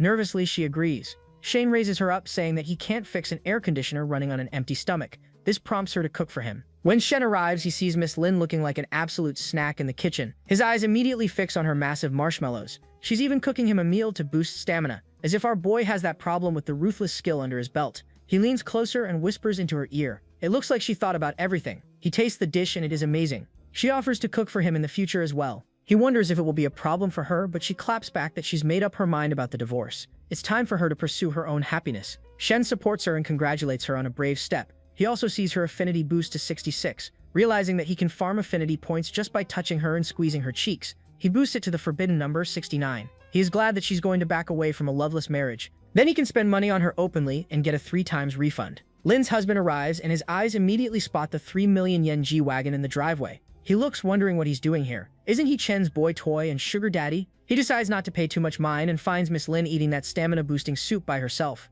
This fat idiot misunderstands that she wants him to hit it from the back, and that's why she made the soup. Miss Lin finds it amusing that the soup wasn't for him. He then spots the fan running instead of the AC and wonders why, when they're comfortable and don't have to save up on electricity. Turns out the only reason she's using the fan is to remove Shen's scent from the room. After having the soup, the little loser goes to take a shower and finds the door to Miss Lin's bedroom locked. He angrily wonders what the purpose of feeding him the soup was, when he couldn't hit it. In frustration, he lies down and promises to unload his cargo on a younger girl the next day. At the university, Shen's secretary is in high spirits. She has collected 10 high-quality goddesses from each year and 2 guys with incredible business plans. Each one is a beauty in her own right. The only guy in the class is the class president, Yan Song. He looks at the candidates and wonders what he's doing here, even though he has an egg roll instead of a clam. He wonders if this is all just a way for Shen to get his own harem. Looking at the beauty surrounding him is too much, and he wonders if he's going to be a unit in his harem. Everyone is waiting for Shen to make his move now. A nerdy-looking guy named Mo introduces himself to Song, a fellow countryman with big hopes for the future. Shen looks at the duo and is surprised that the class president wants to start a business. Song just smiles nervously. As an ordinary guy, it's only natural to seize every opportunity. The girls lose their minds after seeing Shen in person. Shen turns his attention to Mo, asking him to introduce himself. The reason they've passed the interview is that their ideas are realistic and down to earth. He remembers one of them wants to open a fried fruit shop and the other one wants to open a fruit shop. These ideas will work since there's no fried food joint in a 10-mile radius. With good prices and incredible taste, they can make a killing. The fruit shop will work if they open it up under the girls' dorm, since they'll need fruit that time of the month. Mose is completely blown away by how wise Shen is. They Kampilkin doesn't you iksav nikan bavas whatever. Song can't believe that this guy isn't just another pretty face with a fat wallet. He actually knows what he's doing. But seeing the male-to-female ratio, it looks like they're only diversity hires so that he doesn't land in hot water for creating a harem. Shen remembers reading that Mo has worked as a social network leader. The boy just laughs nervously and has a 100-man army online. But that's all the tension Shen will give to a bunch of guys. He now has to interview the females next. He also wants to use Mar in the future, as his resources might come in handy. Later, he meets up with his secretary, telling her she's done a good job finding gems and beauties. Later, Long comes up to the secretary, asking for a favor. She wants to be the first one to discuss things with Shen. The secretary raises her eyebrow in uncertainty, but Shen tells her to let her in. The secretary leaves, and Shen comes face to face with the little dragon girl from the campus. She nervously wonders why she's been rejected. She remembers Shen eyeing the other girl's massive assets, and wonders if she's inferior to them. She barely got any attention. Shen reminds her that they'll definitely know after the final exam. Long nervously wonders if she even has a chance, but Shen just smiles. Letting her talk to him is a chance in itself. She realizes he's right and she needs to seize the chance. She introduces herself as a hardworking junior accounting professional who's been studying but doesn't have any practical experience yet. She can handle all the work at the startup hub, like being the cashier and anything related to finance. Shen smiles and wonders why he shouldn't just hire an experienced accountant. Long pauses and imagines it raining with fish, with Shen being the only fish she's trying to reel in. This man is a walking cheat code, a gold mine, and if she needs to make it rain, she needs to get this guy hooked to her beauty. She decides to get some hands-on practical experience in the office. She leans closer and kisses him on the cheek, saying that it's better to have a young accountant with a great figure than an old, experienced one. Shen likes where this is going. She even decides to show him her assets, ready to seal the deal. As things start to heat up, they lock lips and start a session of practical experience training. 40 minutes later, she's finally pulling up her drawers. Shen also buttons up his shirt and tells her to be his woman, and she won't lose out on life. He also didn't expect the little dragon to still have her V-card. Shen sweetens the deal, promising to take her shopping this weekend. This boosts her affinity to 61. Now that he has a place in Long's heart, it will be better to get a refund on everything he spends. Our boy gave her the good D. Now it's impossible to even walk. The secretary notices her friend doing the walk of shame and asks why she did it. Long just smiles as she feels happiness in ways she'd never imagined. Shen is now relaxed and realizes that tomorrow is Lao Shan's birthday. He wonders what kind of gift he should get for him. Later, he buys a brand new car for his father. His younger sister can't believe that they finally have a car, and she wants one as well. Even though it's no problem for Shen, his mother cautions him not to make her into a spoiled little brat. Everyone gets into the car ready to go meet their uncles and aunties. Shen's sister still throws a tantrum about not getting a car, but her mother is ready to smack some sense into her. Speaking of his uncles and aunties, all of the business tycoons are gathered around gossiping about Shen and his family. Even though they are the hosts, they are late and are making them wait. All of these people are those who were helped by Shen's family before they went broke, but now they are showing their true colors. The one fatty is genuine. He doesn't like how everyone is talking trash about his second brother's family, now that they are bankrupt. One idiot barks out that his second brother still wants to show off, even though they are broke. The other uncles and aunties try to calm him, and the fatty is nervous because the birthday dinner is for the second brother. The one talking trash is Yang. One of the cousins immediately starts talking about his family business at the factory. Yang shows off by acting to be modest. He is showing off his new car and how he needed to upgrade it, so that the clients would think of him better. The fatty uncle pours him tea and promises 30% off on car maintenance if they get a membership at his dealership. Yang ignores the offer outright and asks the others to call Shen and his father to see where they are. It's getting late, and the kids are hungry. The fatty uncle nervously looks away. Yang's wife and Shen's mother have a very tight and tense relationship. No wonder Yang's family is glad that they are bankrupt. The car dealership guy asks the uncle to call up Shen and see why they are making them wait. Just then, the door flies open and the guest of honor arrives. Shen's father, Le Shan, whose birthday party it is. He apologizes and promises to drink 3 shots as a penalty for being late. The kind uncle tells them not to worry, it's not even dinner time yet. Yong's wife smugly says that waiting for a bit won't starve them to death. Yong tells her to mind how she talks. He then switches up, asking his second brother to hit him up if he needs a ride, if they are busy with stuff. In reality, this guy just wants to show off his car. After being in his second brother's shadow for so long, it feels great to be the one boasting. Shen plays along, thanking Yong and hoping that he'll be on call whenever they need him. His father, on the other hand, is too lazy to argue and tells everyone to get ready to eat. Yong decides this is the perfect opportunity to show off while Shen's father drinks his penalty shots. Yong secretly pulls out his car keys. He gets up, trying to tell Yong to pace himself, and accidentally or not so accidentally drops his keys. He's then looking at the car dealership uncle to bring attention to his car and his keys by offering to pick it up.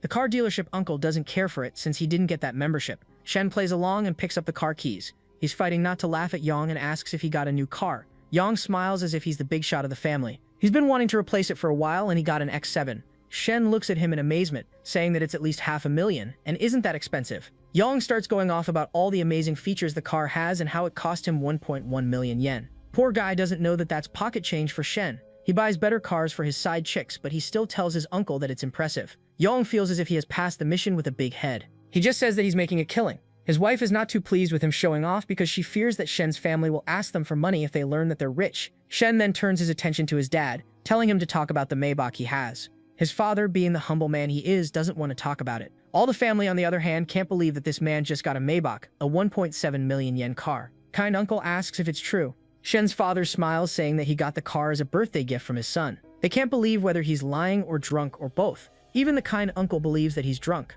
Yong nervously wonders if he's asking. Shen just smirks, saying that he shouldn't be so modest. Lo Shen smiles. He was insisting not to get such an expensive car. But Shen still insisted. As the family is trying to recover from the shock, the waitress arrives asking Shen to move his G-Wagon since it's blocking the entrance. The family is now shocked into silence. How can these brokies afford 6 million yen in cars? Even the dealership uncle switches up and starts pouring tea for Shen's father, promising 30% off on all deals if they get a membership. The antes are burning hotter than the sun's surface. Yang is embarrassed. More than when I was caught making out with a mop by my dad. The dinner party slowly comes to an end. Shen's sister can't believe how cool her brother was. He offers to drop her off, but she wants to stick by and see what he does every day. Shen decides to let her peek into a child-friendly version of his routine. When they arrive, she looks at a brand new Maserati in the driveway. She wonders how much this cool car costs. Shen smiles, saying that it cost 2.73 million, and he got it for her sister-in-law. Later, Menglu arrives and greets them warmly. The whole gang is here. Qian, Chen, and Menglu. When they learn that she is Shen's little sister, they immediately warm up and try to win her over by bringing her fruit and coffee. She wonders what's going on over here. Why are these three beauties being so nice? She looks at Shen and he just smiles, and she wonders which one of them is her sister-in-law. Poor girl doesn't know that he has smoked 2 out of 3 of these beauties. Menglu and the others immediately warm up to Shen's sister. Menglu introduces herself as Sister Menglu, and Chen also introduces herself as Sister Chen.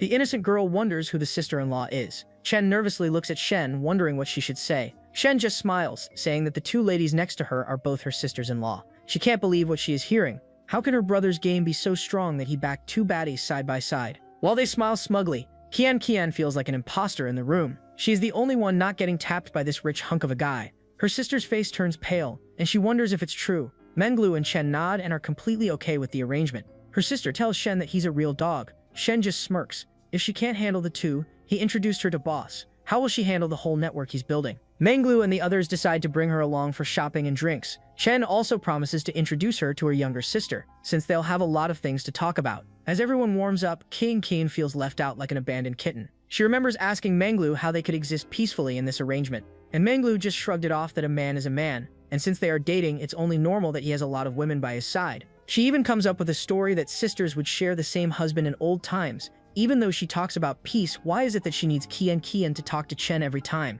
And she also feels bad that they have a sugar daddy supporting them, and she has to make a living like a normal person. Chen waves at them and tells them to have a good time. Qian offers to take Shen's sister shopping for new clothes and a bag. She nervously looks at her and how amazing she is dressed and wonders if she can pull it off. Menglu promises to teach her all about style. As they are walking towards the car, Menglu remembers leaving something behind. She turns to leave and texts Qian to go ahead. She has some business to take care of. Qian realizes that she is trying to seal the deal with Shen while they are out shopping.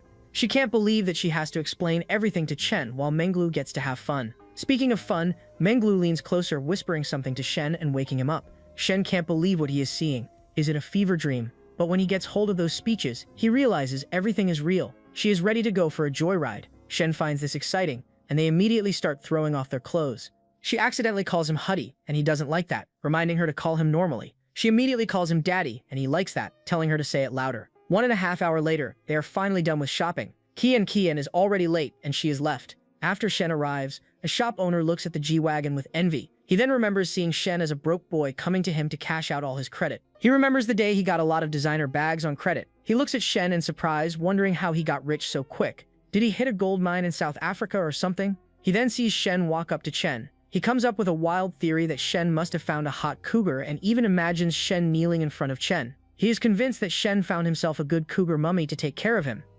Looking at the numerous shopping bags in his sister's hands, he wonders how much she spent. Chen took her out shopping and got gifts for Shen's family, and hopes they like them. Even though she is usually reserved about spending money out of the pocket money he gave her, she is spending generously on his family. She really is a keeper. Chen takes her leave, promising to go to the cafe and help out the waitress. Chen then smiles, asking his little sister how much money she spent. She can't believe that she just spent 400,000 yen. Shen enjoys her reaction and tells her that she is the princess of their family and can't be so happy about spending a few 100,000 yen. She calls her brother the best guy in the world. Even when they were well off, her parents were never so generous. Shen then tells her to pull her story straight. They can't let his parents know about the 2 sister-in-laws or else his mom will break his legs. Even if he is rich, he is still Asian and will get the beating of his lifetime if his mom knows. She tries to blackmail him, and he reminds her that she just got 400,000 yen worth of gifts. She innocently points out that it's from her sister-in-law and not from her brother. Shish enjoys teasing her to let him know when she likes something. She enthusiastically screams. Later, Shin's parents can't believe all of the gifts they have from this sister-in-law.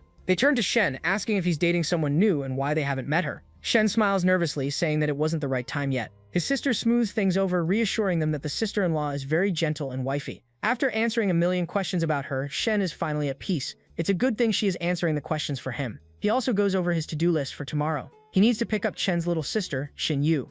He also needs to take the counselor shopping. then needs to take the little dragon maid to spend money and get a refund. Next up, he has to review the startup projects, and also see what the system will grant him when he completes the quest. He then drives over to Chen's place, since they will have to go pick up Shinyu tomorrow. Chen wanted him to stop by. This time, he doesn't have to make an excuse for a glass of water to get in. She even wants to try out something she's been learning online. When he looks at the nightstand and a glass of cold and hot water, he realizes he won't be sleeping tonight. Chen is ready to show him what that mouth does. She leans closer and grabs Thor's hammer to wield its power. With techniques so great, he's about to create a supernova. She gets ready to deprive him of all sleep. The next day, she's looking relaxed as Shinyu hops into the car, and their mother tells her to help Chen out with housework. She also tells Chen not to get a nanny, save money, and do cooking and cleaning with the help of her sister. Shen tells them not to worry, he'll definitely take good care of them. When he drives away, the neighbors talk about his car, but Shen's mother is a bit nervous. She feels uneasy about how Shinyu has been starstruck by Shen. Shen looks at his sister-in-law, asking about colleagues' examinations and stuff. Since she'll be in Star City, she can stay with them.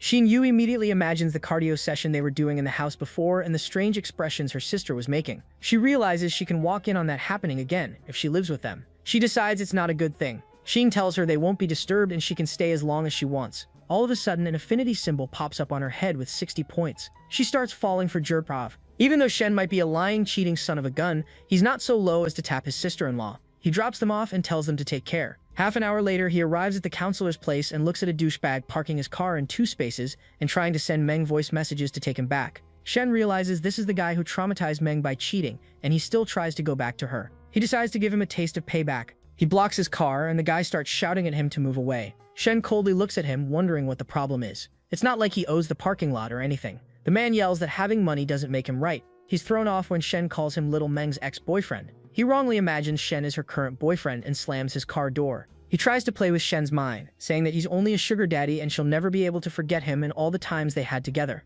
Shen remembers pulling the same stunt with Ankh when Ting dumped him, but he doesn't care about his little insults. His G-Wagon is enough to keep the poverty out. He tells the nerd that he's content with having her body. This immediately throws off the nerd who imagines them having the time of their life together.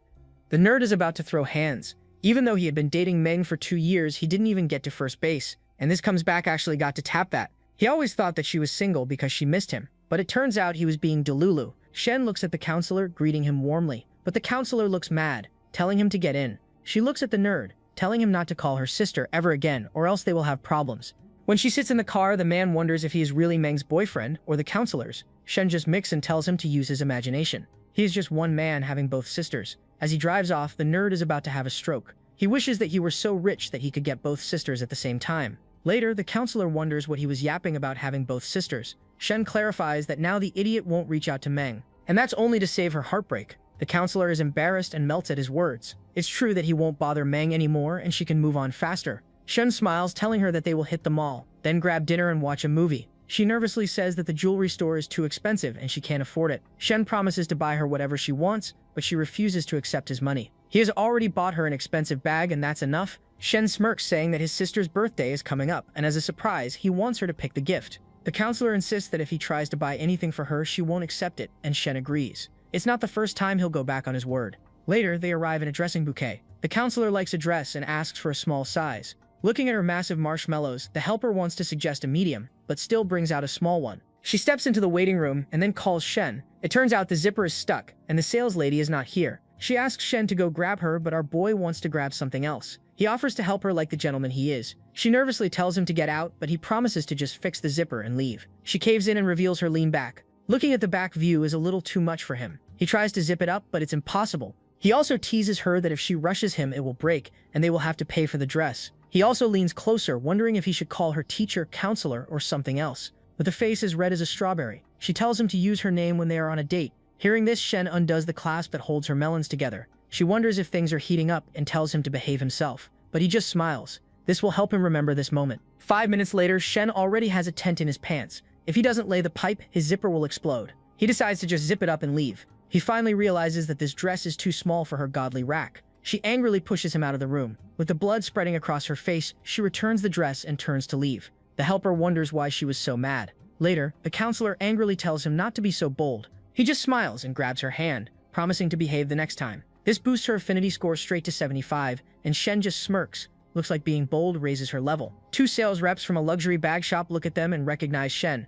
Last time he had another girl here, and wondered if this was his 4th girlfriend. It must be great being so rich. The one who gave him attitude desperately wants him to make a purchase so that she can serve him right. Later, they go to an expensive restaurant and Shen orders 2 iced soups. Thanks to Chen's tips, he has leveled up and knows that there's no need to ask her. If she doesn't drink cold, she'll just say so. Things are coming along nicely, and our boy might get lucky tonight.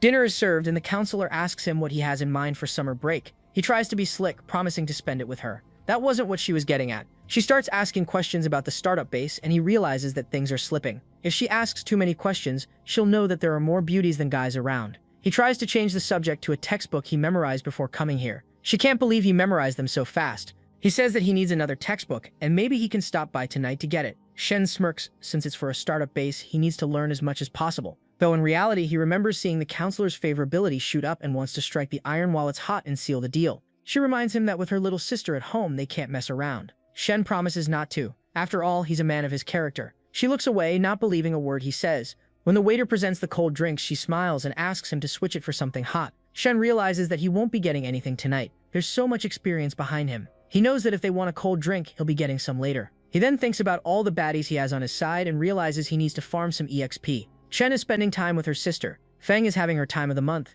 and Menglu is already past 90 and going strong. He needs to focus on either Miss Lin or Long. Speaking of the little succubus, she messages Shen telling him that he didn't contact her and she messes with him. Shen finally knows what side quest he'll be cracking tonight. He promises to pick her up after dinner, and she should move to the cafe and he'll pick her up there. While he's ready to farm EXP tonight, the counselor tells him not to work so hard and to eat first. Shen apologizes because he'll have to postpone getting that textbook to another day. He asks the waitress to bring the checks. 1 hour later, Long is dressed up like a doll. She gets into the car and asks where they're going. Without missing a beat, he tells her that they're going to a hotel. Long feels a bit sad about being used like a tool. At least he could take her to dinner first. As soon as they get into the hotel, Shen turns into an absolute beast and rips her shirt. He asks him to be a little gentler and not to treat her like this. Even if they don't have feelings, that's a little too rough. Shen looks at her with a stone-cold face and pushes her onto the bed. Tears pool around her eyes and she feels that it's unfair. Instead of being hammered, all of a sudden Shen warms up and pats her on the cheek. He smiles and apologizes because he's trying a little roleplay tonight. He was trying to be the dominant guy, treating an obedient girl like that. These feelings are too much for her, and she starts crying with relief. She really thought that he was a stone-faced breeding machine. Shen promises to warn her next time her expressions were just too addicting. With her clothes in no shape to be worn, he promises to buy her new ones later. He tells her to relax and get ready to have her world rocked. 2 hours later, she's leaning against Shen's bare shoulder, looking at a catalog of bags and clothes. He tells her to pick and not to worry about the price. She looks at the expensive dresses and wonders if this is how rich people live. She smiles and feels great. She's satisfied that she's one of the few girls who have actually gotten with Shen. All of a sudden, Fang's call arrives. Shen motions for her to be quiet and takes the call. Fang angrily says that he didn't call her for 2 whole days, and she misses him. Fang promises to meet her on Monday or Tuesday when her time of the month is over, and she smiles, telling him to behave himself. Our boy is really behaving himself and being loyal. Just like when I tell my parents I'm actually going to study. He gets into the shower and asks Long to help him out as if it is a 2-man job. She nervously puts on a bathrobe, and he tells her to get it off and admire his Woody out of the hoodie. He continues to rock her world, and it looks like she won't be walking anytime soon. The next morning, she pulls up to an expensive boutique. She looks at the dress she's wearing, and Shen paid her 110,000 yen to spend. Is this the life she dreamed of? Even though she's getting nice things, she feels a hole in her heart. Her feelings are getting way too complicated. While she is worrying about the hole in her heart and perhaps another one down under, the system is rewarding Shen for being a Shendus by giving him a 4-time critical refund. Shen smiles because life is good. He has beauties around him and God's credit card funding his playboy lifestyle. Batman has nothing on him. He also decides to farm Long's affinity points since it's going well and wonders how he should treat her the next time they are together. Menglu looks at Shen and how ripped he is and tells him not to push himself so much and to get some water. But with only 0.2% of fat dropped, he needs to push himself to get to his goal and complete the quest. He tells Menglu to crank up the intensity and tweak the meal plans. They need to go full throttle on the fitness program. Later in the bedroom, she is ready to give him a one-on-one session and comments on how handsome he looks the more he trains. Really, his chest is built like boulders, and his abs are like frozen sausage packets. He tells her not to be sly and compliment him, and just to get it out what she wants. As she gets on her knees, she makes it clear what she wants, and he has this baddie eating out of the palm of his hand and then later out of his pants. Later, he comes to the auditorium to sign the startup base. Our boy is looking fresh with new threads and a new haircut. The counselor is glad to see him wearing short formal clothes. He looks more handsome than ever. A fellow student points out that he is young, wealthy, and handsome. The Holy Trinity, and so many girls are losing sleep over him. How come this guy doesn't have a girlfriend yet? The counselor blushes, and the teacher wonders if she has a little crush. They look at Shen, who casually signs the 10 million yen contract. The fellow teacher tells her to strike while the iron's hot. It's okay because they are a modern society, and teacher-student romance isn't that shocking anymore. The secretary of the school thanks him for his generous support. They smooth things over, and it's mostly the secretary glazing Shen over and over again and hoping he will continue his support in future projects. He tells the press to take good shots of this boy who is helping out at his school. Shen realizes that the vice principal is thinking far ahead. But if it wasn't for the prestigious task, he would have never shown himself to the world. But at least he got a lot of beauties out of this quest. The principal even tells the dean to give Shen a bunch of other positions as well. Student of the Year, Model Student, and all the other titles. His fellow dean reminds him that Shen is failing his classes and barely shows up. But with that fat Shen in his pocket, the principal doesn't care, reminding him that studies aren't everything. The principal just bows, promising to carry it out immediately. Later, a beautiful reporter asks Shen for a moment of his time. She introduces herself as Zen and wants to invite him to a special program about outstanding university students. Shen plays it cool, telling her to leave her contact info and he'll get back to her. He notices the counselor observing him and realizes he can't try any funny business. He coldly tells her that he'll reach out through WeChat and they'll talk about it later. The teachers are satisfied that Shen is not a flirt or a playboy, even though a beauty invited him to dinner. Later, he meets up with his new secretary and accountant, Long and Yingzi. They have 2 male students and 5 female students on board. The equity distribution is such that at first the investor will have 70%, the students will get 30%, and 20% will be shares. Once the project reaches 5 times the investment amount, the equity will be transferred, so that at the end, students will have 70%, and investors will have 30%. Shen likes these terms and conditions. After all, harvesting these 5 beauties is another side quest for him. He tells the secretary to invite Lu from the Japanese department for an interview. Lu arrives and is an 11 by 10 beauty with taste and elegance like none before. She is so outstanding that she traps her boy in a genjutsu. He imagines looking at the skyline while on a date with her. She tries to greet him, but her boy is starstruck. He snaps out of it and invites her to sit and talk. Her plan is to make a campus supermarket that will eventually turn into a chain. Kind of like Jeff Bezos. She smiles, saying that it's profit sharing. She will treat her employees well and give a slice of the pie to them so that they can work hard.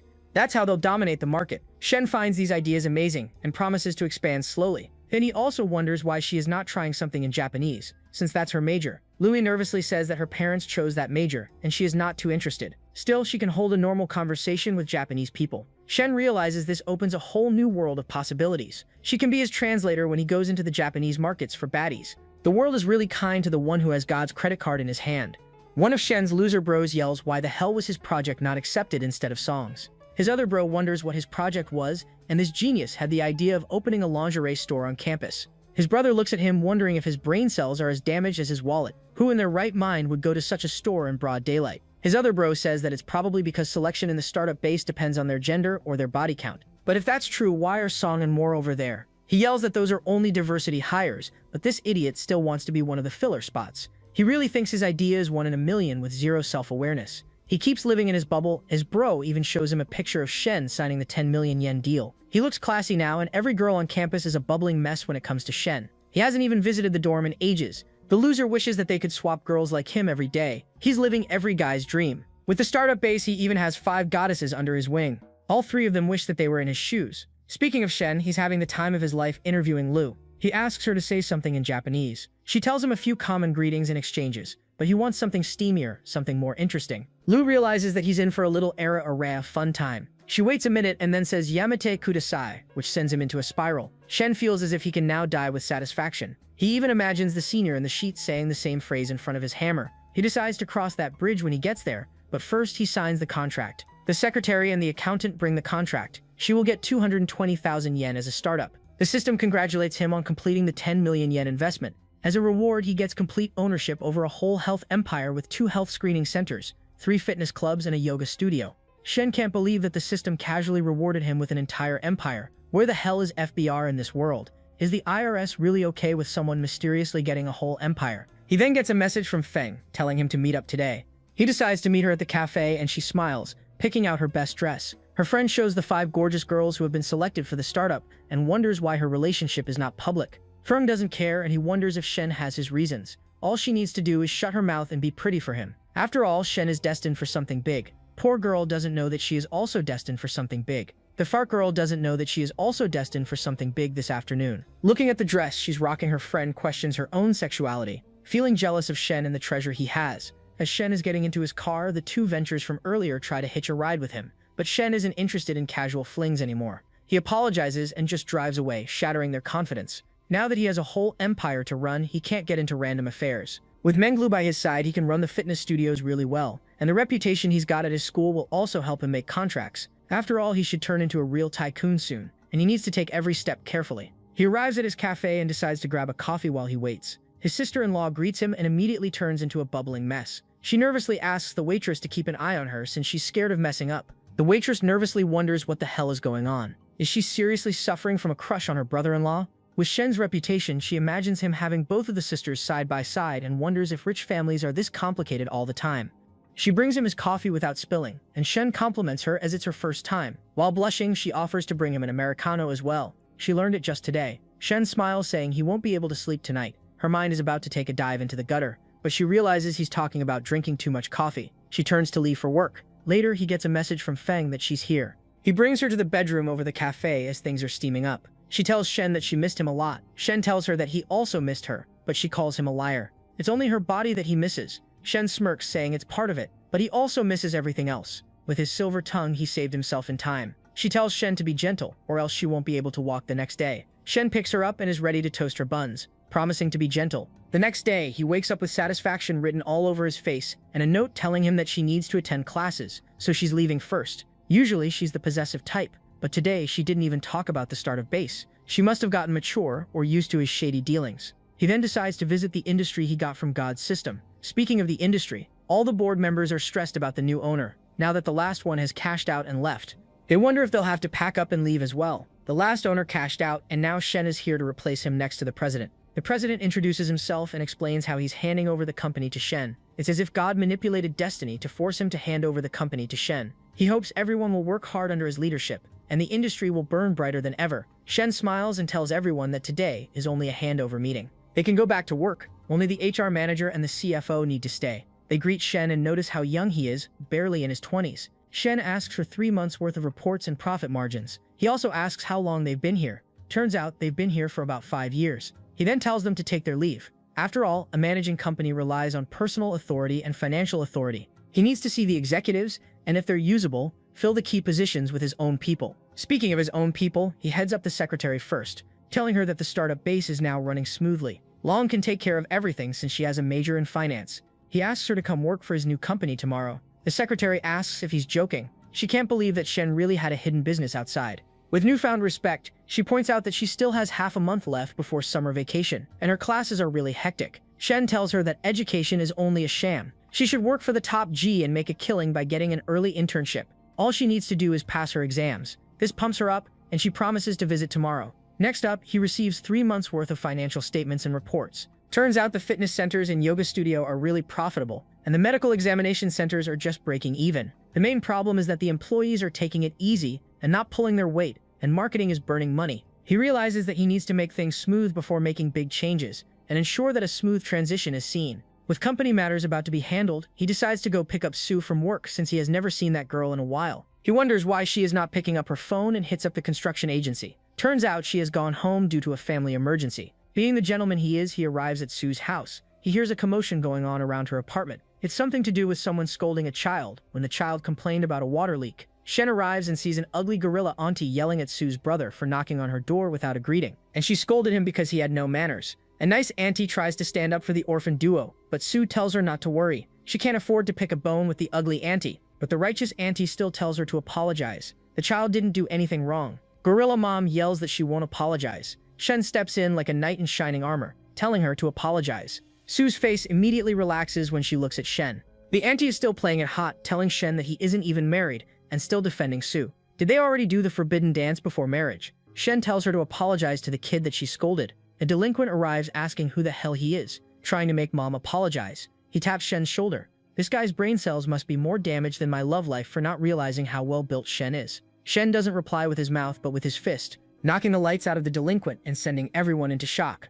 Instead of being a hero, the delinquent gets punched in the face. Not learning from his past mistakes, he tries to get Shen back, only to get punched in the chest again. He lands on his ass and pukes, ready to call his daddies for backup. He immediately starts calling his bros because he got beaten up like a sissy. Shen tells him that he'll also call his people. He calls for backup, and 15 minutes later, a car of thugs pulls up to support the delinquent. The beaten-up idiot tells his daddy that he was beaten black and blue by Shen. Everyone wonders if they should call the police, but Shen is not shaken in the slightest. The gang of thugs smugly looks at Shen, asking if he's the one who hit their brother. Shen tells them to wait for a bit. His people are coming soon. Everyone wonders who will arrive. Immediately, a number of police cars pull up. It turns out that when you're rich, even the police are your friends. The bald boss yells at the delinquent, asking him if he called the freaking cops, but the delinquent wasn't the one who called them. He thought Shen was going to call gangsters like them, but it turns out he had the law on his side. The head policeman asks what's going on. This is the station's deputy security chief, Shen Wei, also Shen's cousin. The bald mobster tries to play it cool, saying he's just here to watch the show. He doesn't buy it and tells them to accompany him to the station so they can sort it out.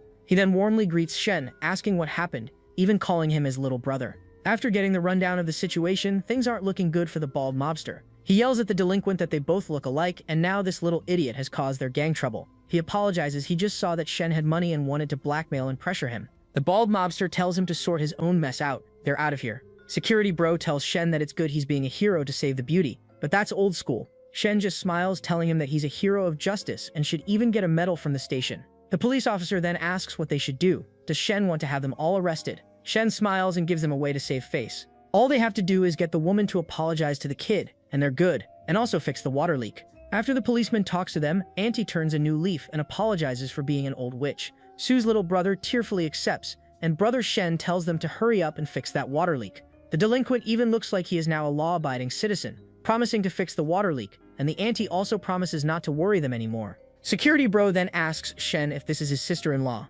Looking at the beauty wiping her brother's tears is a sight to behold, but Shen tells him that it's not clear and he should keep it a secret from the family for now. Security Shen just smiles because now he has something to blackmail him with. When everything is sorted, Sue looks at Shen with newfound respect. An affinity number appears over her head, the figure saying 61. Shen realizes he finally has a good impression on the girl. He teases her to show him some gratitude, some other way. She nervously wonders what he's getting at. There are a lot of people outside, but our boy wasn't talking anything dirty. Just a bit of sugar as a friendly farewell. Sue caves finally in and awkwardly walks over to Shen.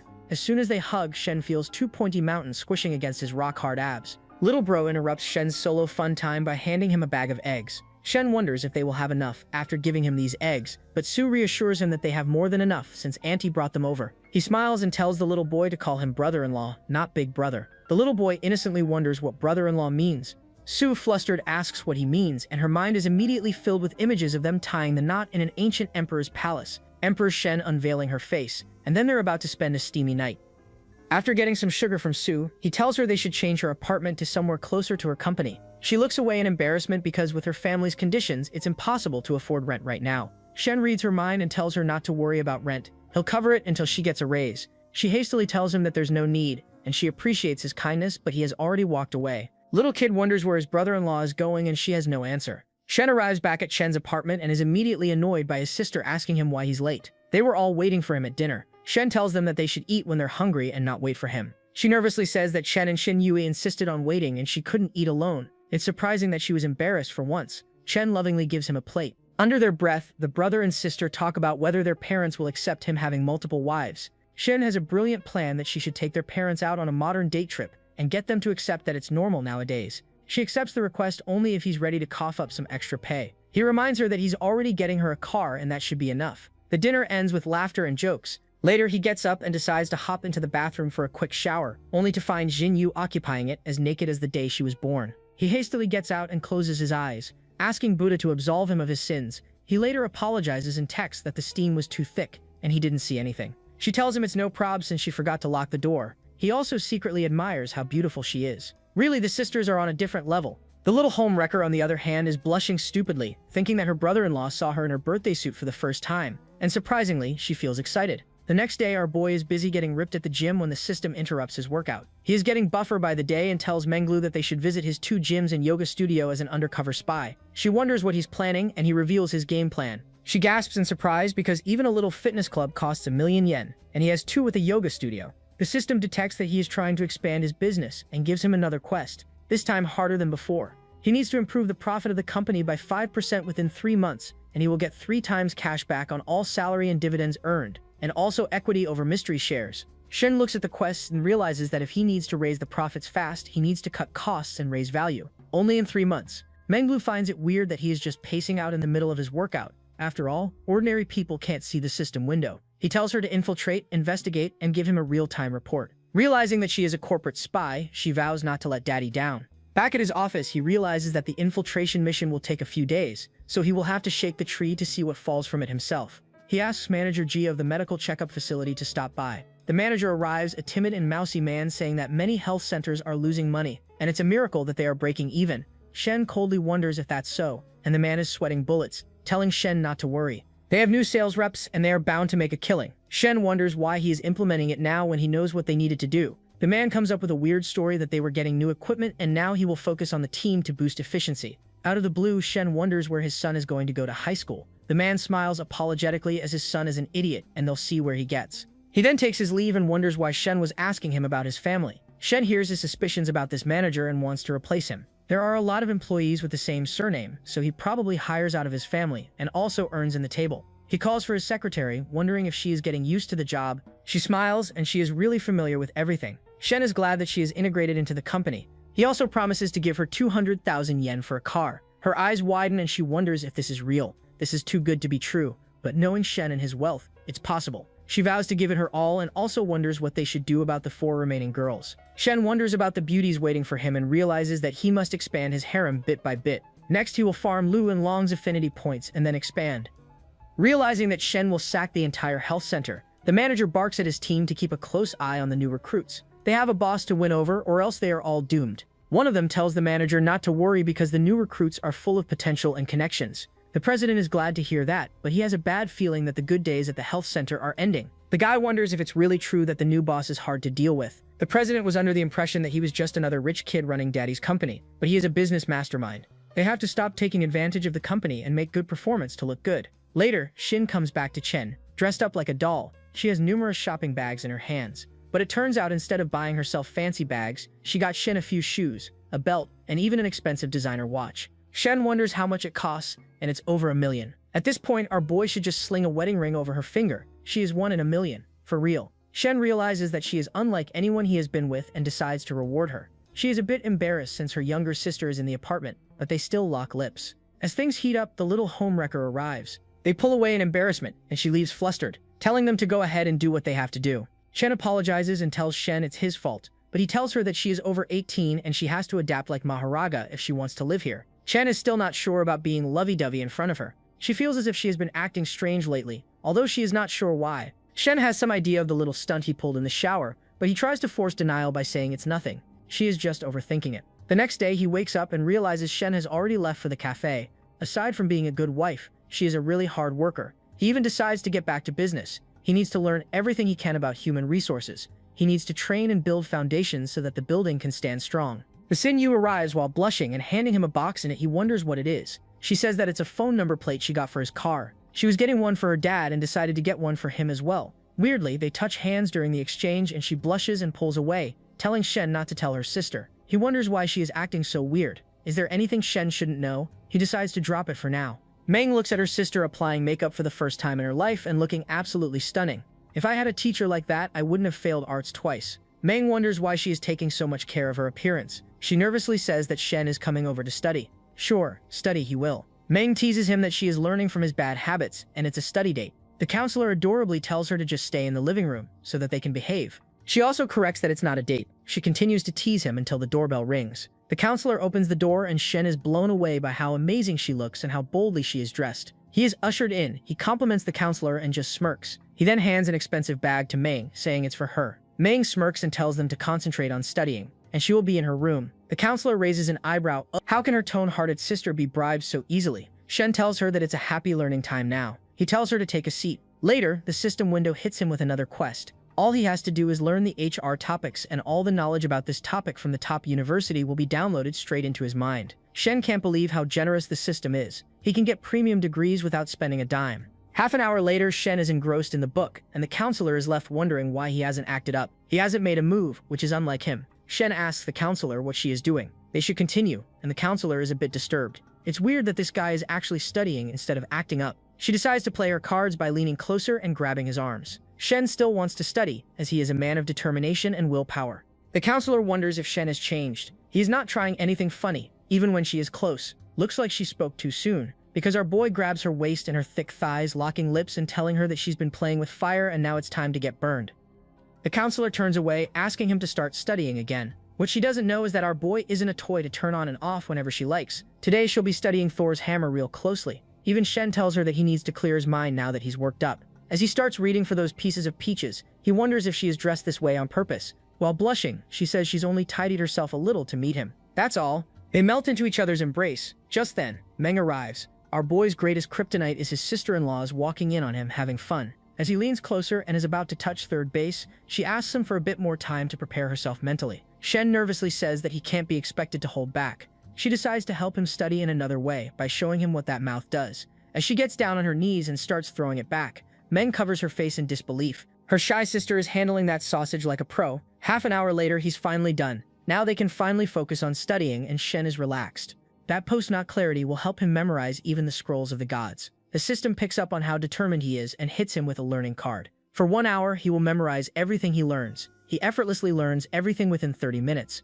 getting the system reward of all the degrees knowledge. Shin realizes it's draining on his body and he can't have fun while using this skill. He stretches his arms and can't believe that the counselor is back at school. Meng walks up to him and asks what's wrong. He wonders why she looks a little off and a little flustered. He tells her that he's just tired and wants to shower since he's sweaty. She offers to give him a towel. Later, our boy is questioning his life choices in a shower, and Meng is out there with a blusher spreading across her face, wondering if it's because it's the first time a guy is showering in her house. Shen's phone rings and the principal is asking him to meet them at the hotel. He turns to leave in a hurry and also wonders why Meng is acting weird. Why are both of his sister-in-laws freaks? He meets up with the principal, and the vice principal is also here. They sit and toast to Shen's new titles as the good student and one of the top 10 students and many more. They even want to make his face the official sign of the school's foreign affairs, and he should give a speech as a role model to his juniors. What they are trying to do is butter him up with empty titles, but Shen is too shrewd to care about them. He wonders how he can contribute more to the university, and the principal slyly points out that their library is really old school. It would be great if they could renovate it and get new material, since the library is the heart of the university. While taking a sip of his wine, he realizes that the principal is trying to get sponsorship, but he won't dish out any money until he can get something of value in return. He tells them that they will talk about the library later. Right now, he wants to know about their school's biannual health checkups, and which medical centers do they partner with. Both the principal and vice principal look at each other, wondering why he is talking about health checkups. One of them wonders why, and Shen answers that he recently got a healthcare company, and it has medical checkup centers under it. So he is trying to expand partnerships and their school would be a great start. The old vice principal realizes that he will make things worse if he stays. He excuses himself to the bathroom. The principal realizes that he will have to tackle the sticky situation. He tries to butter up Shen, but Shen is not having any of it. The principal realizes that they will have to exchange value to get a deal. After all, there is a hefty commission for anyone who gets the health checkup contract. The principal agrees to review the offer once he sees the paperwork and the asking price. Shen offers to have everything delivered right away, and then they can see where it goes. He also excuses himself because he is feeling lightheaded, and promises to treat him to a meal once the contract is finalized. The vice principal finally arrives being the coward he is, and asks what happened. The principal smiles, saying that Shen is wiser beyond his age. They wanted him to invest in the library, but instead he talked them into business. Half an hour later, he is in Menglu's apartment suffering from a major hangover. Menglu wanted to go with him to help him handle his drinks, but he knows how hard she works for her fitness and doesn't want to have it wasted. She offers him honey water to help with the hangover, and he smiles mischievously and gets up. He grabs the honey water and tells her that he has a better way to drink it. He pours it on those godly hills and is ready to drink from that flowing river.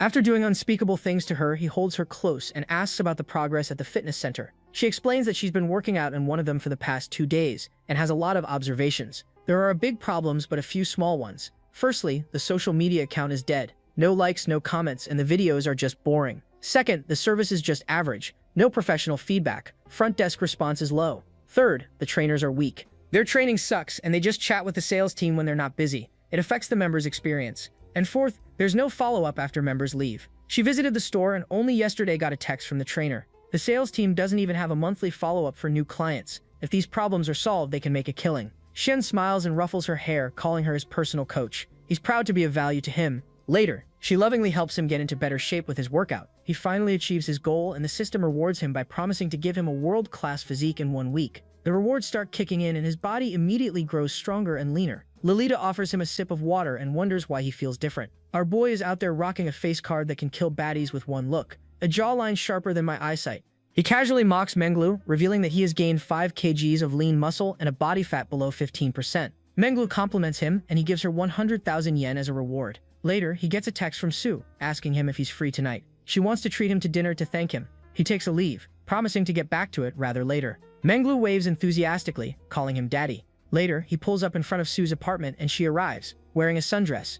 After giving him a few compliments, they head over to a restaurant. Shen tells her that she can move into the place he has rented for her on the weekend, but she refuses. Her current place is just fine. Shen insists now that he has rented it, it will sit empty if they don't move in. She reluctantly agrees, deciding to treat it as a loan rather than a gift. Shen smiles charismatically. Later, the guy who was supposed to go on a blind date with Shen arrives. He warmly greets Shen, even calling him a celebrity and an idol. Shen is not too glad to see him interrupt his time. Sensing that Shen is on a date, he immediately changes the topic, introducing himself as Dong. He reluctantly reaches for his hand and they shake. Shen says he's out here having dinner with a friend, and Dong wants Shen to join him for a couple of drinks. Dong tells Shen that he's in the sports equipment distribution, and if he needs anything, he should say the word. He quickly swaps contacts. Shen smiles in amusement because sports equipment might come in handy with his listening adventure. Dong sensibly takes his leave, promising to be available whenever he calls. His buddy looks at him kissing up to Shen and wondering why he's trying so hard. Dong reveals that he's a guy who is absolutely loaded. He's just trying to get a bit of his good fortune. After all, this guy has a watch on his wrist that costs more than 2 of his cars. When Fatty notices his 800,000 yen watch, he goes into shock. He also wonders why this rich kid is eating in an ordinary restaurant, and looking at the baddie he has by his arm, it looks like Dong missed out. Dong says that's not the guy he was supposed to date, and it must be wild having a wife at home and lovers outside, each prettier than the last. Dong and his buddy feel envious. The fatter the wallet, the prettier the babe.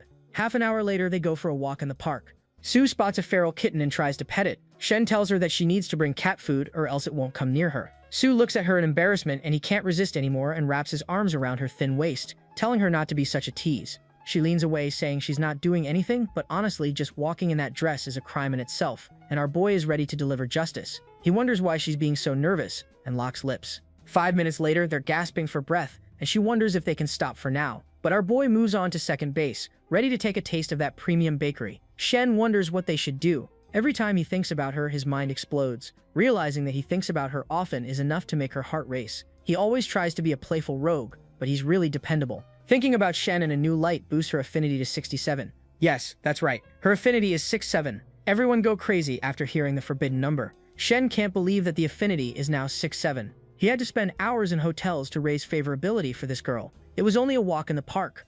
Sue's mother is busy teaching her son how to read. Sue arrives and tells them to get packing. They'll move out in a few days. Her mother wonders where. She replies that Shen has found them a place. Her mother cautions her that once they take the favor, there's no going back. But she just smiles reassuringly. After all, she kinda likes him. The next day, our boy is driving to his office and calls the health center president to ask how the partnership is going. That lazy bum has just woken up at 9 when he has an appointment at 10 with the principal. Shen is displeased by how lazy this old man is. It's better to get him to pack up and leave soon. At 10:10 a.m., he arrives at the principal's office. The principal smiles and tells him to take a seat. The marketing head and the president also smile, but the marketing head is warmer. The president looks like he's about to pass out. He wasn't expecting Shen to be in the presentation. He dumped the entire project on the marketing head, and he was just here to listen. Shen smiles charismatically, telling them not to mind him and get the show on the road. The marketing head continues to negotiate and show brilliant ideas, while the president is sitting there like a brain-dead duck. Shen notices how useless the president is. He even makes up his mind to find someone to replace him soon. He gets up to leave, and the president breathes a sigh of relief, thanking the gods that the inspector is finally gone. What this poor sap doesn't know is that his days at the center are limited. Shen even considers making the marketing head the new president, but he needs to run a background check first. What if they're at the same party? 1 hour later, he arrives at the company and asks the fitness center team why the video presence on social media is so weak. The manager apologizes, saying that they need beautiful models to appear in those videos and they just don't have the budget for that. Shuritha wonders why the other trainers can't appear in the videos. It turns out some of them are just camera shy and don't want to arrive, and the ones that arrive from online presence are evenly distributed, so the ones filmed will find it unfair. Shen tells her to analyze the issue, but the manager says that their profits are already fine, so they've been ignoring it for a while. Shen lists all of the problems at the gym and the yoga center. Online traffic is low, in-store service is poor, staff discipline is weak, and follow-ups are a total disaster. The manager wasn't expecting Shen to know all about the hidden problems. Shen taps his fingers on the table in impatience, telling them to report improvement measures by tomorrow. With a pale face, she agrees and turns to leave.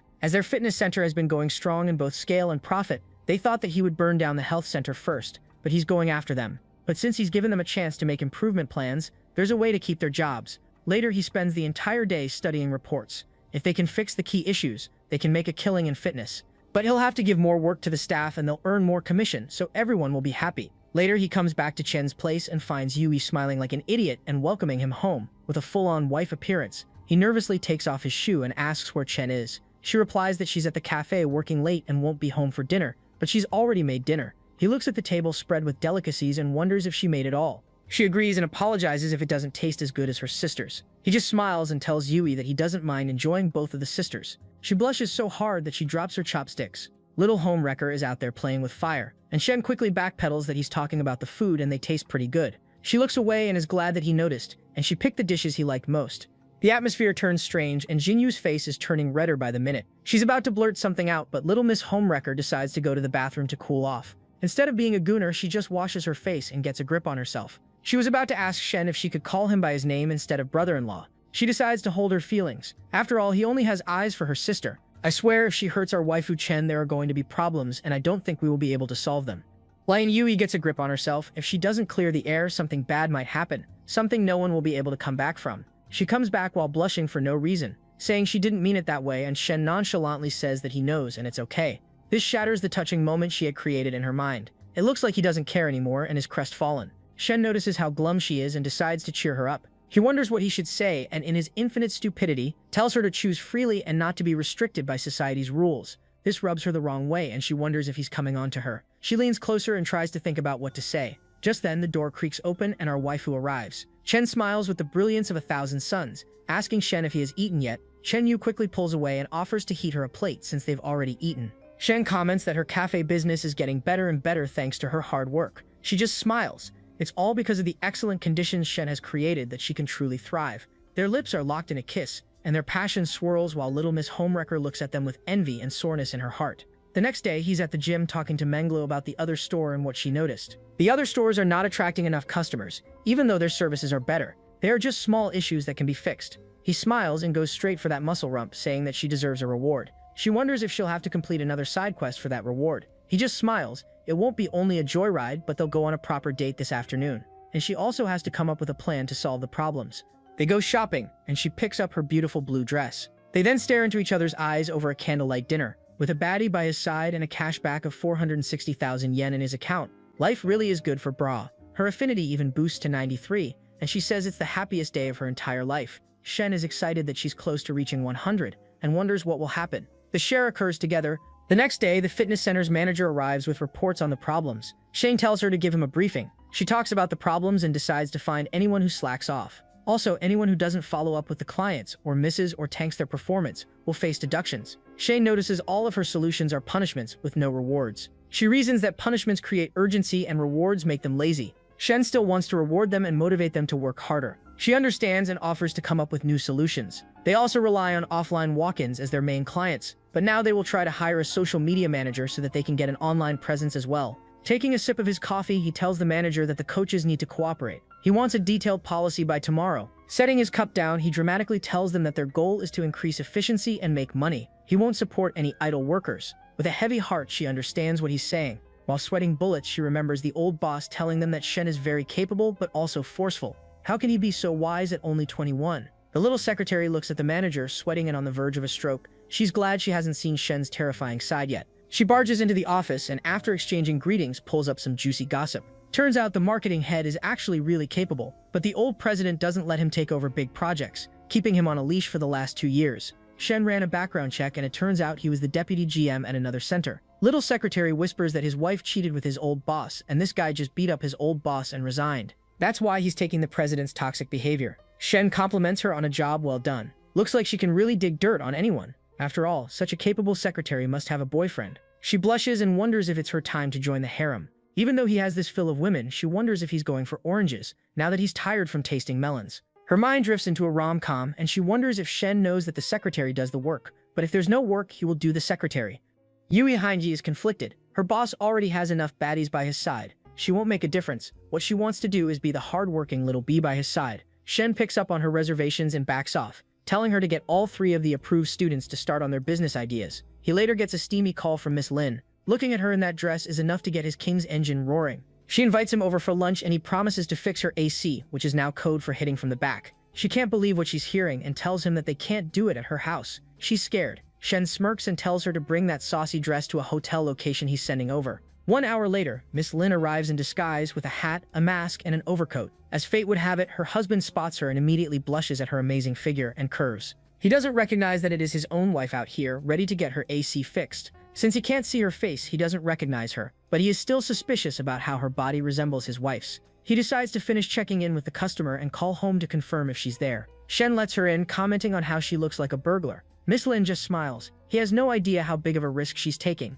but he's ready to make it worth it. 5 minutes later, she's looking like an absolute snack, a Snickers bar ready to be unwrapped. Shen teases her that this is the same outfit that keeps him from focusing on work. Leaning closer, he promises to rock her world. 5 minutes later, she's all caked up and ready to handle Thor's hammer for the second time. Just when she's getting comfortable having her dungeons explode, she gets a call from her husband. She tells Shen to be quiet. Shen tries to be quiet but still keeps going, making it difficult to talk. While breathing weirdly, she tells her husband she's home making dumplings, while in reality, Shen is the one stuffing those dumplings with his baby batter. An hour later, he's finally done, and Miss Lin takes her leave. She knows that her husband will drop by home to check it out. Shen decides to endure it for a while. An hour later, her husband arrives home and finds her making dumplings. He asks what the occasion is, and she nonchalantly tells him that she just wanted to try them. When he tries to hug her from behind, she just moves away quickly. He wanted to try them fresh. She offers to boil them for him, and poor Fatty just smiles, thanking the heavens that he has a good wife like her. If only the loser had not taken her for granted. Because of his few distractions, Shen couldn't finish the company's report,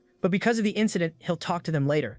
After all, his knowledge is still lacking. He hits up the counselor, asking if she's home. Turns out she's swamped with a lot of summer break work. It will take her at least 2 hours to get back. This time, Shen really wanted to study on his own and asked her for some textbooks. She tells him to help himself into the apartment and get the textbooks they need. Meng will let him in. He teases her that he also wanted to study her real close. While blushing, she promises to keep him company when she can. The fellow teacher spots her being all cute over the phone. She turns into a tsundere, but the old teacher tells her not to lie. She knows when a girl is lovesick. After all, she's the one who diagnosed Bo Hancock with lovesickness when she fell for Luffy. She also notices that the student must be a lover. Since she's being so secretive, she imagines herself going before a student and smiles, telling her it's no big deal. They live in the 21st century. The counselor covers her face with the magazine cutely, and the teacher turns away, telling her to relax and not to be so uptight. Meng, while blushing weirdly, lets him in. She knows he's here for the study material. She lets him into the bedroom, telling him to look at the top shelf. He spots the textbook, but also wonders why his sister-in-law is blushing like an idiot. He's trying his best not to get these freaky sister-in-laws involved with him. Speaking of freaky, Meng puts out a strange request. He nervously wonders what this is going to be. While blushing, she asks Shen to do it with her once, and Shen is speechless. So speechless, he converts to Japanese and says, "Nani?" The book falls from his hand. The plot thickens more than our boy's baby batter. Will he tap it from the back and turn everything into regret, or will he for once be a man of his word and show integrity? Shen stands there frozen, wondering what he should do. Brain-ass girl has just crashed for him, and Meng repeats that it's purely physical. He just needs to think of it as a man doing what he needs to do, and she won't tell her sister about it. Shen's eyes widen, and he wonders why the hell. She doubles down, telling him to just say yes or no. There's no why. Without missing a beat, Shen refuses because, without any emotions, he won't do it. Surprising, since our boy is a walking, talking hormone machine. Probably the only reason he's saying no is that this might be a test from the counselor. Meng bursts out, telling him to stop acting like a gentleman. All men think from the worm they have below, no one can control it, but Shen refuses because he has tamed his worm. Meng grabs his arm and pleads, asking him if he's worried about something. With reluctance, he asks if she thinks about how her sister would feel, and he acts tough, but tells her that he's the man she can never have, utterly rejected and humiliated. She stands there frozen as Shen takes the elevator down, trying to figure out what he needs to do to get rid of the tent in his pants. Meng, on the other hand, is throwing things around in anger and frustration. How dare he act like a gentleman? Half an hour later, he pulls up in front of the counselor, ready to pick her up. Looks like he's figured out how to tame his snake for tonight. She thanks him for picking her up, and like a gentleman, he gets the door, telling her to be safe because bad people are out there. She teases him for being one of those bad perverts he's worrying about. When he asks if he's been a pervert, she just teases him. He laughs and gets the car rolling, talking about tonight's test. She has no idea what he's talking about. What test is he talking about? Shen realizes that Meng's confession wasn't a test, but something she really wanted. He blushes and realizes that he can get 2 sisters for the price of 1. She nervously wonders why he's smiling, and he just smirks, saying that he thought about something nice. Now they'll go home and have joy. When they arrive, Meng is a bit awkward around Shen. Shen smirks and now looks at Meng in a whole new light, the misogynist. He also looks at the differences between the 2 sisters. Meng turns to leave with the blush spreading across her face. She won't disturb the couple anymore. As things start heating up, Shen starts to reach for that cake. She doesn't want that tonight because she's so tired and decides to show him what that mouth will do for the second time. Meng decides to look from the closet, and that gets her engine humming. 20 minutes later, the counselor's lipstick is smeared, but Shen is relaxed, and that's all that matters. She turns in for the night, and he decides to spend the night on the couch. He texts the counselor, checking to see if she's awake. Since she's not there, he walks to Meng's room and finds the door unlocked. She's lying on her side, and he hops into the bed, asking if she missed him. Blushing, she asks what he's doing, and he tells her not to talk. Since she left the door unlocked, it's basically an invitation. Meng tells him to forget about what she said earlier. It was a spur of the moment. But Shen has taken that spur really seriously and goes for third base. She's already humming, and Shen tells her to stop making noise. She can't hold it back anymore and tells him to get it done with. She's ready to be Thor's hammer. In desperation, she asks for it, even begs. They entwine, and the night continues to darken and burn brightly around them. With a blush spreading across her cheeks and a satisfied expression on her face, she is lying in bed next to Shen 2 hours later. Shen feels she is happy now that her buns are toasted down below. She can't even move and hasn't been dissatisfied in a long time. After all, our boy gave her something long tonight. He wonders if she's ever had any partners before. She tells Shen that he's the best partner that she's ever been with, and her first. Her ex-boyfriend never got to get to third base, but they can let her sister know. Imagining her sister hurt and betrayed shatters her heart. She comes up with a fake excuse that this is not cheating, since there are no emotions involved. They're only mammals doing what they do on the Discovery Channel. Speaking of that gullible little sister, she arrives and tries to go to the bathroom. Meng jolts awake and panics if her sister arrives and finds Shen not in the living room. They will be done for. She can't believe how chill Shen is. What she doesn't know is our boy is an expert escape artist and a con man. With what he has done in Sister Lin's house, this is nothing. 3 minutes later, the counselor goes back to her room. Hearing the door close finally brings relief to Meng. Shen gets up, wondering if she liked her emotional roller coaster ride. Meng sighs. This isn't fun, but terrifying. Shen, on the other hand, finds it thrilling, telling her that she should get used to it since this will become the new normal. The next day, the counselor is making him breakfast, telling him to go wash up. He calls her babe and tells her that it smells amazing. He leans closer and even wraps his hands around her waist. She is not used to this kind of attention and is immediately blushing like it. He just smiles, telling her to get used to it. The innocent sister tells him not to be like this since Meng will get him, and it'll make them look bad. Speaking of Meng, she is freshening up and finds Shen standing in the doorway. She tells her boy toy that she's already squeezed the toothpaste out for him. That's the least she can do after squeezing the cream out of his roll tonight. He just smiles and calls her partner, and she calls him a pervert, winking and teasing him. He finds her really different and bold today, but with no affinity meter over her head, it's clear that she treats it purely physically. When they're having sandwiches for breakfast, the counselor blushes, looking at the skimpy outfit her sister is wearing. She drags her away, telling her to dress properly. She also apologizes for getting Shen to stay the night and promises it won't happen ever again. Instead of being relieved, Meng panics. After all, how will she solve her problem if this doesn't work? She tells her sister she's completely fine with it. Later, they see Shen devouring the sandwiches as if he's been starving for the last 10 days. Shen only knows that he's getting the energy back that he spent going for dual kills. Shen smiles and tells them that the meal was delicious, the best breakfast he's ever had. After sweet-talking his way, he gets up to leave, and Meng also rushes to her room. The counselor finds it a bit weird. Why is she blushing? Was it because they were hugging in the kitchen or something else? Later, Shen turns into the stone-cold business tycoon he was meant to be. He slams a file and tells the president to explain. The president realizes the cat is out of the bag. A lot of numbers are wrong in the file. It's clear that he's been embezzling the funds for months. The president feels weak in the knees. It's finally time to pay for what he's done and asks Shen for mercy. Shen smiles and tells him the only mercy he can get is to be fired or to resign. He can also go to prison if he doesn't spill the beans on everyone else involved. The president decides to talk and tell him everything that happened. He reveals everything and the internal secrets of the company and walks away empty-handed. He tells Shen's genius plan that he didn't fire the president because he was waiting to find a successor to boost the center's profits, and he also wanted to get information about the other leeches besides him. Shen asks him to take everything, the documents, and he hopes they never meet again. The president walks away with respect for the young boss. He really has skill. The secretary arrives saying that the last time he asked her to rent a place close to the city, she found a good one for under 3,000 yen. He gives her the green signal, and she goes to sign the contract. He then gets a voice call. It's from Menglu, who is a bubbling mess, crying her eyes out and calling her hubby again. His eyes widen and he wonders what's wrong. He rushes back to her apartment and finds her sobbing on the bed. He asks what's wrong, who made her cry. She wasn't the type to cry and make a scene. When he's about to leave, she rushes to grab him and get him to stop. She hugs him closely as if he'll disappear in thin air, telling Shen that his recent workouts only last an hour and he leaves right after. Her oven hasn't been used for a while and nothing new has happened at the fitness center that she can report. She feels useless and wonders if he even needs her anymore. Shen smiles and realizes that she's crying out of insecurity. With tears shimmering in her eyes, she wonders how long it has been since she's even called.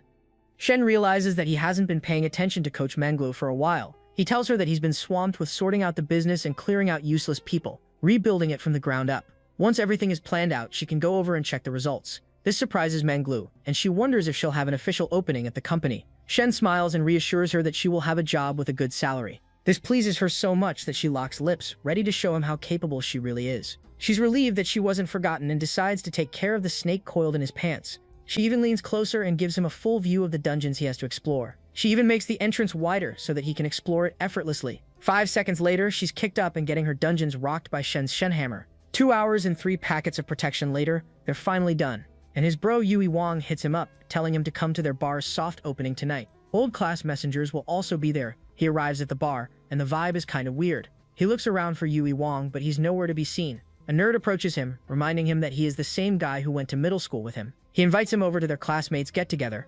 Everyone is having a good time and greets Shen warmly. He greets one of them and asks where Yu Huang is. Turns out, after telling them to be on time, he's running late. One of the girls spots Shen's 800K watch from a distance. She realizes the real shark has arrived. One of them points out that they are the only ones without a baddie by their side. I wonder if they should hit up the foreign language majors to get to know some pretty girls. This is Chen Shen. Shen tells him not to worry, there are plenty of baddies around. He just needs to pick one. Shane tells Shen to pick and he'll get her number. Shen notices Kiao Lai, the cosplayer girl from school and from the startup venture. It looks like she is assisting a streamer, realizing that he wants to see how she reacts to someone approaching her. He tells Shane to go for her. Shane smiles and reveals his 300K watch. That's his whole personality. He tries to hit them up and later arrives. Handling rejection well, the influencer promises to come join them later. And the cosplayer girl said that her WeChat got banned, so she can't exchange contacts. Shen finds it amusing that Lei just lied about her WeChat. Half an hour later, he is freshening up in the bathroom and is approached by the goth baddie of everyone's dreams. He is surprised to see Kiao over here. Kiao tells him to stop pretending. She saw that he noticed her the moment he entered and wanted to see her reaction when someone approached her. Shen realizes this girl has him figured out like a book. He tries to play it cool, as if he didn't even notice her until now, and there's no way he would give another guy a chance. Kiao smiles and promises to visit his table later, and even asks how she should act as if they know each other or like strangers. Shen smirks and tells her to do whatever's fine with her. Internally, he is impressed by how wise she is. Later, the baddie duo arrives. The streamer has 800,000 subscribers on KTube. They are welcome to the table and Kate introduces himself as the streamer's friend. Zion also drinks to his heart's content, and Shen asks Lai Lai if she drinks. She normally doesn't, but offers to drink if he does. She is being all touchy and close with him, and also remarks that it tastes like soda, maybe because it's more soda than champagne. She also asks if he went through her startup proposal. Shen remembers reading that she wants to start a media company, and that takes a lot of investment. He asks how she plans to earn money with no fan base. Lai Lai corrects him that even though she doesn't stream, she has tens of thousands of followers, and is a good friend with many cosplay friends who are streamers. Shen realizes that having a media company will be beneficial for the future. A voice catches their attention, asking why they are doing so far. He also looks at the pretty girl by his side, asking if he is here again by booking the prettiest girl. Shen tells her that he never booked, she came here on her own. He tells her to stop bragging. Does he think he can get away with it only because he is handsome? The goth buddy smirks and tells him that she is here because she wants to eat him right now. This causes the guy to burn with envy. Yui sulks and tells him that he's just going to hang out with the other classmates. He can't get over how he's been tapping the long-legged cafe manager, the insanely hot teacher, and now a goth baddie all at the same time. He curses the heavens that good girls end up with douchebags. Shen enjoys teasing his bro and tells him to wait up, but he's angry that he doesn't lift a finger when it comes to the bar. All he does is flirt with girlies. What the hell is he supposed to even chat about? Shen enjoys teasing him, even teasing him that he's doing such a good job that he doesn't need to do anything. The goth baddie can't believe that he's actually a shareholder in this bar. Looks like he really has a huge empire. Shen smirks and his ego immediately flares up. He eyes her melons and says she's pretty big too, just not in business. The goth baddie blushes, telling him he's rather straightforward, but Shen smiles, saying that he learns from the best. Zion looks at Shen and how the goth baddie is throwing herself at him. Even the guys are burning with envy. Looking at everyone's attention is enough to have the goth baddie feel dizzy. Shen can't believe that she's dizzy only after a drink, even teasing her that the stray dogs can drink more than she can. If I had said that I would be in prison today, but to our boy the goth baddie just tells him not to compare her to a dog because a dog isn't prettier. Then he asks her who decided that. She pouts, and he teases her that she might be a little prettier than a dog.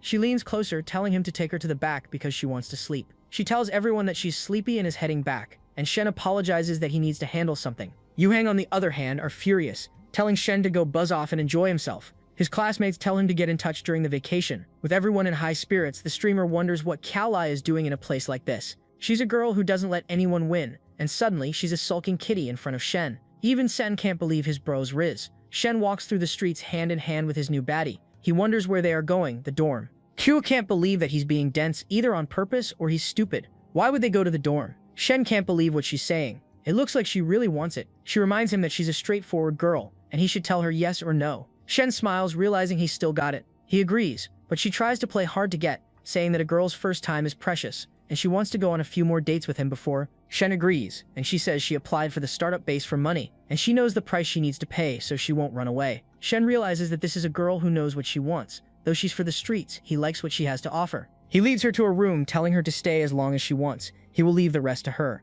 Before going, she nervously wonders if they can lock lips. He looks at her in annoyance, wondering if she's just an OF model, but it turns out she just wants to know what a kiss figure is like. He enjoys teasing her. Instead of kissing, he goes straight for those big marshmallows. She smiles, grading the milk as A quality. She angrily wonders if he's like this with all the girls, and he just smiles. That's the trick that gets them going. She tells him that that's as far as he'll get today. Shen reminds her that what happened today means nothing. She is just in reserve, and with nothing official yet, she should stay on her toes. She runs after Shen, wondering what he means by reserve, but he tells her she'll understand later. She looks at her melon, wondering what kind of guy Shen is, not to go all the way. She feels useless and even more determined to win him over. At 12:30, he arrives at the apartment building, reeking of alcohol. He comes to Meng's apartment, and Meng doesn't let him in, because her sister is asleep. He just wants to crash the night here, since he has nowhere to go. He even forces himself in, and she tells him to be quiet. Her sister will wake up. Speaking of the innocent professor, she wakes up, just as Shen has Meng pressed against the door. She nervously asks Meng what that sound was and if she is okay. Meng comes up with the excuse that she just went to the bathroom and closed the door too hard. She calls Shen a bastard. He really has big balls to try something like this in front of her sister. But Shen just tells her that if they are caught, they will all just do it together. But Meng refuses. She gets piped down by Shen, and she asks Shen to be more gentle next time. He leans closer and teases her, and Meng notices how drunk he is and has no idea how strong he is. 2 hours later, she is looking at the sky with her mind completely blown for the dungeon exploring he did. But she still wants to do it at hotels from now on because it's too risky doing it at her home. He just turns in the lap pillow, saying he's a broke student and he has no money to book a room. This ticks her off. How can he be so shameless, buying gifts worth tens of thousands of yen and then pretending that he can't afford a room? She even pinches his arm, causing her to wince in pain. She asks if he really knows what pain feels like. When she asked him to be gentle, he went full rodeo mode on her. And now she can't even walk straight. Doesn't he know how to treat a girl? In response, he just locks lips, promising to treat her gently next time. He leaves her fuming, thinking that this guy is extremely shameless. The next day, the counselor finds Shen sleeping on her couch and wonders what's up. He comes up with a phony story that he couldn't sleep because he was missing her too much. After sharing a sweet kiss, she offers to make him breakfast while he dozes off. She then walks to Meng, asking why she didn't let him know that he's crashing for the night.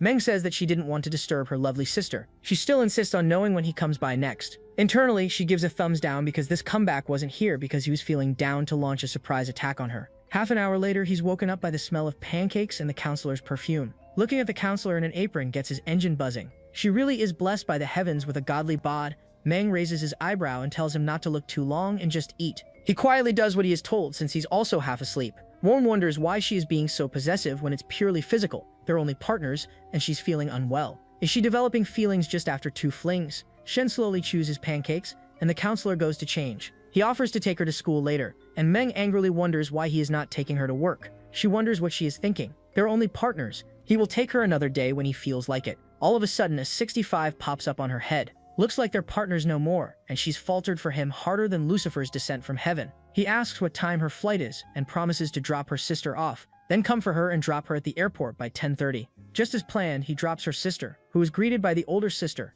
She smirks because she now knows that she has a thing with Shen since no one drives a G-class other than him. The counselor comes up with a story that he's just giving her a ride, but with years of experience behind her, the old teacher knows what's going on. The flush on her face is already enough to reveal everything. And she also reminds her that if she doesn't make it official, something can go wrong. He must be really special for someone like the counselor following him, and this causes the counselor to run away in panic. The older woman reassures her that he's kind, gentle, handsome, and rich. It doesn't get any better than this. She asks for all the juicy details about their relationship. On the other hand, Shen is dropping Meng off at the airport, but he's feeling feisty today. He offers to call her a cab because he has something urgent and angrily wonders what he is trying to get to. She smiles because it doesn't matter if she goes in a car or a taxi, and she calls him shameless. She hasn't even settled the score for last night. Shen smirks and tells her to get used to it, and she tells him to drive, and also wonders how much this costs. Shen reveals it costs 3 million yen, and then starts feeling her up. She nervously grabs her hand and tells her not to do it in public, but he doesn't care. After all, isn't this what she wanted? Shen leans closer and Meng tells him to be normal, but he reminds her not to say things that sound like something and mean something else. She just tells him to drive and wonders how he got so rich. How did he make his money? He comes up with a bullish story that he got rich trading crypto and forex back in his freshman year, and now he runs his own company. She is impressed and is glad that her sister might marry him in the future. She even jokes about being a shut-in if he agrees to raise one more person. He just smiles and looks at her rack, telling her he'll consider it if she eats papayas more and focuses on growing those melons bigger. She angrily calls him a pigfoot for getting more and more feisty. She even threatens to get her sister to dump him, but he just smiles. If the counselor dumps him, they won't be partners anymore either. With no way to pressurize him, she starts applying her lipstick, calling him a selfish bastard and telling him to start driving. Shin tells her that if she says he can look and he does, then she's still unhappy. Now he'll not look even if she begs for it. Meng takes it like a challenge and spreads her legs. He puts his foot on the gas and gets the car running. He wonders if she's giving him a view on purpose and she plays dumb. He wants her not to play with fire. He stretches his cuff trying to breathe and looks at her as a delectable treat.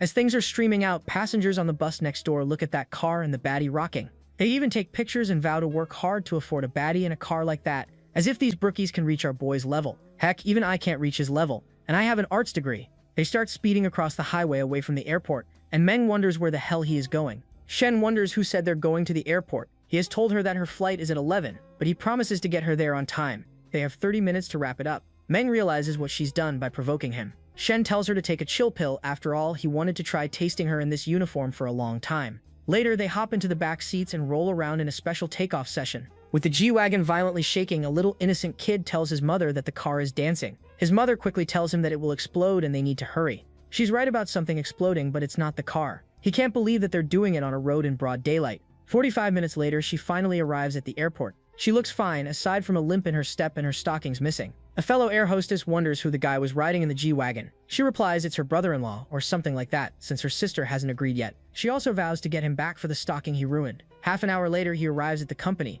asking how everyone is managing. The little secretary says everything is fine. She went to school for important classes and works normally. She's familiar with 90% of the HR and is rotating operations. After going over the details about the takeover, he tells her to put more effort into building their own team. Most of the older employees are just slacking off and need to be sacked. The system window informs him that he has made 1% progress in increasing the profit. It's been over a week since the mission was issued. The departments are going through a big change, but it's not easy to boost a company's profit. All he can do is combine his understanding and his knowledge to do the best he can. Sue gives him updates about the renovations going on, and Shen is glad to see everything is coming along nicely. He drops by to give Sue a visit. She tells him about the smart home system, and he can control everything from his phone. Shen teases her that he won't remember everything she just told him. He should stay with her for a day or two, and he'll know everything. Sui turns as red as a beetroot, saying that she needs to cook at home for her family. He offers to hire a nanny to cover 2 days, but Sue is still unsure. She definitely owes him money and vows to pay him back someday. She leans closer and he calls them family. As he's getting too familiar with her, she reminds him that his boss is still upstairs, but he doesn't care and leans closer to get more access.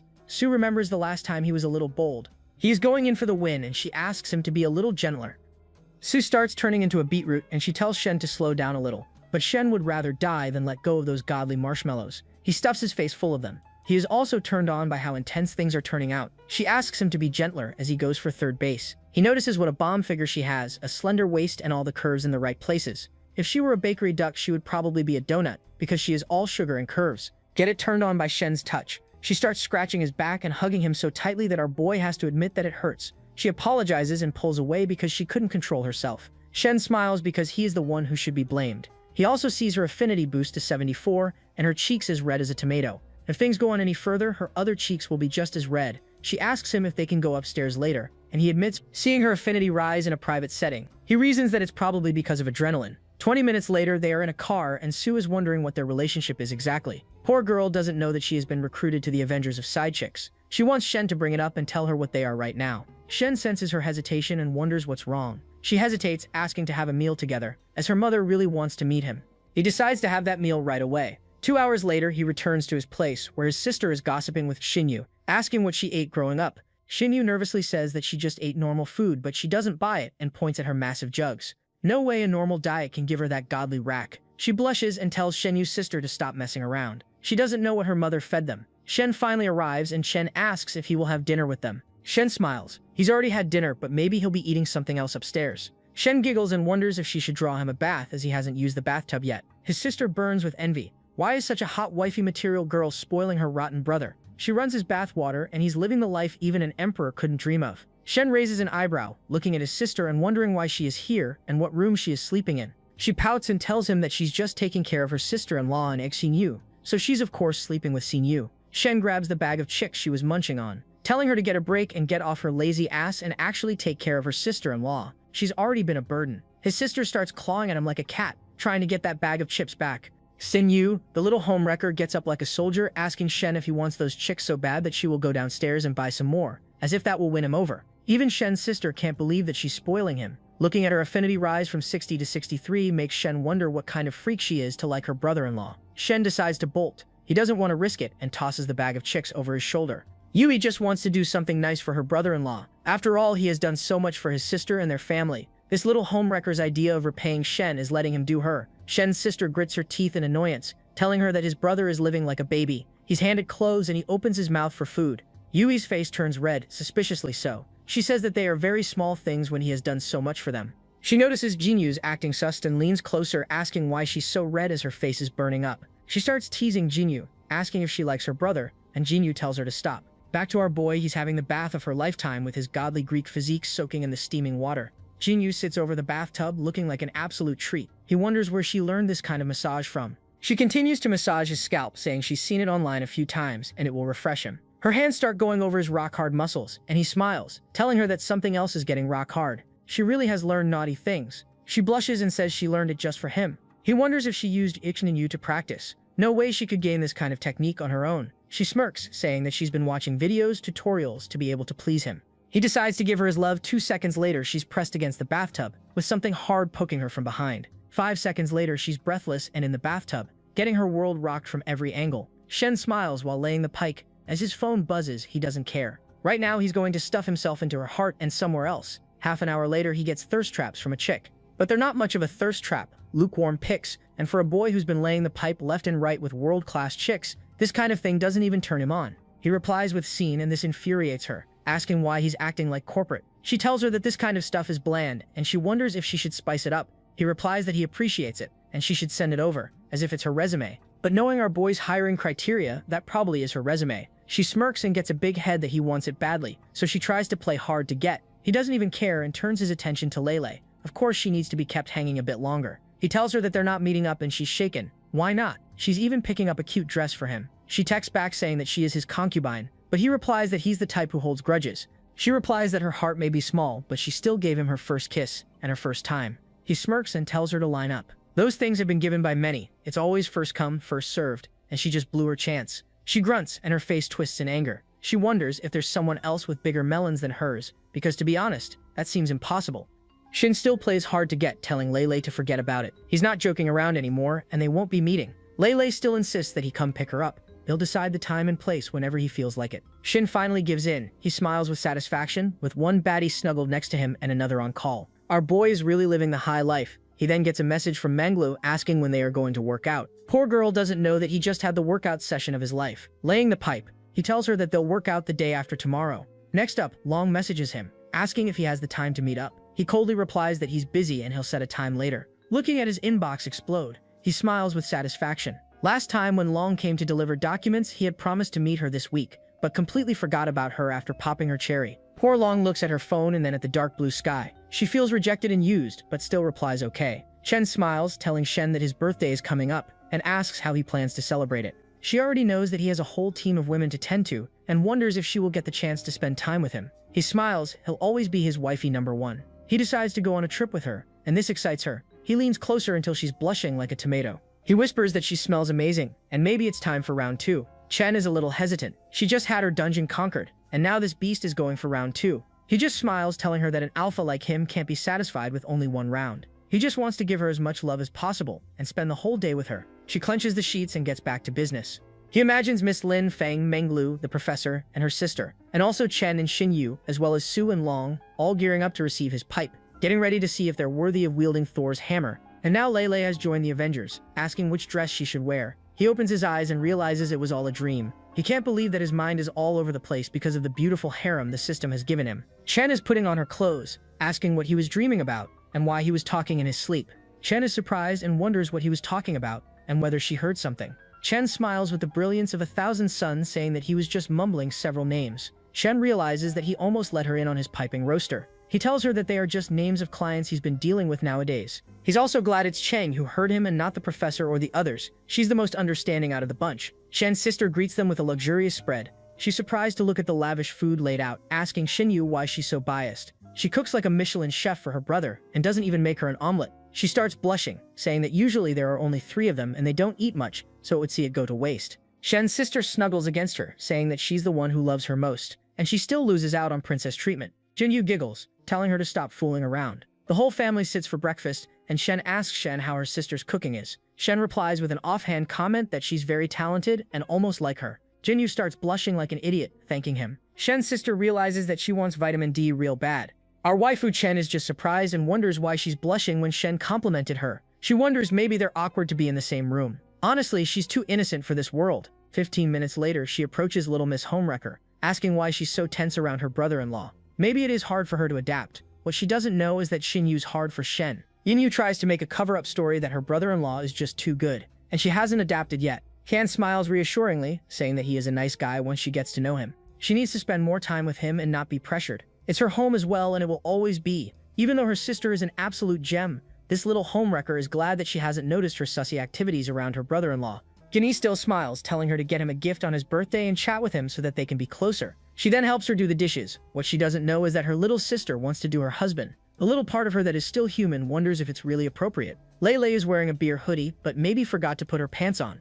An old uncle looks at her from a mile away and starts blushing like an idiot, asking where she is headed, and maybe he can give her a ride. She looks at the garbage can he drives and wonders how much it cost him. That old pervert doesn't have a filter on and tells her that it's enough to bang her. She calls him a loser and leaves, saying that she's going to be riding in a G-Wagon. Fatty Uncle wonders if she's been scrolling on Insta too much. No one in real life drives a G-Wagon. She turns around and says that her boyfriend drives a G-Wagon costing over 3 mil. She then hops into Shen's new whip, asking why he didn't pick her up from in front of the school gate. She wanted to make everyone jealous. This klutz doesn't know that she is just one of his many side chicks and not the main girl. While sucking on a lollipop, she tells him that it's not enough to be picked up outside of school. She wants everyone to know that her boyfriend is loaded. Shen smiles and reminds her that she'll have to earn his favor if she really wants that. She puts away the lollipop and tells him to stop bullying her. She also wonders if they should go to a motel and complete it. He wonders why she's eager to break the seal. She argues that she just wants to know where they're going, and he replies that they're going to the bank to handle some stuff. Long looks at them with a heavy heart. She wants to call out to Shen, wondering why even NPCs get better treatment than her after she gave him her cherry.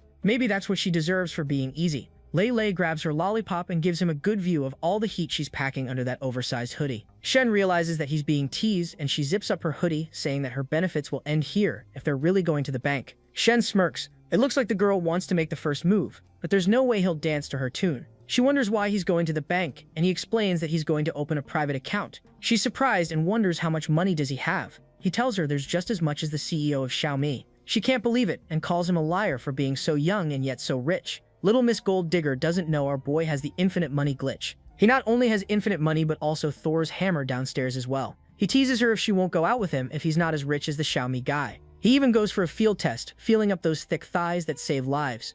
She smacks his hand away, telling him to stop taking advantage. She is not a piece of candy he can lick whenever he wants. He smiles. One touch is worth 300 yen, and he'll treat her to a 300 yen plus lunch this afternoon. She plays hardball, telling him to go to a luxury restaurant costing over 1,000 yen per person. To her boy, that's loose change. When he arrives at the bank, everyone bows respectfully. His presence is so strong that it creates a disturbance in the force. With the designer long coat on his back and a baddie walking behind him, all the men are envious. They can tell that he is rich from a mile away. While they are all squeezed into 2 counters, he is walking like the bank owes him money. The banking staff is fawning all over him, telling him to deposit his balance at their bank, and he also meets the criteria to open a private banking account. They start listing the many benefits, including private banking, some of which are domestic, international VIP lounges, transport, medical services, and golf clubs. Lele can't believe that Shen is a big shot. He is depositing money and opening an account, and everyone is treating him like an emperor. He is getting stuff that normal people can't hope to imagine just by opening a bank account. Just how rich is he? The banking staff tells Shen that he can consult her anytime, and if he has any other questions he should ask. He just tells them to make sure that the card's last numbers are set to his birthday. They immediately comply, and half an hour later he is handed his new and improved black credit card. He is now a private client of China Merchant Bank. They also have a portfolio manager to manage his assets. Shen smiles and pockets the card, telling her that he doesn't need that, but if he has any other funds he'll prioritize putting them here. They smile and promise not to disturb their date anymore. They even have a gift for the lovely lady. They hand her a green tea cake from a famous bakery. She accepts it, and they turn to leave. The bankers show him the way out and look at him as he hops into his 3 mil G-Wagon. One of them whispers that a 21-year-old has deposited 30 million into their bank. Another one says that his fixed assets and businesses must be impressive. He is rich, handsome, and young, some rarer than a unicorn. And to top it off, he has an amazing body. All the female staff members are fawning over him. It's clear that after this meeting, all of them will have to go take a shower. One of them even wishes she were born prettier, so she might have tried her luck. Lei looks at her reflection through the window. He didn't spend a single cent, and yet everyone is fawning over him. He had the whole bank eating out of his hand. He asks Shen who he is meeting later. He tells her that she doesn't know it. She's a little disturbed that she is only sticking around for errands and not anything serious. What will the other girl do? Shen smirks and tells her that she will spend the night together. She gasps in surprise, wondering if they will be sleeping together. Shen wonders if sleeping is something wrong. She pouts, realizing that the easier a man gets something, the less he cherishes it. He is going to play hard to get until her last breath. And she also vows to figure out how many women Shen has so she can see if she can become the main one. This stupid little girl has no idea that Shen is our main waifu. Whoever tries to take her place, especially Miss Little Homewrecker, will get a taste of these hands. Lei takes a picture of the lunch that is served. She can't believe that she only stole on the gram. Shen smiles, telling her about all the luxury dishes he has ordered and the specialty of this restaurant. Lei enthusiastically wonders where they will be going after eating. Shen smiles, telling her that she will be going back to the school dorm, and he will go on about his business. Lei complains that this day was supposed to be hers, and Shen says that he has other appointments this afternoon. She wonders who else he's meeting up with, and Shen tells her it's none of her business. She continues to nag, asking if they can spend a whole day together. Shen nonchalantly tells her that he doesn't have the time. The most she can get is half a day or the entire night until the next day. His phone starts buzzing, and Long starts sending him pictures in spicy cosplays. First as a bunny girl senpai, then as a Chinese beauty, and third in a swimsuit.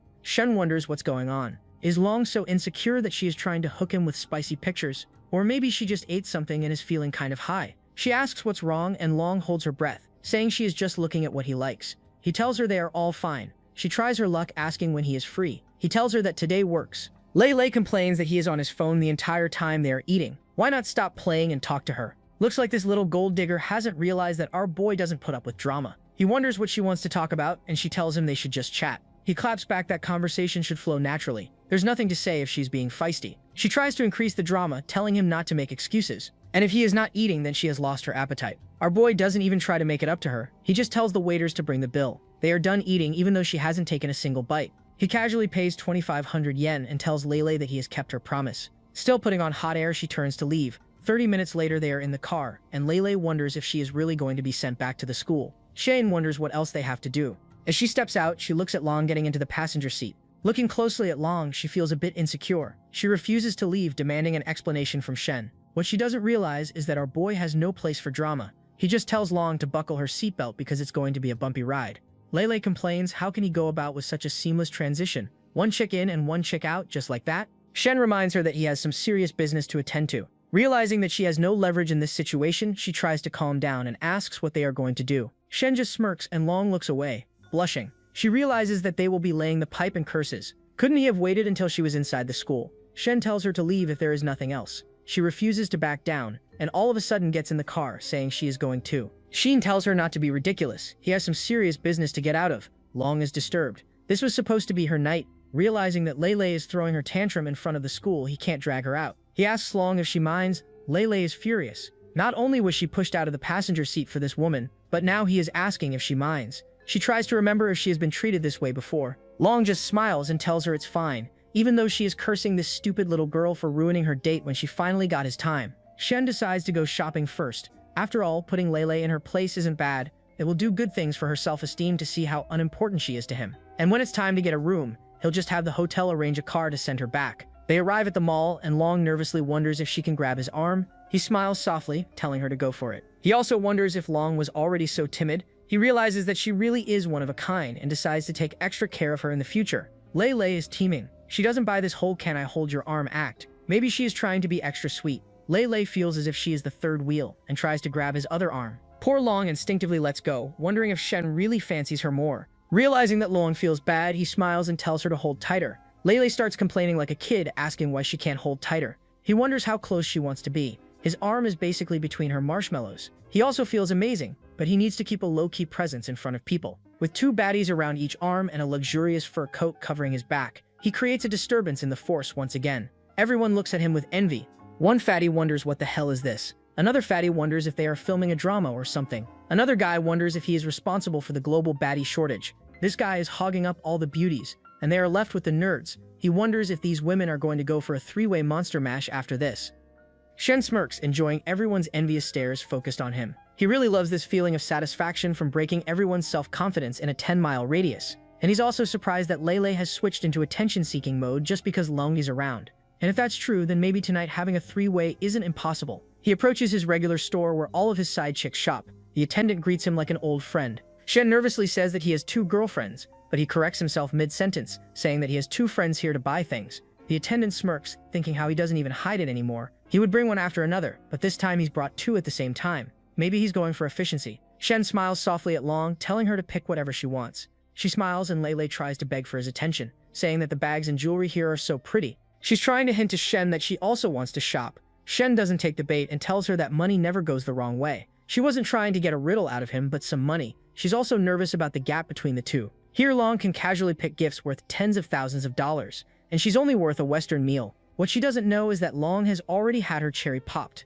This is the least he could do. 10 minutes later, the attendant is ringing up a pair of expensive shoes. Shen, on the other hand, wonders why she's picking out only 2 pairs of shoes. Doesn't she like the bags and clothes over here? Long smiles, telling him that she already has everything she needs. Shen turns on his riz, telling her not to be polite and to spend at least 100,000 yen. If there's nothing else, they can check another store. Internally, his entire plan is to have her spend at least 10,000 yen so that the system can give him a big fat cash back. Long takes it the wrong way and smiles. A girlfriend nearby starts yapping about how Shen is spending 100,000 yen on her girlfriend and why her boyfriend isn't doing the same. The boyfriend knows that he won't be getting any tonight. Lei is burning with jealousy. How can she get 100,000 yen worth of stuff, and she just got a lousy Western dinner? The contrast is too much, and she wishes she hadn't tagged along. Another 20 minutes later, the whole counter is filled with luxury items. Shen smiles and pats Long's head. Lei, on the other hand, is about to faint. She never saw this amount in her entire life that he casually blew over a fling. Lei is feeling left out. Our boy tells her to pick one as well. Her face lights up like a Christmas tree. She can't believe that she's getting some designer goods without paying for them herself. Little does she know that she'll be paying in another way soon. She excitedly runs towards the store. Shen knows that even though her affinity meter hasn't appeared yet, he still needs to spend on her. She's indeed confident and strong and kind of stubborn, but he doesn't want to nosedive his chance of getting with a cosplayer. 15 minutes later, both of his side chicks are satisfied with designer bags in each arm. Shen casually blew 120,000 yen on Long and 50,000 on Lei. But Lei didn't trigger the system, so he only got the cash back for the amount he spent on Long. As he's loading up his G-Wagon, Lei wonders where he's going now. He explains that he'll drop her off at the dorm and be on his merry way. She wonders why. What will they be doing? This stupid little girl doesn't know that Long will be paying back for that 100,000 yen with her long legs. She just says that they're going to be busy at the hotel. She squishes against her arm, asking to go as well. Shen wonders what she'll do over there. She should just get into the car so he can drop her off at school. Lei, in desperate puppy mode, asks Shen to let her hitch a ride and hang around nearby. Shen sighs. He doesn't have the energy to deal with her right now. He decides to let her tag along until the lobby. At the Redison Hotel, he wraps his arm around Long. Lei is surprised that he booked a hotel for the day, and it's the same one that he booked that day. He just smiles and tells her to do her own thing, while they're going to be talking about business. She stutters. Where is she supposed to go and hang out? Shen reminds her that she said it herself that she will hang around here. She nervously wonders if she really can't go up. Shen smiles, asking if she's ready to be the third wheel. She nervously looks away. Obviously, she plans to hand him her cherry, but not right now. If it goes to a 3-way, then she'll be taken for granted. Shen decides to leave and tells her that he'll book another suite for her. They can have dinner together later. Later in the elevator, Lei asks Long for her name. Long introduces herself as a sophomore in accounting. As soon as he hears Lei's name, she remembers that she is a famous cosplayer at school. Lei's chest puffs up with pride. She says that without special skills, Shen wouldn't have chosen her for the startup base. Long, as cool as a cucumber, says that her skin is as fair as snow, and she can do cosplay. It's only normal that Shen would choose her. She also tells Lei that she applied for the startup base and was the first to be chosen. Lei is a little shaken. She then looks at Shen for an answer, desperately wanting him to see her true personality and not to be fooled by her helpless looks. Our boy's mind is all over the place. Obviously, where there are women, there will be schemes and drama. Even normal things will become huge competitions, such as who met him first, or knew him first, or wielded Thor's hammer with the greatest skill. But in the end, they are all his. He's just grateful that there are 2 women here. If there were 4 or 5, the whole hotel would explode. It looks like his dream of a peaceful heaven is impossible right now. He tells them to go into the suite because he needs to take a call. It's Fen, and he wonders what's wrong. It looks like Fen has joined the fray because she is feeling lonely in the dorm, and her roommate is nowhere to be seen. She wants company. Shen tells her that tonight is not good. She then decides to go stay at the Radisson suite by herself. Shen's taken aback while she's heading to the same hotel he's just booked. To further complicate things, she's already on her way. Shen's mind races at the speed of light. She's already here and he long-term booked rooms just for convenience, for when she wasn't around. She's already over here and he has two baddies waiting to be piped down. He curses for choosing the same hotel for everyone. By the way, things are turning out. Tonight is really going to be a fun night. He thinks of a plan and tells her to go to the suite and wait for him. He'll handle things here and come find her. And he has a surprise prepared for her as well. After throwing a bone at Feng to keep her occupied, he promises to tell her later, and he will let her know about the exact time and place. Meanwhile, inside the suite, Lele, while unzipping her hoodie, asks Long how long Shen is going to talk in the hallway and who he is talking to. She also asks Long how many times he has laid the pipe on her. This causes a nuclear explosion in Long's head. She wasn't expecting Lele to be so blunt. Lele clears the air that she just wants to know why he is so favoring towards her and so indifferent towards Lele. Long looks away and blushes, wondering if she thinks the difference is big. He hasn't seen how he acts around another girl. She nervously wonders who the other girl is. She comes up with a crazy scheme that, just like empresses in a palace, there's always a stronger one, so the weaker ones should band together. That's how they can even cut through metal and lean into the empress's favor. Both of the girls are cooking up something weird, while Shen's number one is on her way to the same hotel. Will Shen be able to get away scot-free while laying the pipe on these baddies, or will his pipe be cut in half by all three of them? Lele looks into Long's eyes. She thought that this girl held a high position in Shen's heart. Turns out she's also a bottom like her, in Shen's harem. If the bottoms are worth 100,000 yen, then just how much does the main girl get, she wonders. Little does this snot-nosed gold digger know that our waifu Chen gets a mansion and a brand new Porsche, along with Shen's somewhat divided attention, something she will never get. She looks away nervously, realizing that the startup base is just an entry ticket, and if they want more, they will have to put in elbow grease, or in this case, take care of Shen's white grease. She looks at Long's bag, wondering why it is so stuffed. Just what has she brought to their three-way date? With a face as red as a beetroot, Long panics and tells her not to look, but this nosy girl takes everything out of the bag. It turns out that Long had prepared to get Shen's attention by wearing spicy outfits. One is a see-through swimsuit, another a traditional red Chinese dress. The third one is something I would die for, a bunny girl senpai cosplay outfit. Lele is in massive shock. She wasn't expecting Long to be so bold. And does she really need 3 full sets of cosplay to get his attention? The image of Long grabbing Shen and locking lips in that red Chinese dress fills her mind. She wonders if this is how she usually pleases Shen. In a fit of panic, Long stuffs the outfits back into her bag, telling her to keep her hands away. Long looks away as Lele wonders if Shen is really that picky that he needs 3 outfits for him to choose from. With a sad look on her face, she tells Lele that she will understand later. Lele still doesn't get it and raises her eyebrow. Is Shen playing with fire? Can his body even handle the heat he's asking for? Or is he the type that bites more than he can chew? Little does she know that our boy lays the pipe so well she won't be walking for weeks. It's more than enough for him to handle. Long looks away and remembers her first time, telling Lele that she'll know later. She is not sure that she can handle what Shen has to offer. Lele is still yapping about them being comrades fighting together as warriors of justice. Shen barges into the room and looks at her as if she's an annoying fly. What is all of this talk about being sisters in arms? He left for 5 minutes and they're already making an alliance as if it's World War II. Lele gets up nervously, asking if he hasn't watched empresses in the palace. It's normal for concubines to call each other sister. While Lele is fighting her case, Long is quickly stuffing her outfits in the bag. Shen reminds her that he is no emperor and they're not in a drama. Lele continues to glaze him that he lives better than an emperor. They should call him Pimp Teddy 69. Long nervously reminds Shen that they're here on a mission, and maybe they should move it to the room. Shen tells her that there's no rush and maybe she should start with a shoulder massage. Those knots won't loosen themselves. She agrees, and Lele, getting the hint, decides to use the restroom. Shen asks about the situation with the startup base. Even though it's a sham for laying pipe, he still wants to go through with it. While massaging his shoulders, she explains that the progress is going along smoothly. Song and Mo already have 40% of their investments, but with summer break around the corner, they won't be opening their shops anytime soon. Shen realizes that they're pushing seriously, and maybe he should do some pushing himself. He wraps his arm around her slim waist. She nervously reminds him that their third wheel is still here. Shen doesn't mind and wonders if she minds. Her face is all red. She wonders what he means by the word mind. Does she mind being affectionate in front of Lele, or does she mind getting that pipe along with her? Either way, does she have the option to refuse? She imagines both of them taking care of Shen's needs. This would be way too embarrassing for her. Shen smiles and kisses her, saying that he won't force anything. Her boy might be a scumbag, but at least he believes in consent. Lele arrives and tells Shen that they should go shit out. What she doesn't know is that Shen is already busy eating the dragon girl. It isn't even night yet, and he is already sampling those massive lips.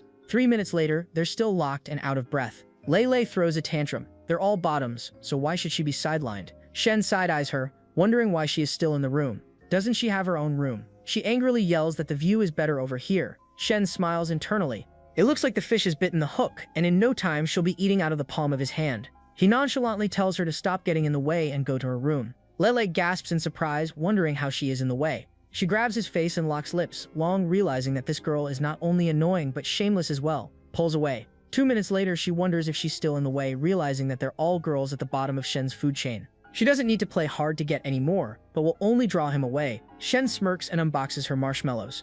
Only this way can you be part of the fun. The room covers her face. If she can be like this, what will happen to their own date? She shakes her head violently. She wanted to be alone with Shen, but if there's a third person, she won't be giving him entrance into her dungeons. She crosses her arms and looks at that annoying girl who gets in her way. First time seeing a scene like this up close, it feels strange. She realizes Lele is shameless and a gold digger, so will she have to lower her expectations? This annoying brain-dead girl looks at Shen, reminding him that Lele Long is still here. Shen tells Long to wait in the inner room. She turns to leave, feeling sad. Shen continues to go down on her, wondering if they should go to the bedroom. Lele nervously says that's not what she was trying to get at. Shen wonders, then what was she trying to get at? She stutters. He realizes that 3 people in one suit is really rare. It will be hard to create another chance to get what he wants. If he can pull it off, next time will be even easier. He tells her to go wait outside and grabs Lele in his arms and takes her to the bedroom. Long is left alone with a heavy heart. Their voices echo through the mansion. It's obvious that it was her night, but Lele insisted on tagging along. And now she's starting to mess with her first chance to get along with Shen. She should be the heroine, and not the side character. She drops her coat and makes a decision to join in on the fun.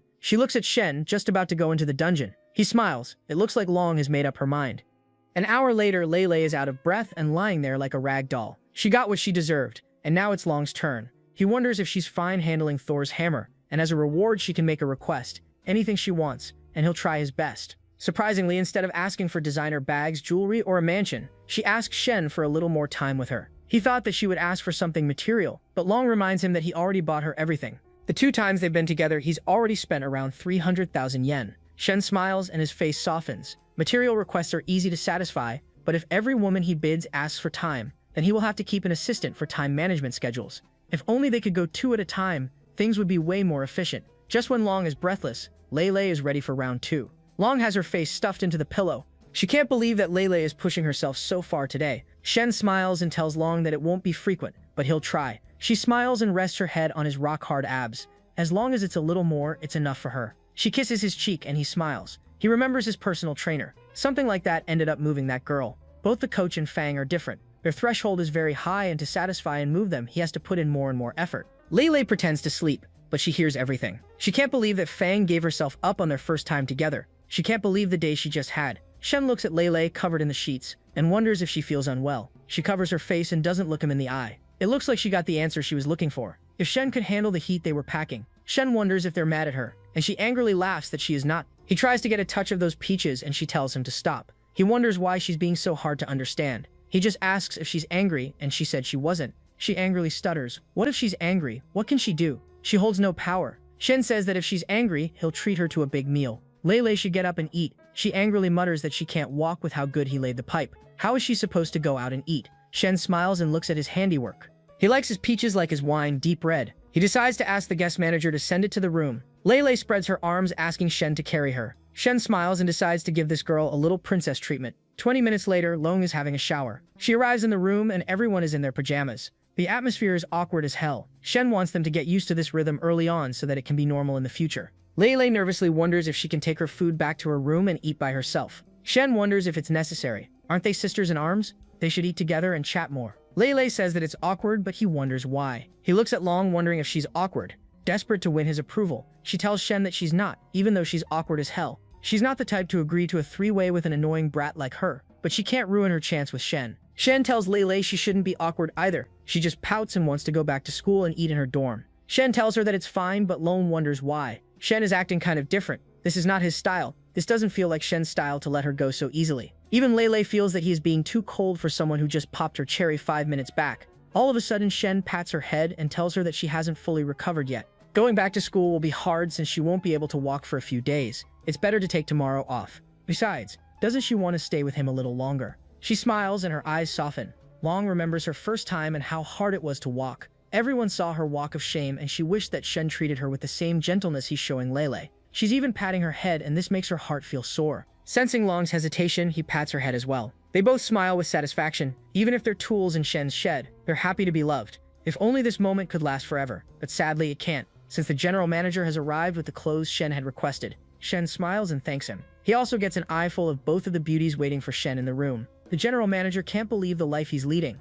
He has one tall and graceful beauty and another fair-skinned, curvy diva. And besides that, he has 2 rooms fully booked and another baddie on the way. Can his body even handle that? He just shakes his head. Rich people are a puzzle. Shen puts on his shirt and asks, "Where's Lei?" Long says that she's in the shower, and Shen tells her that he needs to step out to handle some things. She shouldn't wait for him and also tell Lei. As he gets ready, Long smiles lovingly. When Lei arrives, she wonders where Shen is. Long explains that he's out to handle something. Lei wonders when he will be back, but she just looks away sadly. He didn't say, but judging by the look on his face, he's about to meet up with another baddie. Lei wonders why she didn't ask for his whereabouts. Long reminds her that they are not in a position to do that. Lei wonders why doesn't she have a backbone. They're his woman, and it's the least they can do. Long, being the wiser of the two, tells Lei to lower her expectations. They don't have much weight in Shen's heart. Lei still wants to have a stronger hold on his heart. Long looks away. What does she mean to get a more important and comfy place in Shen's heart? She remembers the good old days when she was as greedy as this little thought, but now she knows that keeping her current position is just as good. Lei has realized that Long doesn't have what it takes to climb the corporate ladder or Shen's woody ladder, and she also wonders why Long is blow-drying her hair. With a look of sadness, she tells Lei that's what Shen wants to see. What he says goes.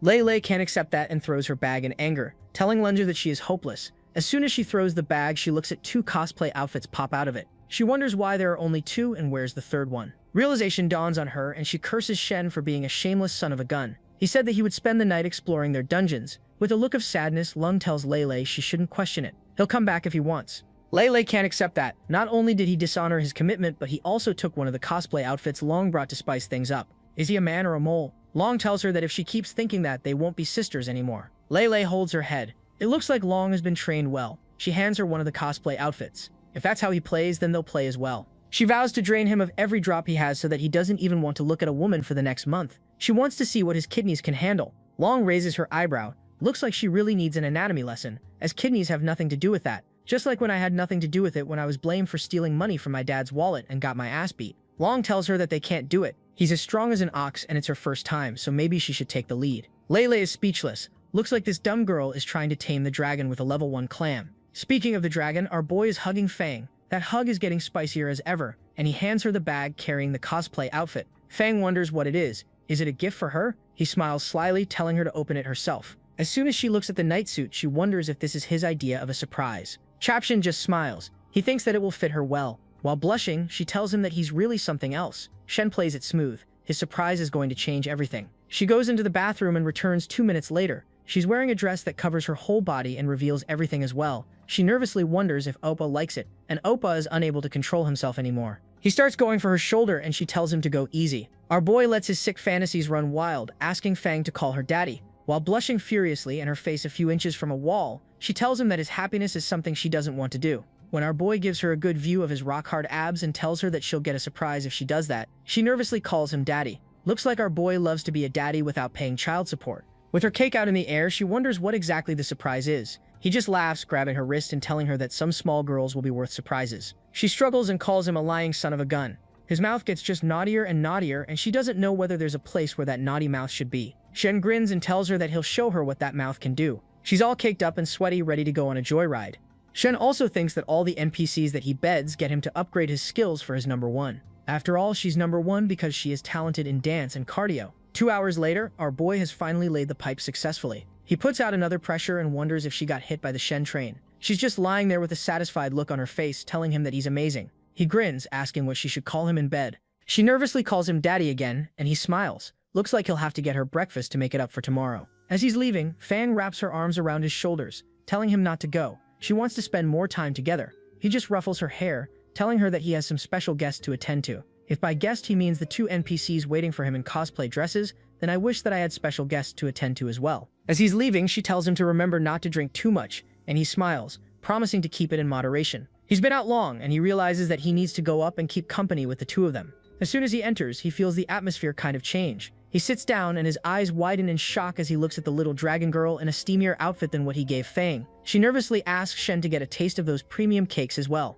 Shen wonders why she is being so confident, and looking at her shyness and boldness at the same time is enough to get his engine running. He then looks at Lei wearing a bunny senpai costume. Our boy knows what he needs to do. He immediately starts unbuttoning his shirt. The 2 of them have really turned into sync. He realizes that he'll be able to save time left and right. Looking at him go, she starts regretting it, and hides in a closet. He wonders what's going on. Long tells him that they discussed it, and they might have been carried away for a moment. He just smiles. If it's a cosplay battle, then he's loving it. She wonders how she is supposed to persuade her sis. She just got cold feet at the worst moment possible, but it's easier said than done. It's easy to persuade her to buy a drink or something, but not to get her dungeons destroyed by Shen's hammer of justice. Shen smirks and gets a handful of that cake, telling her that maybe she should lead by example. Long nervously volunteers to go try to convince her sis to get into the A train. As she leaves, Shen is left wondering if this is related to favorability. Leilei's favorability hasn't popped up yet, so asking her to do time stuff is kind of embarrassing. Long comes up to Leilei asking what's wrong. Can't she accept getting her dungeon explored along with hers? Long nervously says that these clothes are too revealing and that the collar makes her feel a bit of a tool. Long facepalms herself. Isn't cosplay the same thing? She nervously replies that it's not as bad as what she's wearing right now. This is less of cosplay and more like thin fabric just stitched together. It's a stretch even calling these clothes, and to top it all off, they'll be doing it together. Long nervously reminds her that she was the one who suggested it. She's the one who third-wheeled their date, and she's the one who wanted to gain a more important position in Shen's heart. And now she's getting cold feet at the worst time possible. Leilei claps back that she wants to, but she feels that doing everything will leave her with no dignity at all. Long is forced to wonder what dignity is. At this point, that word doesn't exist in her dictionary. It might exist in a dictionary, but not hers. Why does she think that everyone is getting close to Shen? It's not by holding on to their dictionary,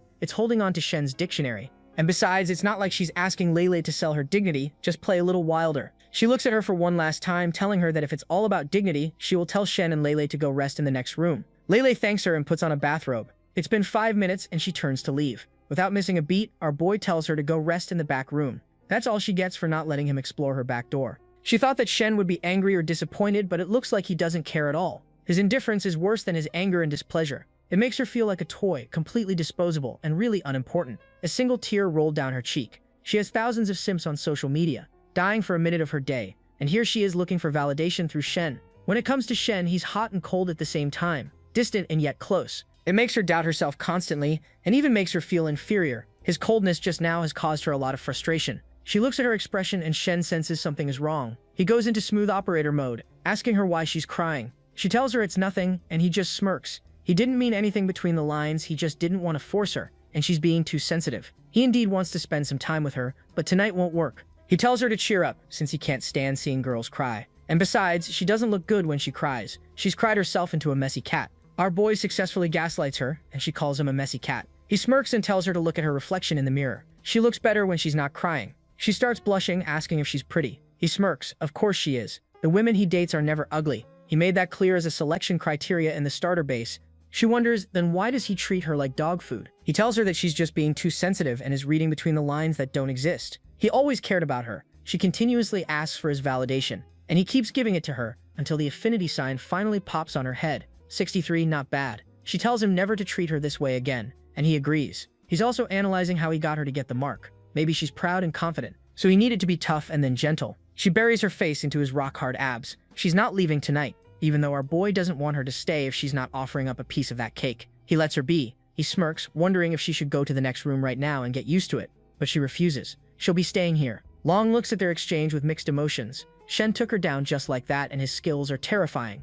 He's got the smoothest tongue and the biggest body, a deadly combo. He can grasp the easiest way to a girl's heart. She remembers the time when Shen tossed her around like a rag doll. That sense of shame, she remembers it to this day. It really broke her. But right now, she needs to cement her place by taking care of his cement. She pops off part of her dress to show off her marshmallow. She can't fall behind her sisters. She leans closer as our boy shows Leilei what that mouth does. One body ahead and one body behind. Our boy gets to the grind. Our boy finally gets up at 8 a.m. the next day. Last night was really exhausting. 3 in a single day, and he really needs to pull himself together. At least both of their affinities have skyrocketed. Last night's session was really amazing. Shen has decided that he can increase their favorability using the same time window. It's super efficient. Later, Long is toggling his hair, wondering if they should grab breakfast at the buffet or have the manager bring it to their room. Shen tells her that they'll get room service. It looked like they were really close. Like nice, and Long tells him that that's what he wanted, so she did it. Later, he gets up to leave. He forgot what he said last night. He tells her to eat breakfast and arrange a car to go back. He won't be able to see her out. Also, he won't eat, he'll head out first. As he turns to leave, he grabs his phone. He decides to go work out first. From now on, the two of them are tied together. Long wonders if it's a good thing or not, because the time they share with Shen will be split. Shen finally arrives at his muscle mommy, who calls him a skinny guy, and wonders why he is so late. Did he have fun late at night? Shen smirks and takes off his coat, and she gasps in surprise. It's clear that he hasn't been training, and yet he's shredded as hell. He has the physique of a Greek god. Shen tells Willa Bullfish's story that this is what real talent looks like. She raises her eyebrows, either he's hitting a gym somewhere else or he's on gear. Shen just smiles, grabbing a piece of that stick. He tells Minglu that he practices on his own every night. She knew it. It looks like he trains at high intensity, and it's a pity that she can't be in those training sessions to amp up his intensity. What she doesn't know is that our boy has got a cheat sheet by God on speed dial. He wonders what she is talking about. Hasn't he given her enough rules already? She wonders how it is the law. He explains that he has a little business he wants her to conduct. He has arranged her position. In the next couple of days, she can go and report in, and she should accompany him to the company so that they can handle the procedure directly. He knows that improving company profit doesn't rely on internal but on external effort. With Menglu helping, it will boost their profit, and it's also his birthday in the next couple of days. He will be taking his main girl and the others on a trip, so it will be perfect for Menglu to be tied down with the company and keep things in order. Menglu smiles. She is glad that she gets to handle something other than his Woody. She also thought that he didn't need her, but it looks like she will be helping his career, and that's even better. At the same time, at the hotel, Fong spots Lei and Long and wonders what they are doing over here. She saw them on campus cosplaying and also having some foreign affairs. With so many luxury bags in their hands, they look like they have a sugar daddy as well. Poor girl doesn't know that her sugar daddy is her so-called faithful hubby. Both of the cosplayers look at the luxury items, and Fang hits up Shen. Shen wonders if she is up. He is at work and he has ordered her breakfast, and after she eats, a car will take her to school. She tries to act lovey-dovey and wonders if he knows who she saw at the hotel. Panic settles in Shen's heart. Did they run into each other? He nervously asks who, and she replies, 2 pretty girls from their school. Shen decides to play with fire. He is feeling bold today. He tells Fang that no matter how beautiful they are, they can't be prettier than her. Just then, Shen's driver comes up to Fang, asking her to get in. Shen really knows how to play with a girl's heart. Giving her a personal driver is enough to keep her satisfied. She also tells Shen that one of them is tall and has a great temper. The other one has a baby face with a big rack. She is as pretty as a button. Shen still insists that she is the prettiest of them all. He even teases her to help him get their number. She calls him a jerk and wonders if he wants to be beaten, and he smiles, telling her that he is just teasing. Both of the cosplayers look at Fong right away in style. They wonder if she is the main girl. Long nervously thinks that it is possible. The girl is in the same class as Shen, and she stayed at the same hotel. There is a high probability. Little Miss Braindead cosplayer wonders if she is the main girlfriend, and she doesn't get it. She is not prettier. They don't know that Fang was the one who stuck with Shen when he was on the verge of bankruptcy. She decides to go back to school and talk to her, and Long, being the sensible one of the two, tells her not to be stupid. Lei can't accept the difference in treatment. Fang gets a luxury car ride and gets Shen all to herself while they have to share her sloppy seconds. Long tries to calm her down.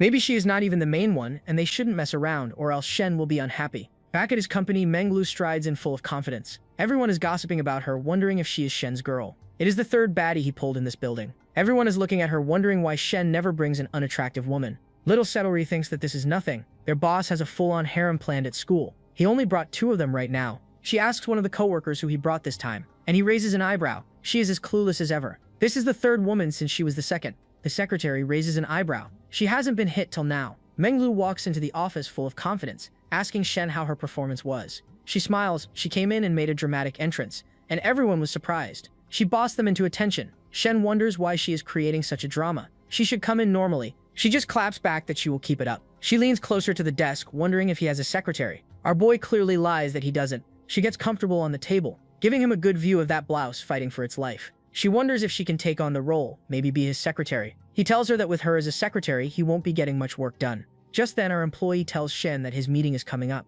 He tells the director that Menglu will be helping him to sign the contract and complete the onboarding process. The employee guides her away. Half an hour later, she returns to the office and tells him that she is one of his employees now. She leans over the dress, wondering how she should address him. Is President Shen enough? Shen tells her to go sit over there and stop touching things. The glass is transparent at the window. She moves towards the glass as if it owes her money. She pulls down the blinds and tells him that it's not transparent anymore. He realizes that this woman is nothing but trouble and sauces. He wonders what she is trying to do, and she leans closer, telling him to try. Looking at that godly rack, he gets nervous. This is a company, a workplace. She leans closer, telling Shen that today she is his secretary. She pulls off her drawers and drops down. Isn't this one of his little fantasies? 1 hour later, after doing everything I saw in one of the videos on a sussy site, she is lying on the desk, breathless and full of mystery white tears. This is concluded, and she is off work. Shen just gets up and tells her that as his secretary, she will have to keep up. Later, they go into a meeting, and Manglu catches everyone's attention and holds the presentation. Shen smiles. It looks like she prepared well. She is not all bust and cake. It looks like she has a really good brain on her head, and ever since he got the system, not only has his life changed, but all of those connected with him have also risen. After that meeting, our boy is getting his shoulders massaged while Menglu is ready to get her boulders massaged later. She asks if she let him down. She is amazed that the seniors and CEOs were trying to sucking up to her when they used to look down on her previously. It's all thanks to Shen. She pecks him on the kiss, and Shen smiles. She has deserved it. With all the knee grease she has been putting in, she deserves the promotion. She also lets her know that he will be going on a trip for a couple of weeks and she has to stay behind. While powdering her nose, she wonders why and if she can join. Shen promises she can join the next batch. Right now, he has got some business to attend to. Menglu just smiles, promising him a birthday gift when he returns. It will definitely be a banger. She then leaves to take care of some HR procedures, while Shen boots up his laptop and wonders about her experience. He also needs to amp up his study. He wonders if God's cheat sheet still has a couple of learning cards. Sure enough, a system window offers him 1 card per 500 reputation points. Our boy has 6,000 street cred, so of course he is going to try 6 draws. He immediately draws 6 cards. One is an insane cashback, another one is a learning card, another one is a participation through trophy, and one is a skill exchange coupon. That will probably turn his millionaire to Stormbreaker. Shen just raises an eyebrow and wonders why he got 4 cards when he drew 6, but still, it's worth it. He decides to use the learning card first. He hits up the counselor, asking if she is ready for another meet and greet session. He needs to cram international economy and promises to wait in her room. The counselor starts blushing, telling him not to talk about her room so naturally like he belongs there. Shen teases her that he'll be waiting for her at home, and she just hangs up while blushing cutely. Our boy smiles when he hears her tell about her sister coming to town. Later, the fellow teacher is giving the counselor a teasing session about forbidden teacher-student relationships, and they should marry because love is love. Fang and another student hear their teacher talking about her love interest and start gossiping, wondering who the lucky guy is. Poor Fang doesn't know that's her so-called boyfriend. Speaking of Shen, he asks the counselor's sister if she is home yet. Right now, she is putting on a beauty mask while telling Shen to leave her alone.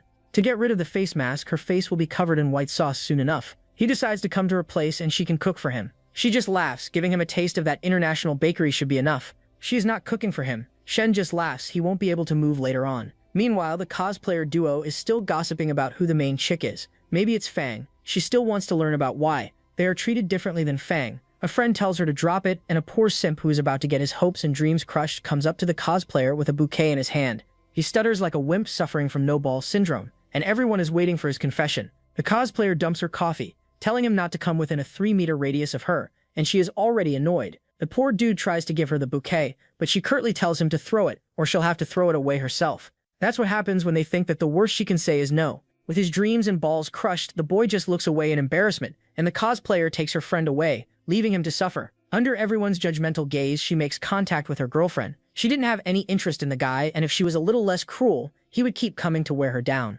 They finally leave the crowd and start thinking about all the wonderful ways they can earn Shen's favor. The cosplayer suggests that they go learn yoga at a studio under his company, so that they can grind to earn the reward. Speaking of grinding and rewards, Menglu realizes that someone is about to walk on her turf. One of the secretaries Shen has on call informs him that there are 2 locations finalized for the trip. One is the Sunset Camp that has cooking, a barbecue station, and a karaoke machine. The other is a mountain raft location where everyone can play games, have a cookout, and a concert. Shen decides the Sunset Camp since it's a one-day team-building exercise and they probably have to go back to their families. He also wonders why the place sounds familiar. He decides not to think about it much and starts to chat up the cosplayer who wants to learn yoga at his studio. Little Shorty is really anxious to get trashed by our boy. Shen decides to give her what she wants.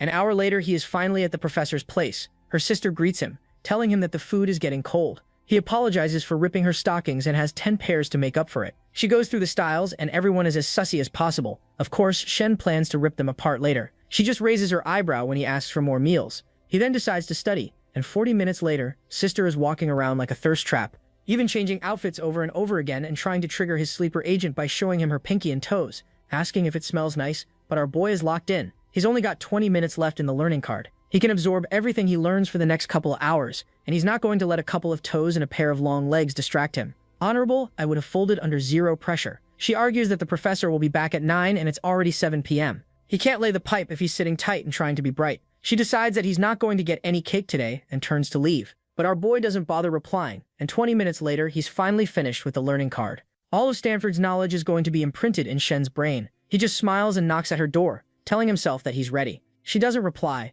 and he knocks again. She nervously tells Shen to come in, and Shen, being the tease he is, asks for what? She stutters to work. Shen smiles. Of course he's going to work on that mountain range. Shen finally steps in, and things start to turn freaky when she calls him brother-in-law. He leans closer and is about to let her handle Thor's hammer. She immediately gives him access to her hidden dungeons, and our boy, being the dog he is, lays the pipe for an hour straight and leaves her breathless. He then tells her to go freshen up. She limps to the bathroom, and our boy just looks at his shirt, waiting for the counselor to arrive. He's also worrying about sister scent on his clothes that can get him in hot water. The counselor opens the door, and Shen immediately ambushes her with a hug. She starts flailing around, telling him to go away. Shen stutters that it's him. She finally calms down, asking what he is doing over here. She was scared to death that there was a burglar inside. With relief flooding her system, she leans against our boy's rock-hard chest. Shen asks if she likes it when he's over, and she does. They immediately share a little mouth-to-mouth action, and her affinity level bumps up to 77. Things start spicing up. The counselor asks Shen if he's mad that she's not committing, but our boy is the king of commitment issues, so he doesn't mind it at all. He promises to keep waiting for her like a saint, and she thanks him with a kiss. Her affinity level bumps up to 79. She then asks if he saw Meng. Shen looks away and puts on an Oscar-worthy performance that he was busy studying and didn't hear her. The counselor still worries about his expression change, but the poor girlie tells Shen that if he's uncomfortable with her questions, he can let her know. Shen smiles. He's just exhausted from the workout session he just had, and he'll get better once he has food. Looks like tonight Shen's going to taste the counselor's cake as well. He didn't expect the counselor to be passionate today. She suddenly gets ready to show him what that mouth does, and Shen looks around, asking himself if he really is a dog for finishing up rearranging young sister's insights, and now going to sky high with his older sister. Speaking of Meng, she returns from the shower and realizes that her sister is getting her share of Thor's hammer and wrench. She looks at her reflection and realizes that her status is a friend with only a single benefit. Half an hour later, the counselor is finally done with sampling that sausage. If she's tired with only a little sausage fest, she sure as hell can't handle what Shen's packing. The counselor asks if he's going to sleep on the couch again. Shen offers to go back to his place, and she feels bad for letting him sleep on the couch, but he still smooth talks his way out of the situation and leaves. Later, the counselor is cheerfully talking with her sister, asking if they would make a good couple. Honestly, she's too innocent for the world, and why is every sister in this verse a homewrecker? She asks her sister why she is tired. Mengs just brushes her away, saying that she's tired after a flight, and Shen is a great guy and she supports them being together. She laughs and leaves, and Meng starts crying when she's alone. How can she not like Shen but is too freaking much? She decides to end their little mutual benefit session. Shen looks at the message and wonders why. They had a good thing going. She refuses to elaborate, and Shen wonders if his performance was off tonight. Too bad he doesn't know. It's not his performance but his character that's off. The first thing Shen sees when he gets back is his freeloading sister, eating his food, and little Miss Homewrecker blushing like an idiot. Shen takes off his coat and, even though he's been up to no good, tells his sister to sit like a proper girl. She doesn't care because she's trying to relax after those college exams. Shen still tells her to be careful, or no one will marry her in the future. Big words coming from a guy that got babes on speed dial. She tells Shen that marriage is not on her bucket list, she'll just mooch off him. Shen decides it's not worth it and goes to leave. She stops him, asking if she can accompany him on the trip. Shen knows that he won't be able to lie with her head there, so he tells her to accompany their parents and not keep them by themselves. That's when our waifu Chen tells Shen that the bath water is ready. Shen's sister still tells him to wait. She's going to be miserable at home by herself. She even offers to pay for herself. Shen raises eyebrows with what money. Turns out Shen has been giving her an allowance. Just like saying that Shen will be getting paid with his own money, he tells her that his car only has 4 seats. She should take a hint and buzz off. Later, Chen is busy washing our boy's bags. She even tells Shen that they can bring his sister along on their outing since they have 2 cars. But Shen doesn't want that. He wants her to keep their parents company. Shen smiles, telling Shen that she's taken care of all the preparations. The next day, Larry sits next to Shen with a mysterious grin on her face. She offers him fruit and snacks, but her boy is not interested and looks at his employees. Some of them generally respect him. Shen tells Menglu to stop yapping for 2 seconds. She leans closer, calling him daddy, and asking if he wants a feed. But her boy is no simp and tells her to stop messing around. It's a public place. Menglu reminds him that the cafe where he founded Shen's cake was also a public place. But when did he care about the public? Shen is in the mood, so she puts on her earbuds and falls asleep, right in her lap. Shen smiles and looks at her head, right where it belongs. He goes to his hammer. He can also feed those marshmallows fighting against the zipper. He decides to help them since he's a gentleman. Later, everyone gets off, and Menglu grumbles that he always takes down the zipper but never zips it back out. That's when Shen meets with a couple of middle school fellows. They ask if Shen is going to see Bing Hang. Even Yu Hang is here. Shen raises his eyebrows, asking what Yu Hang is saying. After catching up with everyone, Shen tells his former bros that he's here on a team-building exercise. Meanwhile, Jimmy, a beautiful girl, is asked if she's going to meet Shen. She had a crush on him since middle school. Everyone is nudging Jimmy, so give it a try. Some of them are skeptical that Shen is now broke after his family lost their business. Is there even a reason to be nice to him? The snobs don't know that our boy has a muscle mommy bringing him fruit. That's enough to turn everyone into a tomato. Shen tells everyone that this is his employee. This applies to learn that Shen owns the company instead of working in it. Menglu tells Shen to watch it. Why did he introduce her as an employee? Things turn quiet, and one of the bros asks Shen to take care of the cookout, but Shen is only used to making ramen in a cup. His friend then starts asking about Shen's new company, which is a health management company. He wants to be added to the family and friends discount list, and Shen agrees and takes his leave. Later, the medical school friends are gossiping about Shen, who was supposed to be broke as beans, but is now living the high life with a 10x10 muscle mommy around his arm. One of them checks up on Shen's network, and it looks like she's seen a ghost because Shen just got the company for 10 million yen. That's pocket change for our boy. They all turn into one of the guys who's in the fitness business. They imagine Shen rolling in dough, and even the girl is surprised to learn that her crush is now worth at least 60 to 90 million. All of Shen's middle school kids are talking about the massive glow-up he has, buying a company before graduating. He must have $100 million in cash. Everyone is wondering just how rich she is. There was only one girl who was thinking about how Shen is now completely out of her league, and she used to have a crush on him. Maybe the only one that's good enough for him now is Bing Ying, a steely beauty.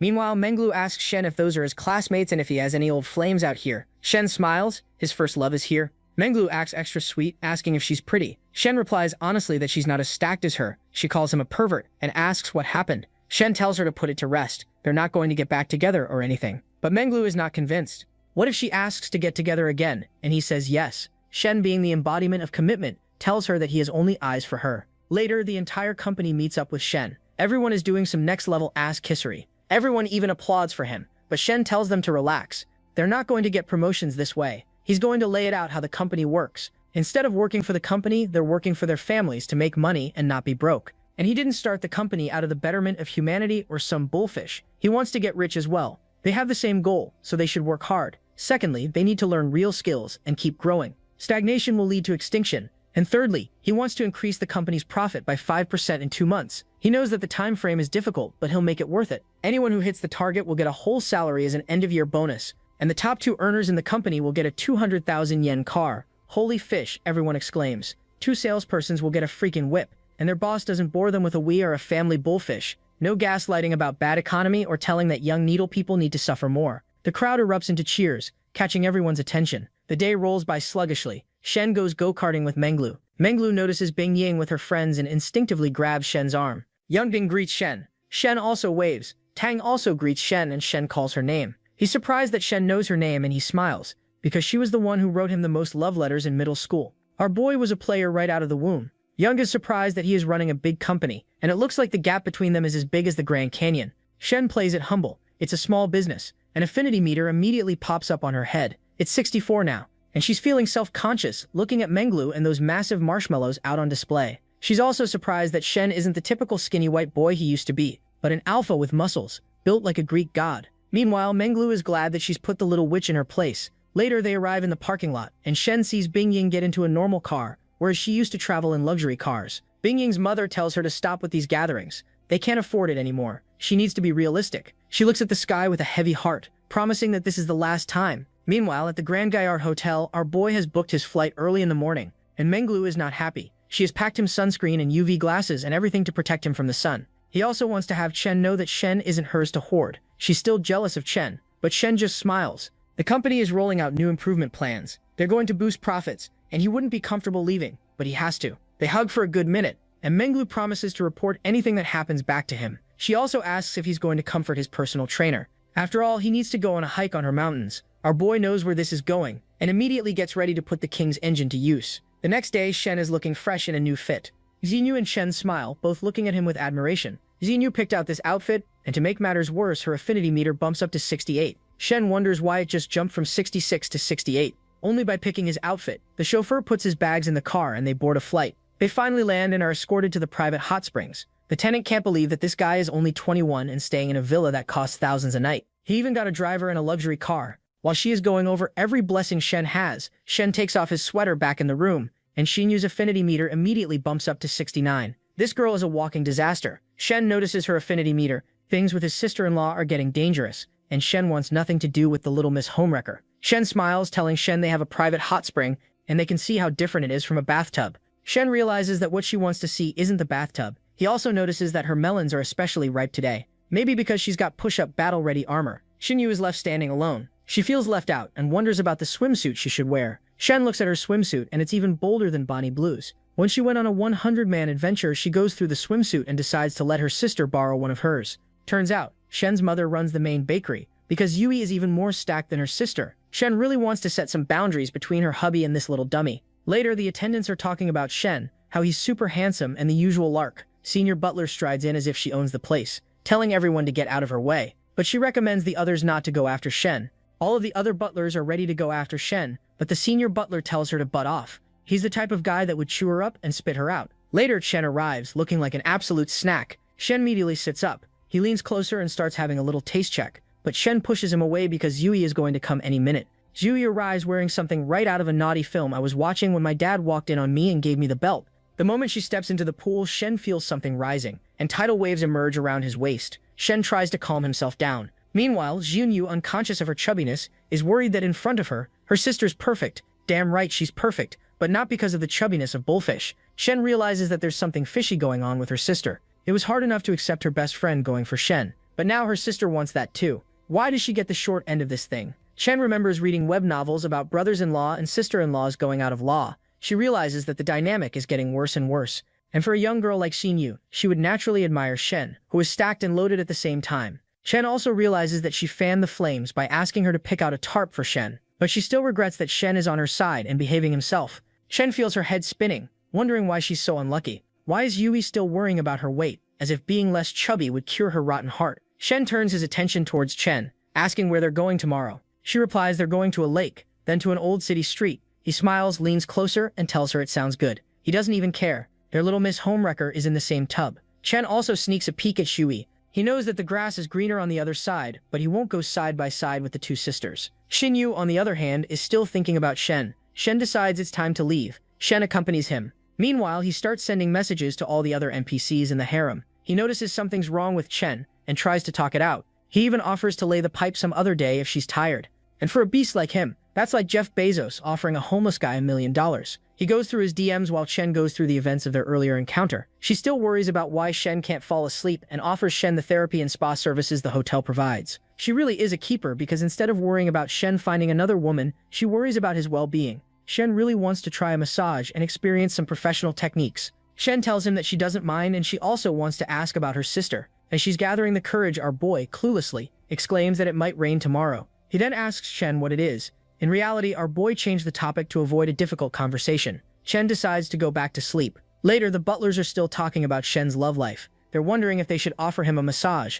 The butler tries her shot, asking if she would like a professional therapy session. Shen decides to go for her, and the butler is ready. The senior butler arrives and snoops in. One of the butlers complains that Shen specifically asked for Sister G. The senior butler reminds them that she's got tenure. They lack experience, and they could upset the client. The senior butler tells Gia to gather more experience and get a bigger bust so that she can go on these nightly duties. Sister Jess still fights back that Shen only wants a normal massage, not one that ends up with happiness. The senior butler tries to be a part of it by offering to go along. Sister Jia agrees, and they both stride forward. The senior butler is packing some serious heat. She unzips her blouse, making every woman in a 10-mile radius tremble with insecurity. She finally arrives in front of Shen, introducing herself as an exclusive butler. Shen looks at the duo, and the senior butler is being way too friendly. Shen tells Suli, the senior butler, that she'll do. Sister Julie didn't expect her to be so bold. Julie walks out, but Shen tells her to wait. He tells them that since they are together, it's only right that they perform the therapy together as well. Shen puts on his wrist, wraps his arm around the small of her back, and tells her the rules are meant to be broken. Both of the girls didn't expect Shen to go for both of them. Shen promises to pay double and tells them to get him. Suli offers to get him out of his clothes. The moment Shen takes off his shirt, they both start blushing like idiots. Julie still innocently believes that this is an ordinary massage, but Suli's got more experience. They decide to take care of one leg each. Whoever wins gets the third leg. Julie is sweating like crazy. Suli tells Julie that she can take care of the special service and she can head back. Suli apologizes because Julie has never gone for the happy service. Julie decides to head back, and Shen enjoys the drama. All of a sudden, he tells Julie that she can stay, and Suli must go. Suli really wants to be part of the soft service session, since that gets the biggest tip. She still tries to convince Shen that Julie is a beginner in soft service. She doesn't even have a boyfriend. Julie angrily grumbles that her personal business is her own. In a fit of anger, she promises to do her best. Sui realizes that things are getting dicey. She'll get a complaint if she pursues it any further. She tells Shen that Julie will take over, and she apologizes for giving him a bad experience. Later, she's fuming, wondering why she lost. She's got better peaches and melons, and yet Shen didn't want them. Finally, she starts giving her boy a well-deserved massage. Each of his abs feels like a frozen pack of hot dogs.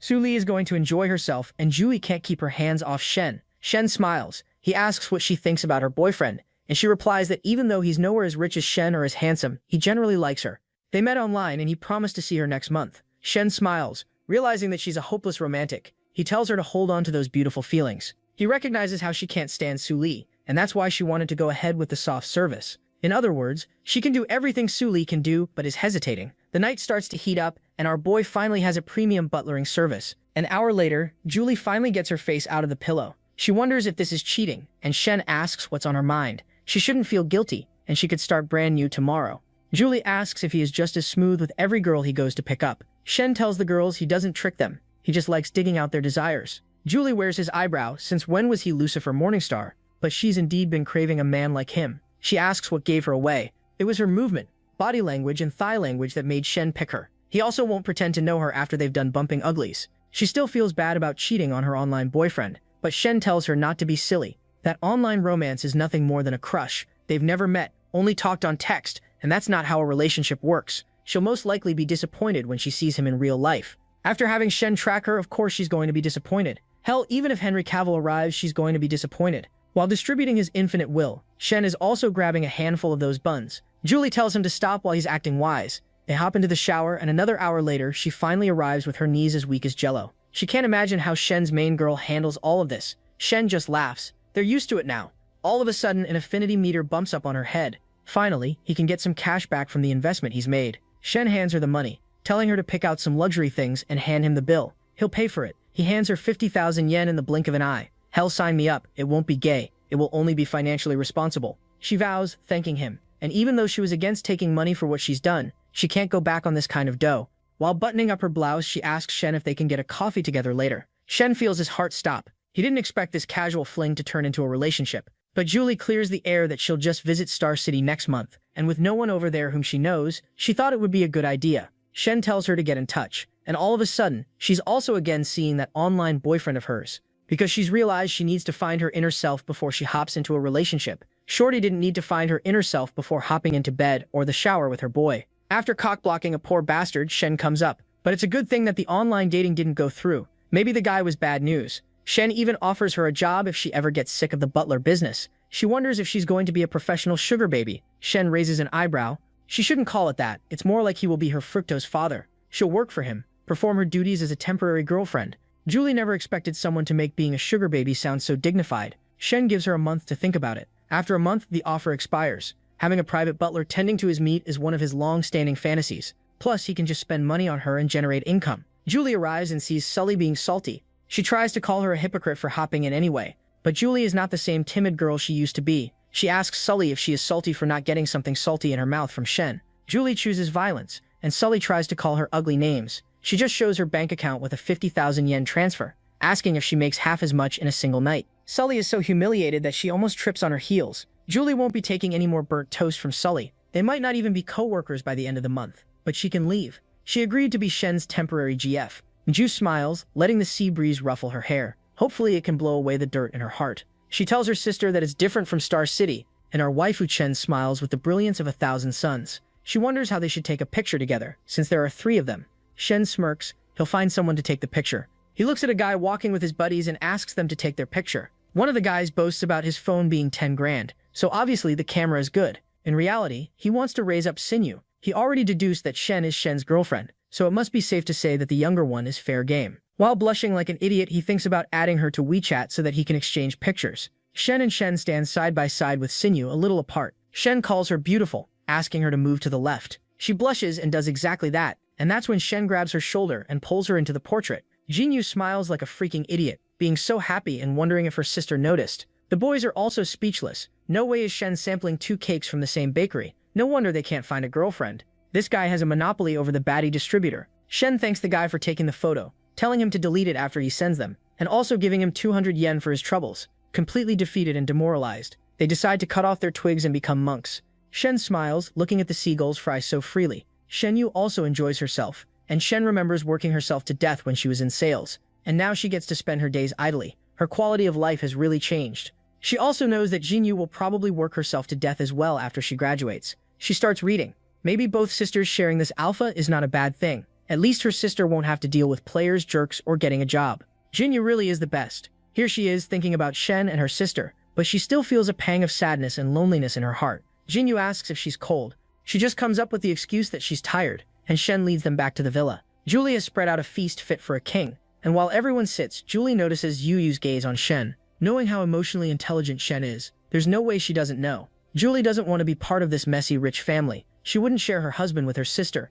even if it meant ascending to godhood. Too bad Shorty doesn't know that she's part of it, whether she likes it or not. Shen asks Julie to join them for dinner. Julie tells him that he cares, but Shen also insists. They have too much food. Shen then starts acting up by stimulating her calf with his foot. She can't believe that this dirtbag is acting up with his first and second wife sitting right next to him. He really has balls of steel and a woody made of titanium. Julie freezes as if Shen is a T-Rex, and if she doesn't move, he won't notice her. Shen asks if the food's too spicy. Poor Julie just nods. In reality, the situation is just too spicy. Shen hands her a dipping sauce to cleanse her palate. She feels guilty and wants something to cleanse her soul. Half an hour later after the meal, Julie asks Shen if she would like a hot spring bath today. Shen smiles and tells her to prepare it. She then asks Shen if they can go for a walk after a meal. Shen is too tired, so both of the sisters turn to walk. Shen feels guilty that Shen is so considerate about his needs. She is probably a more perfect woman than Eve. Shen, on the other hand, is thinking about whether her hubby gets more emotionally attached to her sister. It will be a problem. But with her on her special time, she can't really give Shen what he wants right now. So getting Julie to take care of those needs is better, but she still feels sad. That guy just bought her a house worth $3 million, a car worth $2 million, houses and cars for her parents. Of course, she is not going to tell him more. He also introduces her as his girlfriend to his parents, something they know the girl got. Meanwhile, Julie is just in the right position where Shen comes up with a bathrobe. He starts getting a feel of those speed bumps with his foot while asking why she didn't visit a luxury store yet. She tells Shen that she didn't have time but will check them out tomorrow. They have 1 hour till the girls come back from a walk. Julie feels guilty about going back after Mr. Chen. She also wonders if Chen knows what's going to happen, and that's why she arranged the situation. Shen smiles, telling her to get ready for an hour of fun. 40 minutes later, she is massaging his monstrous traps while he asks what happened with that online dating thing. She explains that she was already in her mid-20s and with no prospects or a boyfriend. She decided to look online, and that was just an escape from reality. Shen nervously wonders if he is going to cause humanity's extinction, because wherever he goes, other guys' chances of continuing their bloodline drop to 0. Lin divorced because of him, and now Julie has broken up with the other guy. Julie just laughs, wondering if she should take the offer. She pats him on the cheek and leaves. She comes face to face with Chen and wants to talk to her alone. They sit outside the garden. She apologizes about Chen, but Chen doesn't care. Sometimes she worries that she is not doing enough, and that's why she is glad that Julie picked up her slack. She also tells Julie that it's great to be able to stay by the side of someone they love. Julie is blown away by how understanding Shen is, or maybe she should learn from Shen. She understands and apologizes for bothering her. Shen also offers her a new gig. She can be their private driver and guide for the next 5 days. They'll get to map an unexplored area, and for the next 5 days she'll also be mapping another straight road down Shen's pants. Shen asks Julie if she is in or not. Julie decides to go check with the higher-ups and get back to her. While on her way back, she realizes how considerate Shen is and even vows to become like her. Meanwhile, Chen is lying with her hubby, telling him about the arrangement she just made with Julie. Shen's glad. He knows that Shen is arranging a cuddle buddy for him for the next few days because she is on her time. Shen tells Chen that she is so considerate, it actually hurts.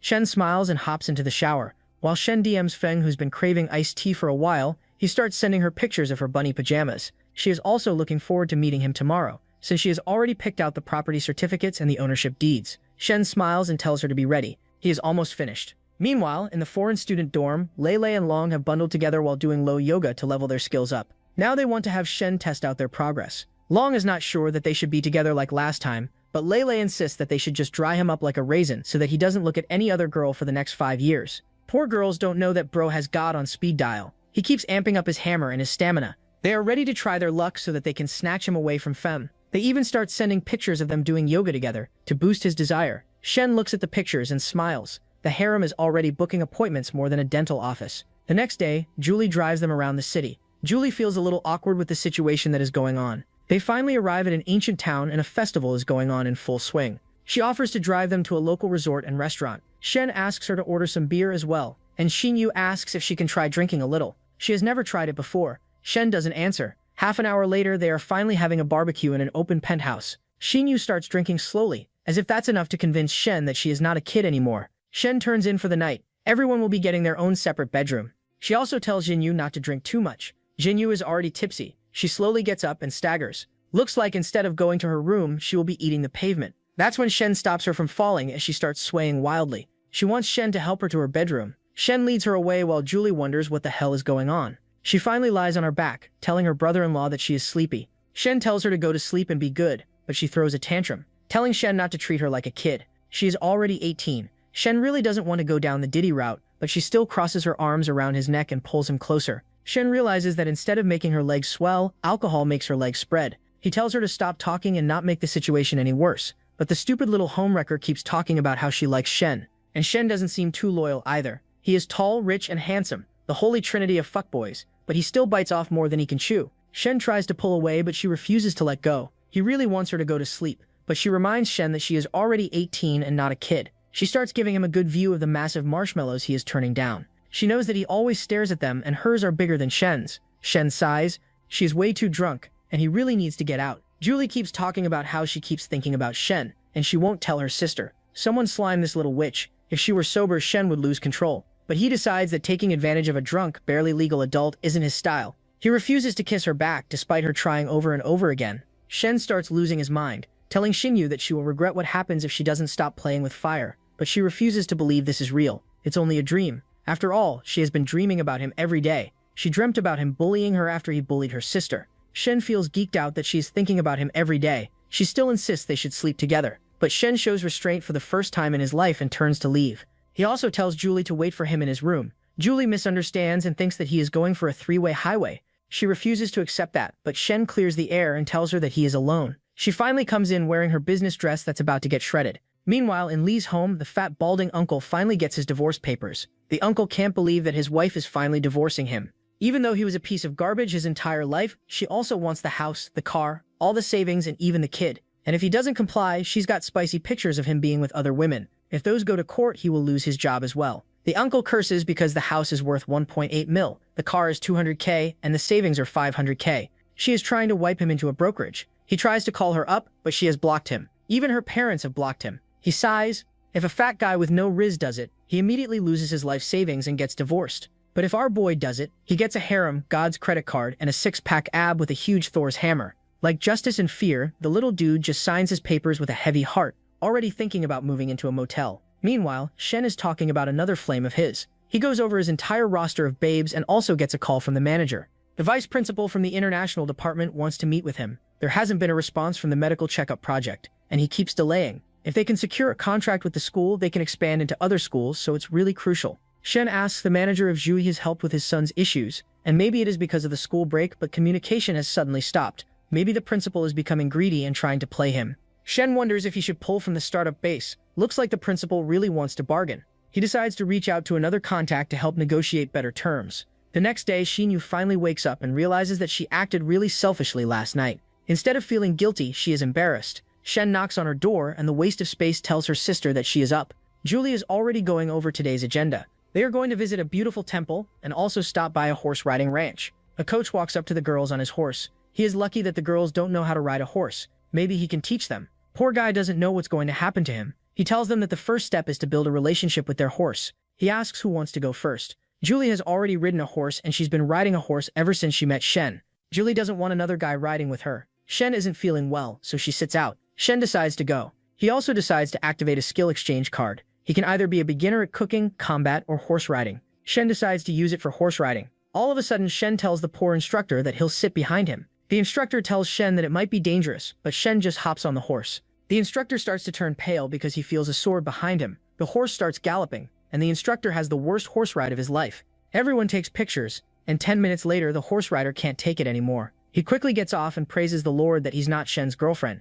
Julie asks if he's already ridden horses, and Shen smiles. She has ridden them as well. Doesn't she remember? Ethan asks Xinyu if she wants to give it a try. Hell no. It was too much to expect human decency from our boy. Jinyu is nervous about riding a horse, but Julie tells her not to worry. Just be gentle and obedient, and her brother-in-law will take care of the rest. Shen smiles and holds out his hand. The way he's looking, anyone would take that hand. Jinyu can be blamed for hopping on the horse and in front of Shen. Shen also notices that Jinyu is thicker than a bowl of oatmeal. He starts galloping hard, giving her instructions to keep her legs on tight. Jinyu feels her heart racing, while Shen feels his breadstick rising with an oven in front of it. The instructor, on the other hand, after being violated, looks at the sunset. He sighs as his brother tells him not to worry. Rich guys are blessed by the heavens. Shen has babes, money, and serious heat in his pants. The jockey didn't expect that Shen was messing around with his sister-in-law as well. 10 minutes later, Xinyu is more confident about her horse-riding skills and accidentally bumps into Shen's sword. Shen decides to go faster, each bump bringing them closer as brother-in-law and sister-in-law. Shen just looks at them sadly. Back at the hotel, Julie asks if he needs a massage. Shen smiles and lies on his back, while Julie massages his back. Shen tells Julie that as the personal assistant he hired, she'll look over his house, cars, and assets. Menglu used to do that, but with a new gig as the personal instructor, it'll be too much for her. Julie asks what he got. He's got 1 villa, 2 cars, and a shop for now, but it'll expand. Julie voices her concern about being replaced once he gets a better assistant, but Shen doesn't roll like that. Sure, he's a degenerate who doesn't even spare his sister-in-law, but he would never dump a woman that's loyal to him. Julie decides to work for him, and she'll hand in her resignation shortly. All of a sudden, there's a knock on the door, and Shen motions for Julie to hide in the closet. Julie ducks and it's in Yui. She apologizes for drinking too much and doesn't remember what happened when he brought her to bed. Shen smiles. Nothing happened. Instead of being relieved, she's kind of disappointed and tries to ask a question, but Shen quickly deflects the topic into her skimpy dressing. She should have at least worn some battle-ready armor under her top. Julie realizes that she just stormed out of her room with her melons jiggling in the wind. She apologizes. It's not intentional. Sure, girl. Shen smiles. He's also forgetful, but she must try harder. Later, they're talking about her insecurity and her figure, and how Julie's also jealous of her assets. He also grabs her waist, checking for injuries from the earlier horse riding session. Things are heating up faster than the ramen bowl I have in my microwave, and Shen tells her if she's sure. All of a sudden, there's a knock on the door again. Julie freezes and decides to hide in the closet. Shen sighs, realizing that things are going to get messy. The moment Julie opens the closet, she looks at Julie. Julie motions for her to be quiet, and they both sit, each wondering what the other is doing over here. Turns out our main girl, Chen, is here, looking like an absolute delight. She wishes her hubby happy birthday. She's the first one to say it, but his phone is going off like a nuclear reactor with all the DMs he's getting from his girls wishing him a happy birthday. Shen smiles, and Shen promises him a gift when they get back, and he'll be the first one to unwrap it. She also wants to be the first one to service his hog in his 22nd year. Shen decides that they should try it tomorrow, but Shen really wants to do it right here and right now. She leans in and both Xinyu and Julie freeze, blushing like 2 idiots in a pod. They realize that Shen had mad gain like that. It's like one sister training the other two. Xinyu peeks through the closet door, and Julie joins her. They look at Shen enjoying her hot dog with extra ranch and mayonnaise. 45 minutes later, she's finally done and ready to hit the bed. Shen nervously tells the other two to come out. He can't believe their sister-in-law was peeping. Somebody better grab a mop to clean up that closet. Juyu asks the secretary to make sure that her sister doesn't know, but her lips are sealed. She asks Shen if he still wants the massage, but he doesn't. She leaves and Juyu's affinity meter bumps up to 72. Shen wonders if all he needs to do is breathe to increase her affinity at this point. The next day, Shen is enjoying a bowl of noodles. They're ready to grab souvenirs for everyone back home. Xinyu is dodging her sister's gaze, while Julie is back to her routine, asking Shen how many gifts she needs to prepare. Shen realizes that he has a whole squad of baddies waiting for him back home. He lost track of everyone besides Chen and Xinyu. He tells Julie to prepare 8 sets, each with a budget of 20,000 per person. Julie didn't expect our boy to have the Avengers of sidekicks by his side. He also remembers his little secretary back home and tells her to get 10 souvenirs with 500 yen each for the company. They finally return and Shen's sister is there to pick them up. Shen looks at the family get-together and leaves. Meanwhile, Menglu also strides into the airport in a schoolgirl uniform. She leans closer, acting extra thirsty. She also wore this ponytail to get his engine roaring. Shen smiles, asking if she's a 30-year-old who identifies as a schoolgirl. Menglu grumbles that she's only 26. She also tells Shen about all the improvements they've had at the school and at the company. Shen is glad that improvements are seen. Menglu asks for a reward, and Shen calls the manager who informs him that the vice president is deliberately hishing the health check treaty that they're about to have. 2 other companies are in contact with him. They need to take action right now. Shen realizes that the vice president is a dirty scumbag who is trying to backstab him. He goes over their details and tells the manager to act natural. Some old guy is trying to crush him. Menglu yells, telling her hubby to go crack him. Shen reminds her that he's not a woman. Menglu then tells her hubby to go shut him down. They arrive and see Chen hopping into the G-Wagon, Shen's god. Things are turning awkward, but Shen, being the wonderful wifey she is, tells Shen to drive Menglu's car, since he hasn't driven in a while. Later, they finally hop into the red whip, and Shen calls up the professor, telling her he needs a favor. He smirks, and Menglu recognizes that devilish smile is up to no good. This time he's going to crush the old fart that's stopping him from getting richer.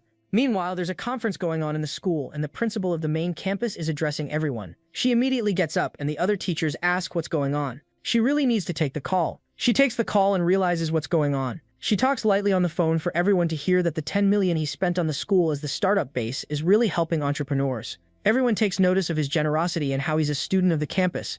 She apologizes, and the principal talks highly about Shen, who is giving back to the community and the college. The professor tells the principal that Shen is also having his own startup, and he wants to introduce his school to the health checkup project. Thus, she has cleverly bypassed the principal and vice principal and gotten straight to the top. The principal is glad that one of their graduates is going to help out the school and also will get something in return, but he'll have to meet the requirements. The vice principal is not happy and keeps staring daggers at the professor. The professor doesn't dare look up. Later, she gets a call from Shen, telling him that she was nervous as hell because those two men were glaring at her like crazy. Shen tells her not to react. They'll point their anger at him. They also talk about their relationship, and it's been a while since they've been together. Shen promises to visit her tomorrow. Right now, he's got a personal training session booked with his muscle mommy. She hops onto his lap, asking if he's ready for his cardio. Shen's all ready for his cardio session while Menglu is looking at pictures on her phone. Shen wonders what she's looking at. Turns out, while he was away, she was gooning over his pictures, his rock-hard abs. He looks so good that he could be on the cover of a men's magazine or the ambassador for Grindr. Shen starts teasing her for liking a picture when she's got the real deal in her arms. He also notices her trembling like a 20-year-old washing machine. He reaches for those plump peaches, and Menglu tells him to be careful. She is about to cast water magic all over him. Things are spicing up. The next morning, she's got a fresh tree of breakfast ready for him. But our boy is just happy looking at the sea in front of him. He hops out of the shower and remembers how, by the end of his little training session, Menglu couldn't take it anymore. Menglu nervously says that she's got a good foundation and could hop back. Shen understands not many can go toe-to-toe with a Viltrumite. He then tells her to pick a house for 3 million yen. That's enough to send her into a fantastic mood. She immediately hits up her homegirl, the only one who's kind of self-reliant, not riding on Shen's tailcoats. Shen then changes into his outfit. If he gets her a 3 million house, he'll be getting 6 million in profit. That's a win-win situation. He might crash the world's economy if things keep going at this pace. And he also gets a cheat code for every girl that goes over 90 affinity points. He decides to head back to the company, and the manager informs him of the recruitment training and hiring session. Shen asks about the recruits and if it will affect company time. The manager has decided that employees will train their recruits in their downtime so that work is not affected. Shen notices a lot of employees waiting for an audience and tells the manager to gather them in the conference room. After meeting with them, Fatty tells Shen that the vice principal contacted them and asked whether they should offer a discount off market price. Shen wants to offer a market price that's competitive. The manager is surprised that Shen could strong-arm the old fogey into their deal. Next up, he wants to meet with little secretary Yingzi. Yingzi barges into the room wearing a silver dress. Shen smiles, complimenting her dressing choice. He tells her that she should take some time off, but Yuji insists on staying in the company. After all, as his loyal assistant, she needs to be his eyes and ears. Shen smiles. He likes the dramatic flair. He is going through rotations in each department, run in stores so that she can prepare for the future. Yuji all of a sudden imagines Shen giving her a turn and officially adding her into his harem. She snaps out of it and wonders if she's going to get another position. Shen tells her that her secretary is the closest employee to the boss. She needs to be good at her job, and this is only the beginning. She promises to work hard and leaves. Shen smiles because while Yimzi will be working hard, he'll be working hard while working.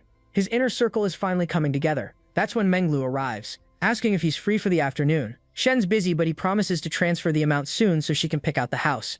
She pats him on the cheek and Shen calls the counselor, ready to meet with them. He tells Menglu to prepare 2 boxes of premium cigs and 2 bottles of high-end wine. He's about to meet someone. Shen reveals his plan and then turns to leave. He meets up with the vice principal and hands him all of the gifts. He starts praising the teacher for always putting the students first. And the teacher also flatters Shen that they will always look out for the students. A lot of students have graduated and become important figures around the world. Shen expresses his desire to learn from them, and there is a High Achievers alumni get-together coming next week. Normally, Shen wouldn't qualify since he hasn't graduated, but they're ready to make an exception. Shen promises to learn from the seniors, and they toast together to their shared future. The vice principal also congratulates him. After several days of evaluation, his company is the top candidate for the project. Shen smiles, promising not to let him down and to treat him to dinner. Internally, he's laughing at the old fox. If he hadn't bypassed this old fart, the project would have gone up in smoke. The vice principal is also scared that a 22-year-old kid beat him in his own game. Shen then hops into his car and calls the counselor, but she's busy with a meeting and being teased by her friend. He also remembers Long and Lele trying their best and being super competitive for his affection. Maybe he should hit them up. Speaking of the 2 succubi, they're walking down the street wondering what they should do and why Shen hasn't contacted them. Just then they spot him in the parking lot in his G-Wagon. While Lele tries to complain about Shen's distant behavior, Shen shows the message he was just typing to contact them. They really want to hop into his whip. Shen realizes that the counselor is late, so he might as well give them a lift to the dorm. But for the first time in his life, our boy might land in hot water because the counselor has seen the 2 girls get into his wagon. She looks hurt as hell. Her friend tells the counselor to put her natural charms to use and lose that ugly sweater she's always sporting. She needs to be bolder and to show off her massive marshmallows. Only then will she survive in this dog-eat-dog world. The counselor scribbles on the paper. It's true that Shen really is a dog, but he can't be here for pure lust. Now can he? She wonders innocently. Her friend tries to smack some sense into her that guys who are never short on female attention are always in high demand. She needs to seize her prize or she'll regret it. The counselor feels depressed. Does she really need to compete with high schoolers for attention? Back at the girls' dorm, Shen really wants to leave, but Lele insists that he come up and sit around for a while. Even Shen knows that he won't be sitting anytime soon if he goes up there, but he still just decides to indulge her. Lele laughs and Shen agrees to help her out. The master of the dorm tells Shen to stop it. No one with a package in his pants is allowed in the girls' dorm. Lele says there is her boyfriend, and he's here to help them pack. She gives them an understanding smile and tells them to come back soon. They arrive in their dorm, and Shen notices a cupboard threatening to spill. Long quickly, she is telling him to stay away. He shouldn't be snooping around. Their drawers write that Lele says that he needs to see. He opens the door and sees scraps of fabric lying around. Those scraps are what Lele Long bought to grab his attention. He asks if they are being bold on purpose.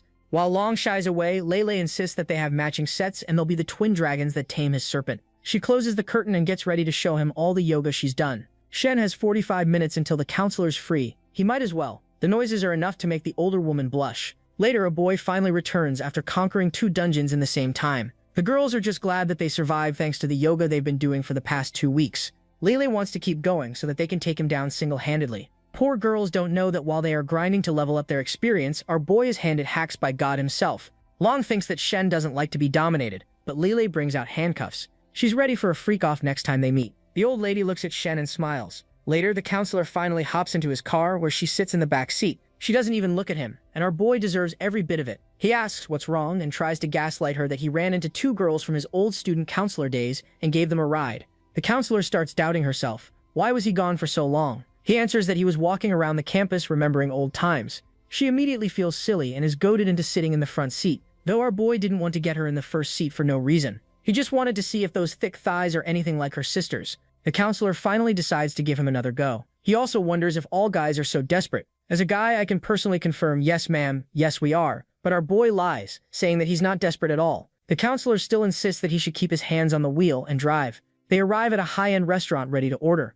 As fate would have it, Bingying is also here on a blind date with a guy who's got a massive forehead. He asks why she's looking at Shen. It's his time to shine. Bingying reveals that he's her middle school classmate and her first love. The guy starts giving her trash about being in love with Shen. He even tells Bingying that if she doesn't like his toxic personality, she can leave. But here she is dating since middle school, so she's no saint either. Bingying wipes her mouth, asking why he is playing matchmaker with her parents. The scumbag is just after her untouchable looks. He doesn't care about personality and just wants one thing, and it's disgusting. He starts inquiring about Shen's business and why he is here, and whether his family is well off. Bingying grabs her wine glass and refuses to answer. She's using every bit of her willpower not to throw this wine glass at his stupid face. The guy teases her. It doesn't matter if he was her first love. It's his time to shine. If he doesn't stop yapping, his face will be sloshed with wine. Bingying decides she won't be going on dates anymore with this scumbag. Later, Shen is finally done with his dinner, and they're about to leave. The professor wants to know what they are. Are they official or not? Shen just gives her a smirk, saying that they're practically a couple, and she doesn't need to pay back the dinner money. She still insists that even if he was her boyfriend, she wouldn't spend his money casually. Looks like in his harem, only the professor and Shen are decent ones.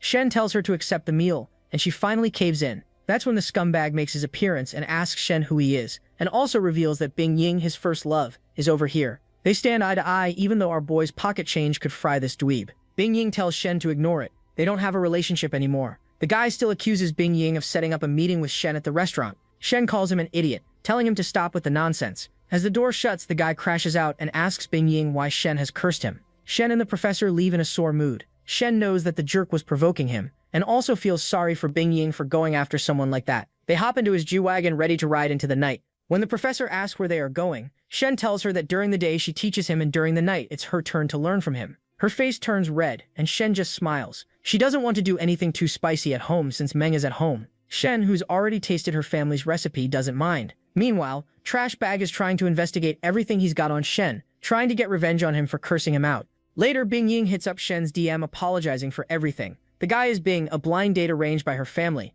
and his family runs a huge fitness chain brand. The brand is the most famous name in healthcare and fitness in the city, with a dozen locations, while their branches compete with his own for customers. Things are spicing up, and as Shen finally found a rival that can give him a run for his money and his babes. After finishing up his chat with Bingying, Shen's not scared of Bing. He's only a second-generation rich kid who acts tough on daddy's money. Though Shen's not much better off either. He's acting tough on God's money. The counselor asks Shen if them being a couple was a confession, and Shen just smiles. They're already a couple, and does she like him? Her affinity points bumping up to 80 says it all. They're about to lock lips when Meng notices them. The professor quickly pushes Shen away, but Shen's not scared. He even acts soft and pinches her peaches before going after the professor. Before leaving, Shen teases her, and Meng gives him the bird and flips him off. Later they get together, and Shen is acting up, but the professor says that her sister, who is about to return, is going to get dicey. They don't care though. Things are heating up while Meng is listening from outside of the apartment door. She feels sad that she is left out and can only sit there listening like a cuck. Otherwise, it would be better even if she gets to watch. Our boy hugs the professor, reminding her that Meng will be back soon. Sure enough, Meng arrives and Shen transfers the money from Menglu's apartment as well as Feng's apartment. He gets a whopping 11 million yen in return. Everyone's affinity points boost up.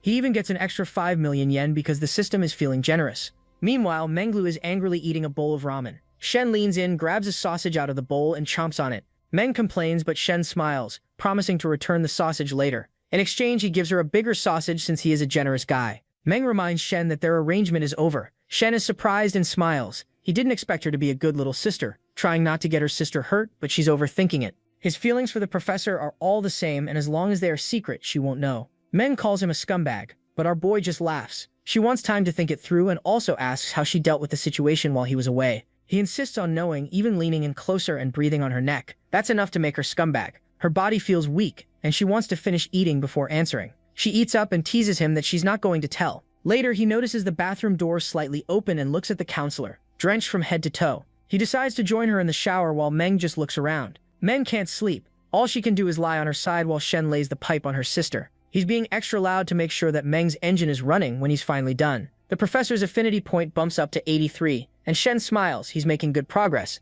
The counselor wants Shen to meet her parents, and Shen even calls them mom and dad, wondering when he can meet them. The professor is glad she found such a wonderful man that calls her parents mom and dad, but she's not too happy that he still has a snake down under. Our boy decides to show her more love for the next 2 hours. She's finally asleep and exhausted. Shen grabs a drink from the kitchen and notices Meng's door slightly open. He leans closer and asks what she's doing. Meng tries to play hardball, but our boy throws a curveball by grabbing her wrist and going for the neck. He leans closer and activates every bit of her body. The next day, he's finally earned a couple of new titles: Sister-in-Law Slayer, Wife Material Betrayer. He wakes up and looks around and realizes that he's still in the professor's room. He gets greeted by the professor, who calls him for breakfast. He teases her that she is the breakfast he's been craving.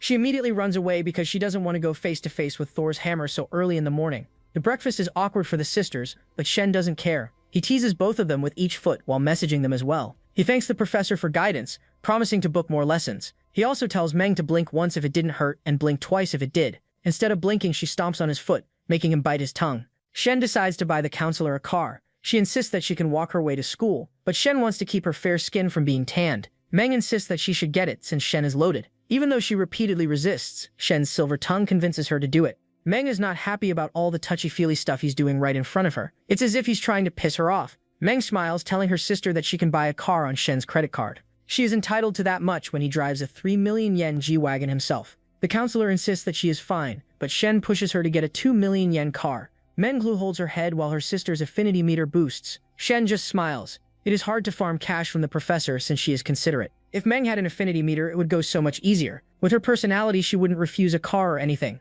Meanwhile, Bing is enjoying his daddy's money and answering a call. He has everything he's got about Shen, a junior at Foreign Affairs University with a family that runs an overseas travel agency. Now he has a health management company himself. Menglu is surprised that that dude is in the same industry as him. He goes over all the innovative ways he can take down Shen. He remembers the old owner of the company. His father was supposed to take over that company, but someone cut that deal halfway and bought it. Shen has no idea that he has found his biggest hater. Meanwhile, one of the geeks at his university just leaked the information to his gunner about Shen. Since his cousin works for Bing's family, they couldn't refuse. The geek feels bad about being a snitch. He decides to give Shen a heads up. After all, Shen is a self-made man and a first-generation entrepreneur, completely different from Bing, who is using daddy's money to get ahead in life. They talk about Shen and his success. His cousin doesn't think that Shen will go far since he is in foreign affairs and business is a different world. But Shen has a whole team of super chicks on his side. His cousin tells the geek to go warn Shen if he is close to him. Bing is rotten to the core. His father put him in charge of a couple of fitness examination centers, but that bastard started examining the wrong type of clients and got massive harassment complaints. He even harassed a manager's wife, and one manager beat him half to death. That's why he doesn't get handsy anymore. The geek tells Shen everything and apologizes for leaking the information. Also, Bing is about to buy a one-way ticket to Paintown by going after Shen, because his company manager is the same guy who beat him up a while back. Shen also asks the geek why Bing Ying is going for Bing. Her family was one of the richest ones around. The geek explains that her father was sentenced to prison and is busy servicing Didi. Why live there? Now her family is broke as beans. Her mother has a couple of yoga studios that are not doing well, so Bing is willing to buy them out. If Bing Ying agrees to be his girlfriend, Bro's risk is so bad that he has to threaten a family with bankruptcy to get a girlfriend. Shen understands the situation. If Bing Ying's mother knows what's going to happen, if Bing gets what he wants, no way is he going to buy those shabby yoga studios later. He's also going to go after Shen soon. Based on the investigations, Shen decides to move first, calling his manager and asking if he wants revenge on Bing. Bing wonders if they're going to break his kneecaps or something. Shen tells him no need. There are legal ways to get what they want. They go over their plan. The manager agrees, though he's a little skeptical about Shen helping him out. Shen then tells the old geek to get the internet trolls they have on payroll ready. Meanwhile, Meng and her sister are looking like a pair of sweet treats. They start walking around and Meng feels left out, but she also gets a firm pinch on her cheeks. Later, they go to a BMW studio, but the counselor doesn't want something so expensive. They then go to Lamborghini, but she still doesn't want one. Shen insists that she can't just buy a busted old Corolla. He can't let her girls be caught lacking. She nervously reminds Shen that she's an ordinary teacher and someone who can't afford a car. People will gossip about her. The sales rep realizes that her fat commission is going to slip away if this little goody two-shoes keeps on being humble. The sales rep walks up to the professor, saying that she is an ordinary teacher. That's why no one will gossip about her. She elaborates that if an education leader is driving a luxury car, everyone will assume it's through corruption. But if an ordinary teacher drives one, they'll assume she comes from a rich family, or she's loaded through her husband. Meng also insists that they should buy it. Shen looks around, feeling guilty as hell, because in his heart, the top 3 positions belong to Feng Chen and the counselor, the 3 girls who are most considerate of him. Since the other 2 have houses and cars, it's only natural that she gets a car and later a house. They finally seal the deal, and Shen wonders if she wants a house as well. She stutters that she doesn't, it's way too expensive. Shen realizes that he pushed too soon. They circle back to a house later. It's finally reached 50 million net worth thanks to the system. They later walk around and Shen gets a call from the manager. He tells the geek that the material is ready. Meanwhile, managers at Bing's agency are telling him reports. He wants to slash their prices to draw customers from Shen's health centers. But the manager reminds him it's a bad idea. They can't deliver what they're promising. They don't have that many trainers, and if they have too many recruits, it will be a problem. And they will also not be a high-end brand anymore. Bing doesn't care, and promises to fire everyone who opposes him. A true business genius at work. All of a sudden, his secretary barges into the room and reveals a video about a censored man ready to reveal something big about Bing's company. There are a lot of victims and a lot of scandals surrounding the company. It will be revealed soon. Bing looks at the video and asks who posted it. They can't trace it back, and Bing is so furious that he slams the phone on the table. The secretary nervously tells Bing not to crush her phone in his bad mood. He really wants to get in touch with the one who uploaded the video. Maybe it's to blackmail him or something. Bro is spot on and doesn't know what's going to happen to him later. The secretary wonders if he has offended someone. The first person that pops into his mind is Shen, though technically Shen offended him first. He also realizes that the manager who beat him up works in that company. Are they bonding over the mutual hatred for him? Meanwhile, Geek and his cousin are enjoying a latte. They talk about how Shen moves fast. They already have dirt on Bing and are about to go public tomorrow. All of a sudden, Bing calls his cousin, asking if he's responsible for revealing his plan. Both Geek and his cousin stifle their laughter. Bing wants the cousin to dig up dirt on Shen. When he hangs up, both of them burst out laughing. Shen has excellent grades and character, though I'm not too sure about that character thing. But there's not much dirt they can dig up.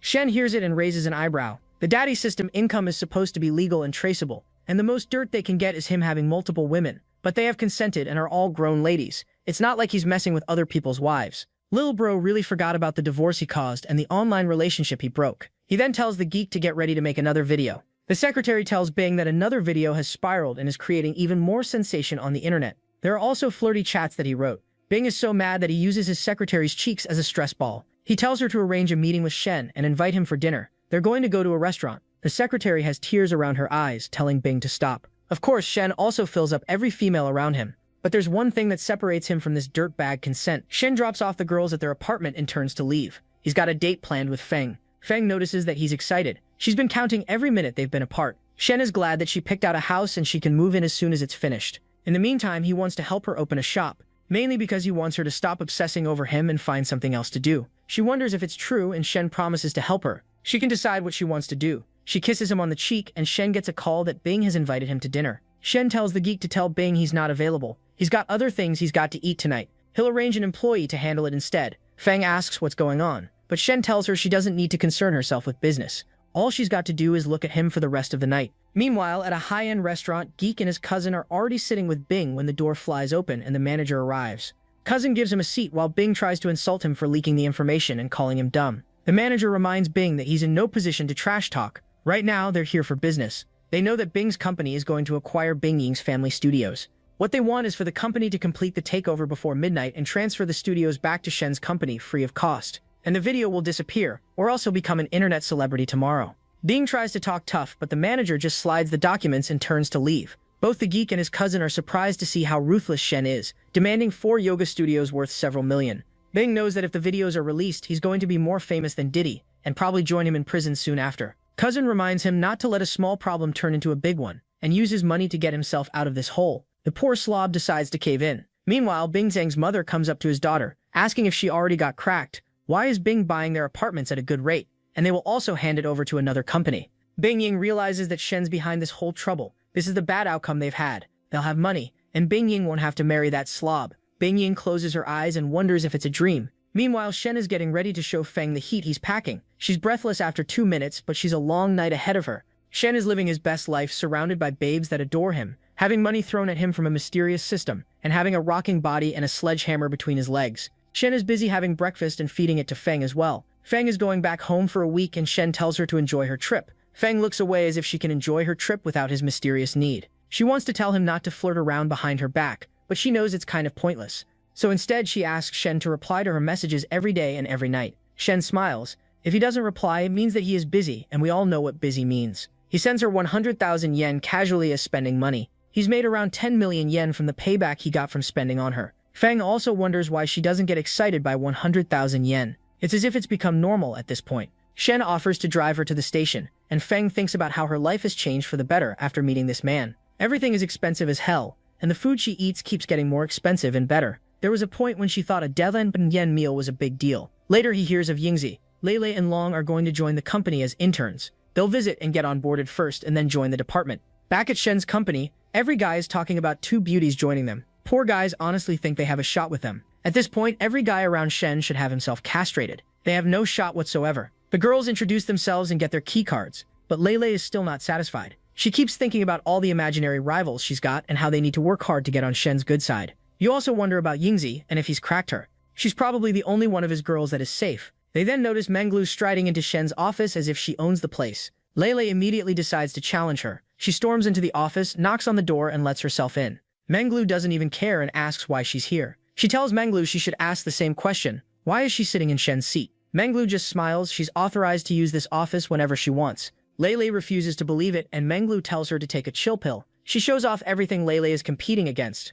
A lean, mean breeding machine is the perfect description for Menglu. Lele is taken aback and storms away in anger. In reality, Menglu is doing everything she can to stay ahead of the competition. She needs to invest more than a job to keep her place in Shen's heart. She does cardio, fitness, skincare, aerobics, and even took massage sessions. Yet she hasn't increased her position in his heart. She can only keep her position from dropping. She's received 100,000 yen as a monthly allowance, and with everything she's gotten, it's around 5 million. She can only improve so that Shen doesn't wander away from her. Meanwhile, Lele is talking with Long about Menglu. Long is interested in knowing what her personality is, but Lele is just bad-mouthing her. Meanwhile, Shen is riding back to work when Menglu calls him and tells him that she's wearing a spicy top under her zipper and he should stop by the office soon. She zips her top up and is ready to show Lele her place in the harem. As soon as Shen steps into the office, everyone freezes. Our boy is majestic AF. His aura puts Piccolo to shame. Both Lele and Long look like they need a shower after they see Shen, but Shen doesn't even acknowledge them and goes straight to the boardroom. He goes over the proposals one after another. They have 4 yoga studios in their possession, thanks to Bing.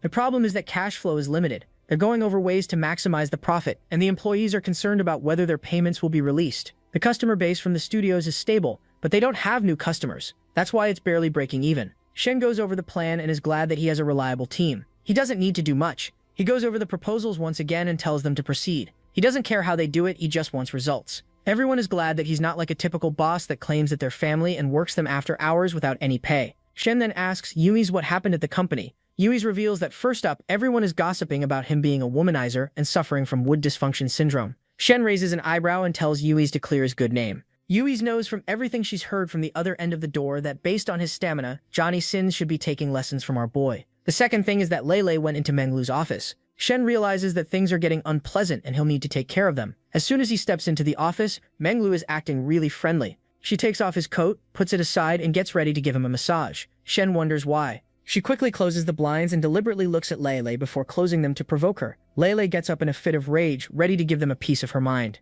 Meanwhile, Menglu has her rightful position on Shen's lap with her shirt all the way down. Lele barges into the room and asks what the hell is going on. Shen holds his head in frustration, wondering if they are middle schoolers fighting over a teddy bear. Menglu deliberately brings up the sports car he bought. This makes Lele lose her confidence, but she tries to fight back by asking Shen what the minimum age is for a driving license. Can she get one since she is 22? That dumb question is just how I get the conversation rolling by asking my girlfriend what her microwave brand is.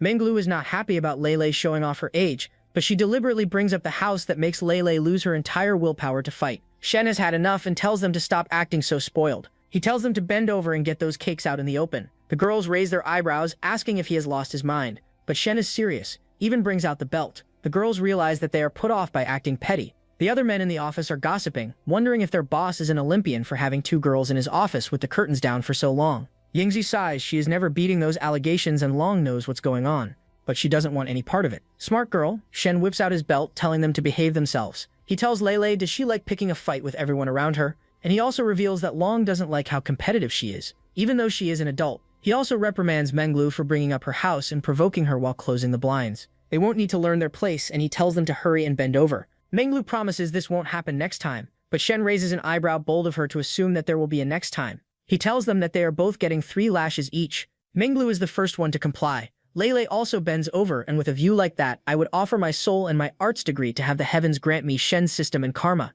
Shen tells them never to let this happen again, but he can't bring himself to hit them. He also doesn't want Menglu to join Lele's little group. He asks Menglu to tell him what she did wrong. She says that she shouldn't have been jealous and should have treated the younger one more kindly and shouldn't have shown off her assets. Next up is Lele. She shouldn't have looked for a fight. Shen gently swats their bottom, and they are surprised that he didn't use the belt and just swatted them lightly. Shen tells them that he can't hit a woman that's below the belt for him, but they won't get to spend time with him for the next couple of nights. There's a bigger punishment than they anticipated, but Shen won't change his mind. As soon as they leave, he's got his new side quest lined up. Lin asks him to come to her place to celebrate. Meanwhile, Fat Uncle is complaining about Lin being ruthless for taking the house and the car and leaving her ex-husband only 20,000 yen. He's basically broke. Fat Uncle sees Shen stride into the elevator. He pretends not to recognize Shen and asks what floor he's going to. Ironically, both of the people in the elevator are cheaters who cheated with consent, but one of them gets to get away with it because of being handsome, buff, and rich as hell. Fatty Uncle asks where he's going, and Shen replies without looking, the same floor as him. Fatty starts connecting the dots, and when Shen knocks on his door, he realizes what's happened. Lin looks like an absolute snack in her apron. He yells at Lin for having an affair before they even divorced. Shen didn't want a messy fight, but he stays silent. Lin refuses all his blame. He has no evidence that they were dating or seeing each other again before. Later, she bends over to stir a pot, and Shen bends over to stir her pot, asking if she missed him. The single touch is enough to send her over to heaven, but Shen just smiles because the stew is only starting to heat up. By the way things are headed, it looks like Shen will be having dessert before the main course. He starts unwrapping Miss Lin like a sweet treat, asking if she comes here often. That cheesy pickup line can only work because it's Shen who's saying it. He locks lips and has a taste of those gaudily marshmallows. He even suggests that she take a break from cooking, because he worries about her health. Meanwhile, old Unsure is rethinking his life choices and wondering why he gets to be the villain and cuck of the story, while Shen, who does the same, gets to crack Lin. Speaking of cracking, Lin's getting her dungeons explored while looking at the skyline. Finally, she's had enough of these sausage and mouse cheats. A couple of minutes later, she brings him a bowl of nutritious broth to get the king's engine running. As he takes the broth, he's glad that Miss Lin is about to get to 80 affinity points. Once she gets to 90, he'll get an epic skill card. For all the girls in his harem's sake, I hope it's not another Woodis increases spell. He just wants to spend money on her to get a massive cashback. He asks Miss Lin if she wants anything. She's already got a house, a car, and a bit of savings, thanks to the power move she pulled on her ex-husband. Shen still wants to buy her a car, even offers to pick one that is about 2 million yen. Shen wants to do something nice for her, so she needs to get a car and he'll transfer the money. Lin is moved to tears.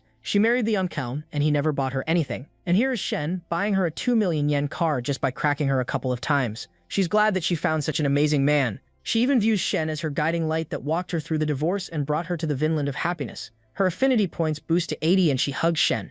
If only she had left the car to her ex-husband, and the house too, because Shen was going to buy her one down the line. 1 hour later, Shen is finally sheathing his paintbrush, while his masterpiece lies next to him, completely breathless, as if she fought an elder dragon and lost. She tells Shen she'll be resting for a bit, and now that she's got free time, maybe she can help with his business to share some of his burden. Even though she's been taking care of his burden better than most, Shen asks what her major is. Turns out she's a business administration major, and she also worked in her administrative position before getting married. Shen thinks about it. She has experience running a cafe. She has a degree. Maybe he can let her practice in one of the yoga studios. He tells Lin that she can have a position in a yoga studio, and I hope it's not Downward Dog so that she can help manage them. She thanks him, promising to do her best. The next day, Shen pulls up in his G-Wagon in an emerald green suit. Last night, he got the principal's message to get to the alumni meeting. He greets the butlers and notices someone having trouble with his electronic invite. Shen asks what's going on. The butler says that the gentleman's e-invite is acting up, and they can't verify his identity. The man politely tells Shen to go first. Shen thanks him and asks for his name.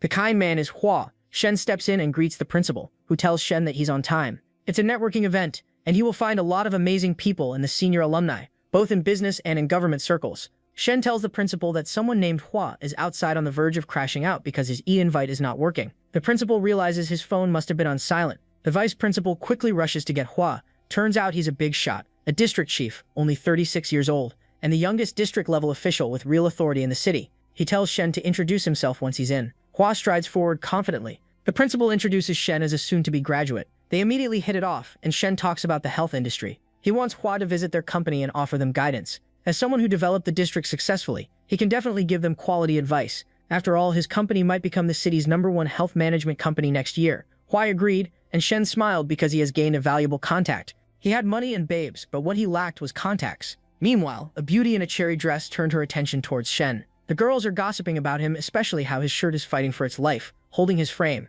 Shen meets up with the geek's cousin, who outed him to Bing. The cousin apologizes and Shen tells him it's fine. Meanwhile, the babe asks Pee-wee, her cousin, why she is so quiet. Maybe she should introduce herself. Pee-wee is a woman with grace and elegance surrounding her. The red harlot tells Pee-wee to watch and learn. She learned herself, Shen. The cousin tells Shen that the woman walking over is a big shot in pharmaceuticals. Shen thanks him for the heads up, but Shen is more interested in Pee-wee. 2 reasons. First, her dress is amazing. And second, her dress is amazing. Looks like she's holding a binder to hide her assets. The woman is Shu, and she introduces herself and even makes a lewd rubbing motion at Shen's hand. A little straightforward. Shu asks Shen to call her big sister, and internally she's turned into a waterfall because of Shen's great figure, good looks, fat wallet, and young age. Bro's more mythical than a unicorn at this point. Shen smiles, looking at her breast and telling her she's not that big herself. Shu didn't expect Shen to take the reins and bring the car to the highway so soon. She tells Shen that looks can be deceiving, and Shen just laughs smugly. If looks can be deceiving, maybe she can take the lead. Pee-wee and the others are baffled by Shen's smooth game. She even looks at Shen's little friend down under, asking if he's all talk and no action. Poor girl doesn't know that a night with Shen turns into a boss fight against Jormungandr, the world serpent. Shen realizes that things are turning dicey, and this is full-blown flirting if he doesn't stop. He changes the subject, and they walk away. Meanwhile, Shinu is excited by the push-and-pull game. She even tells Pee-wee some lewd stuff, making her blush. The other cowgirls ask how she is not closing the deal. She laughs. They wonder if it's because her massive marshmallows aren't big enough.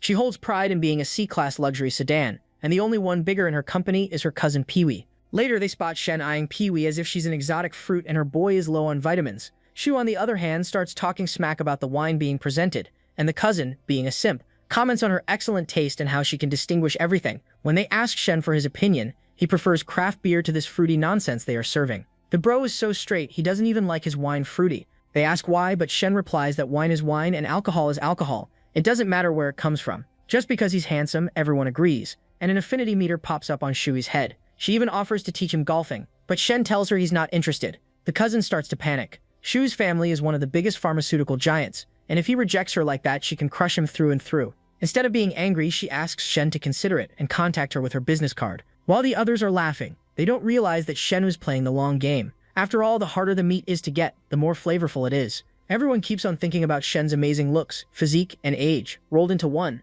After the banquet, Pee-wee is riding home and talking to Bing Ying. They talk about the event, and Bing Ying feels a burden in her heart. She used to be in the same category as Pee-wee and the others. Pee-wee then asks Bing Ying about Shen. He was looking at her non-stop. Bing Ying knows that the type of girl he keeps around is high class, so of course she would catch his attention. But relationships aren't ordinary with Shen. Pee-wee thinks that he was a pervert for looking at her assets non-stop and losing interest in her cousins after he thought that they were too small. Bing Ying starts blushing, remembering back then when Shen was infatuated with those marshmallows.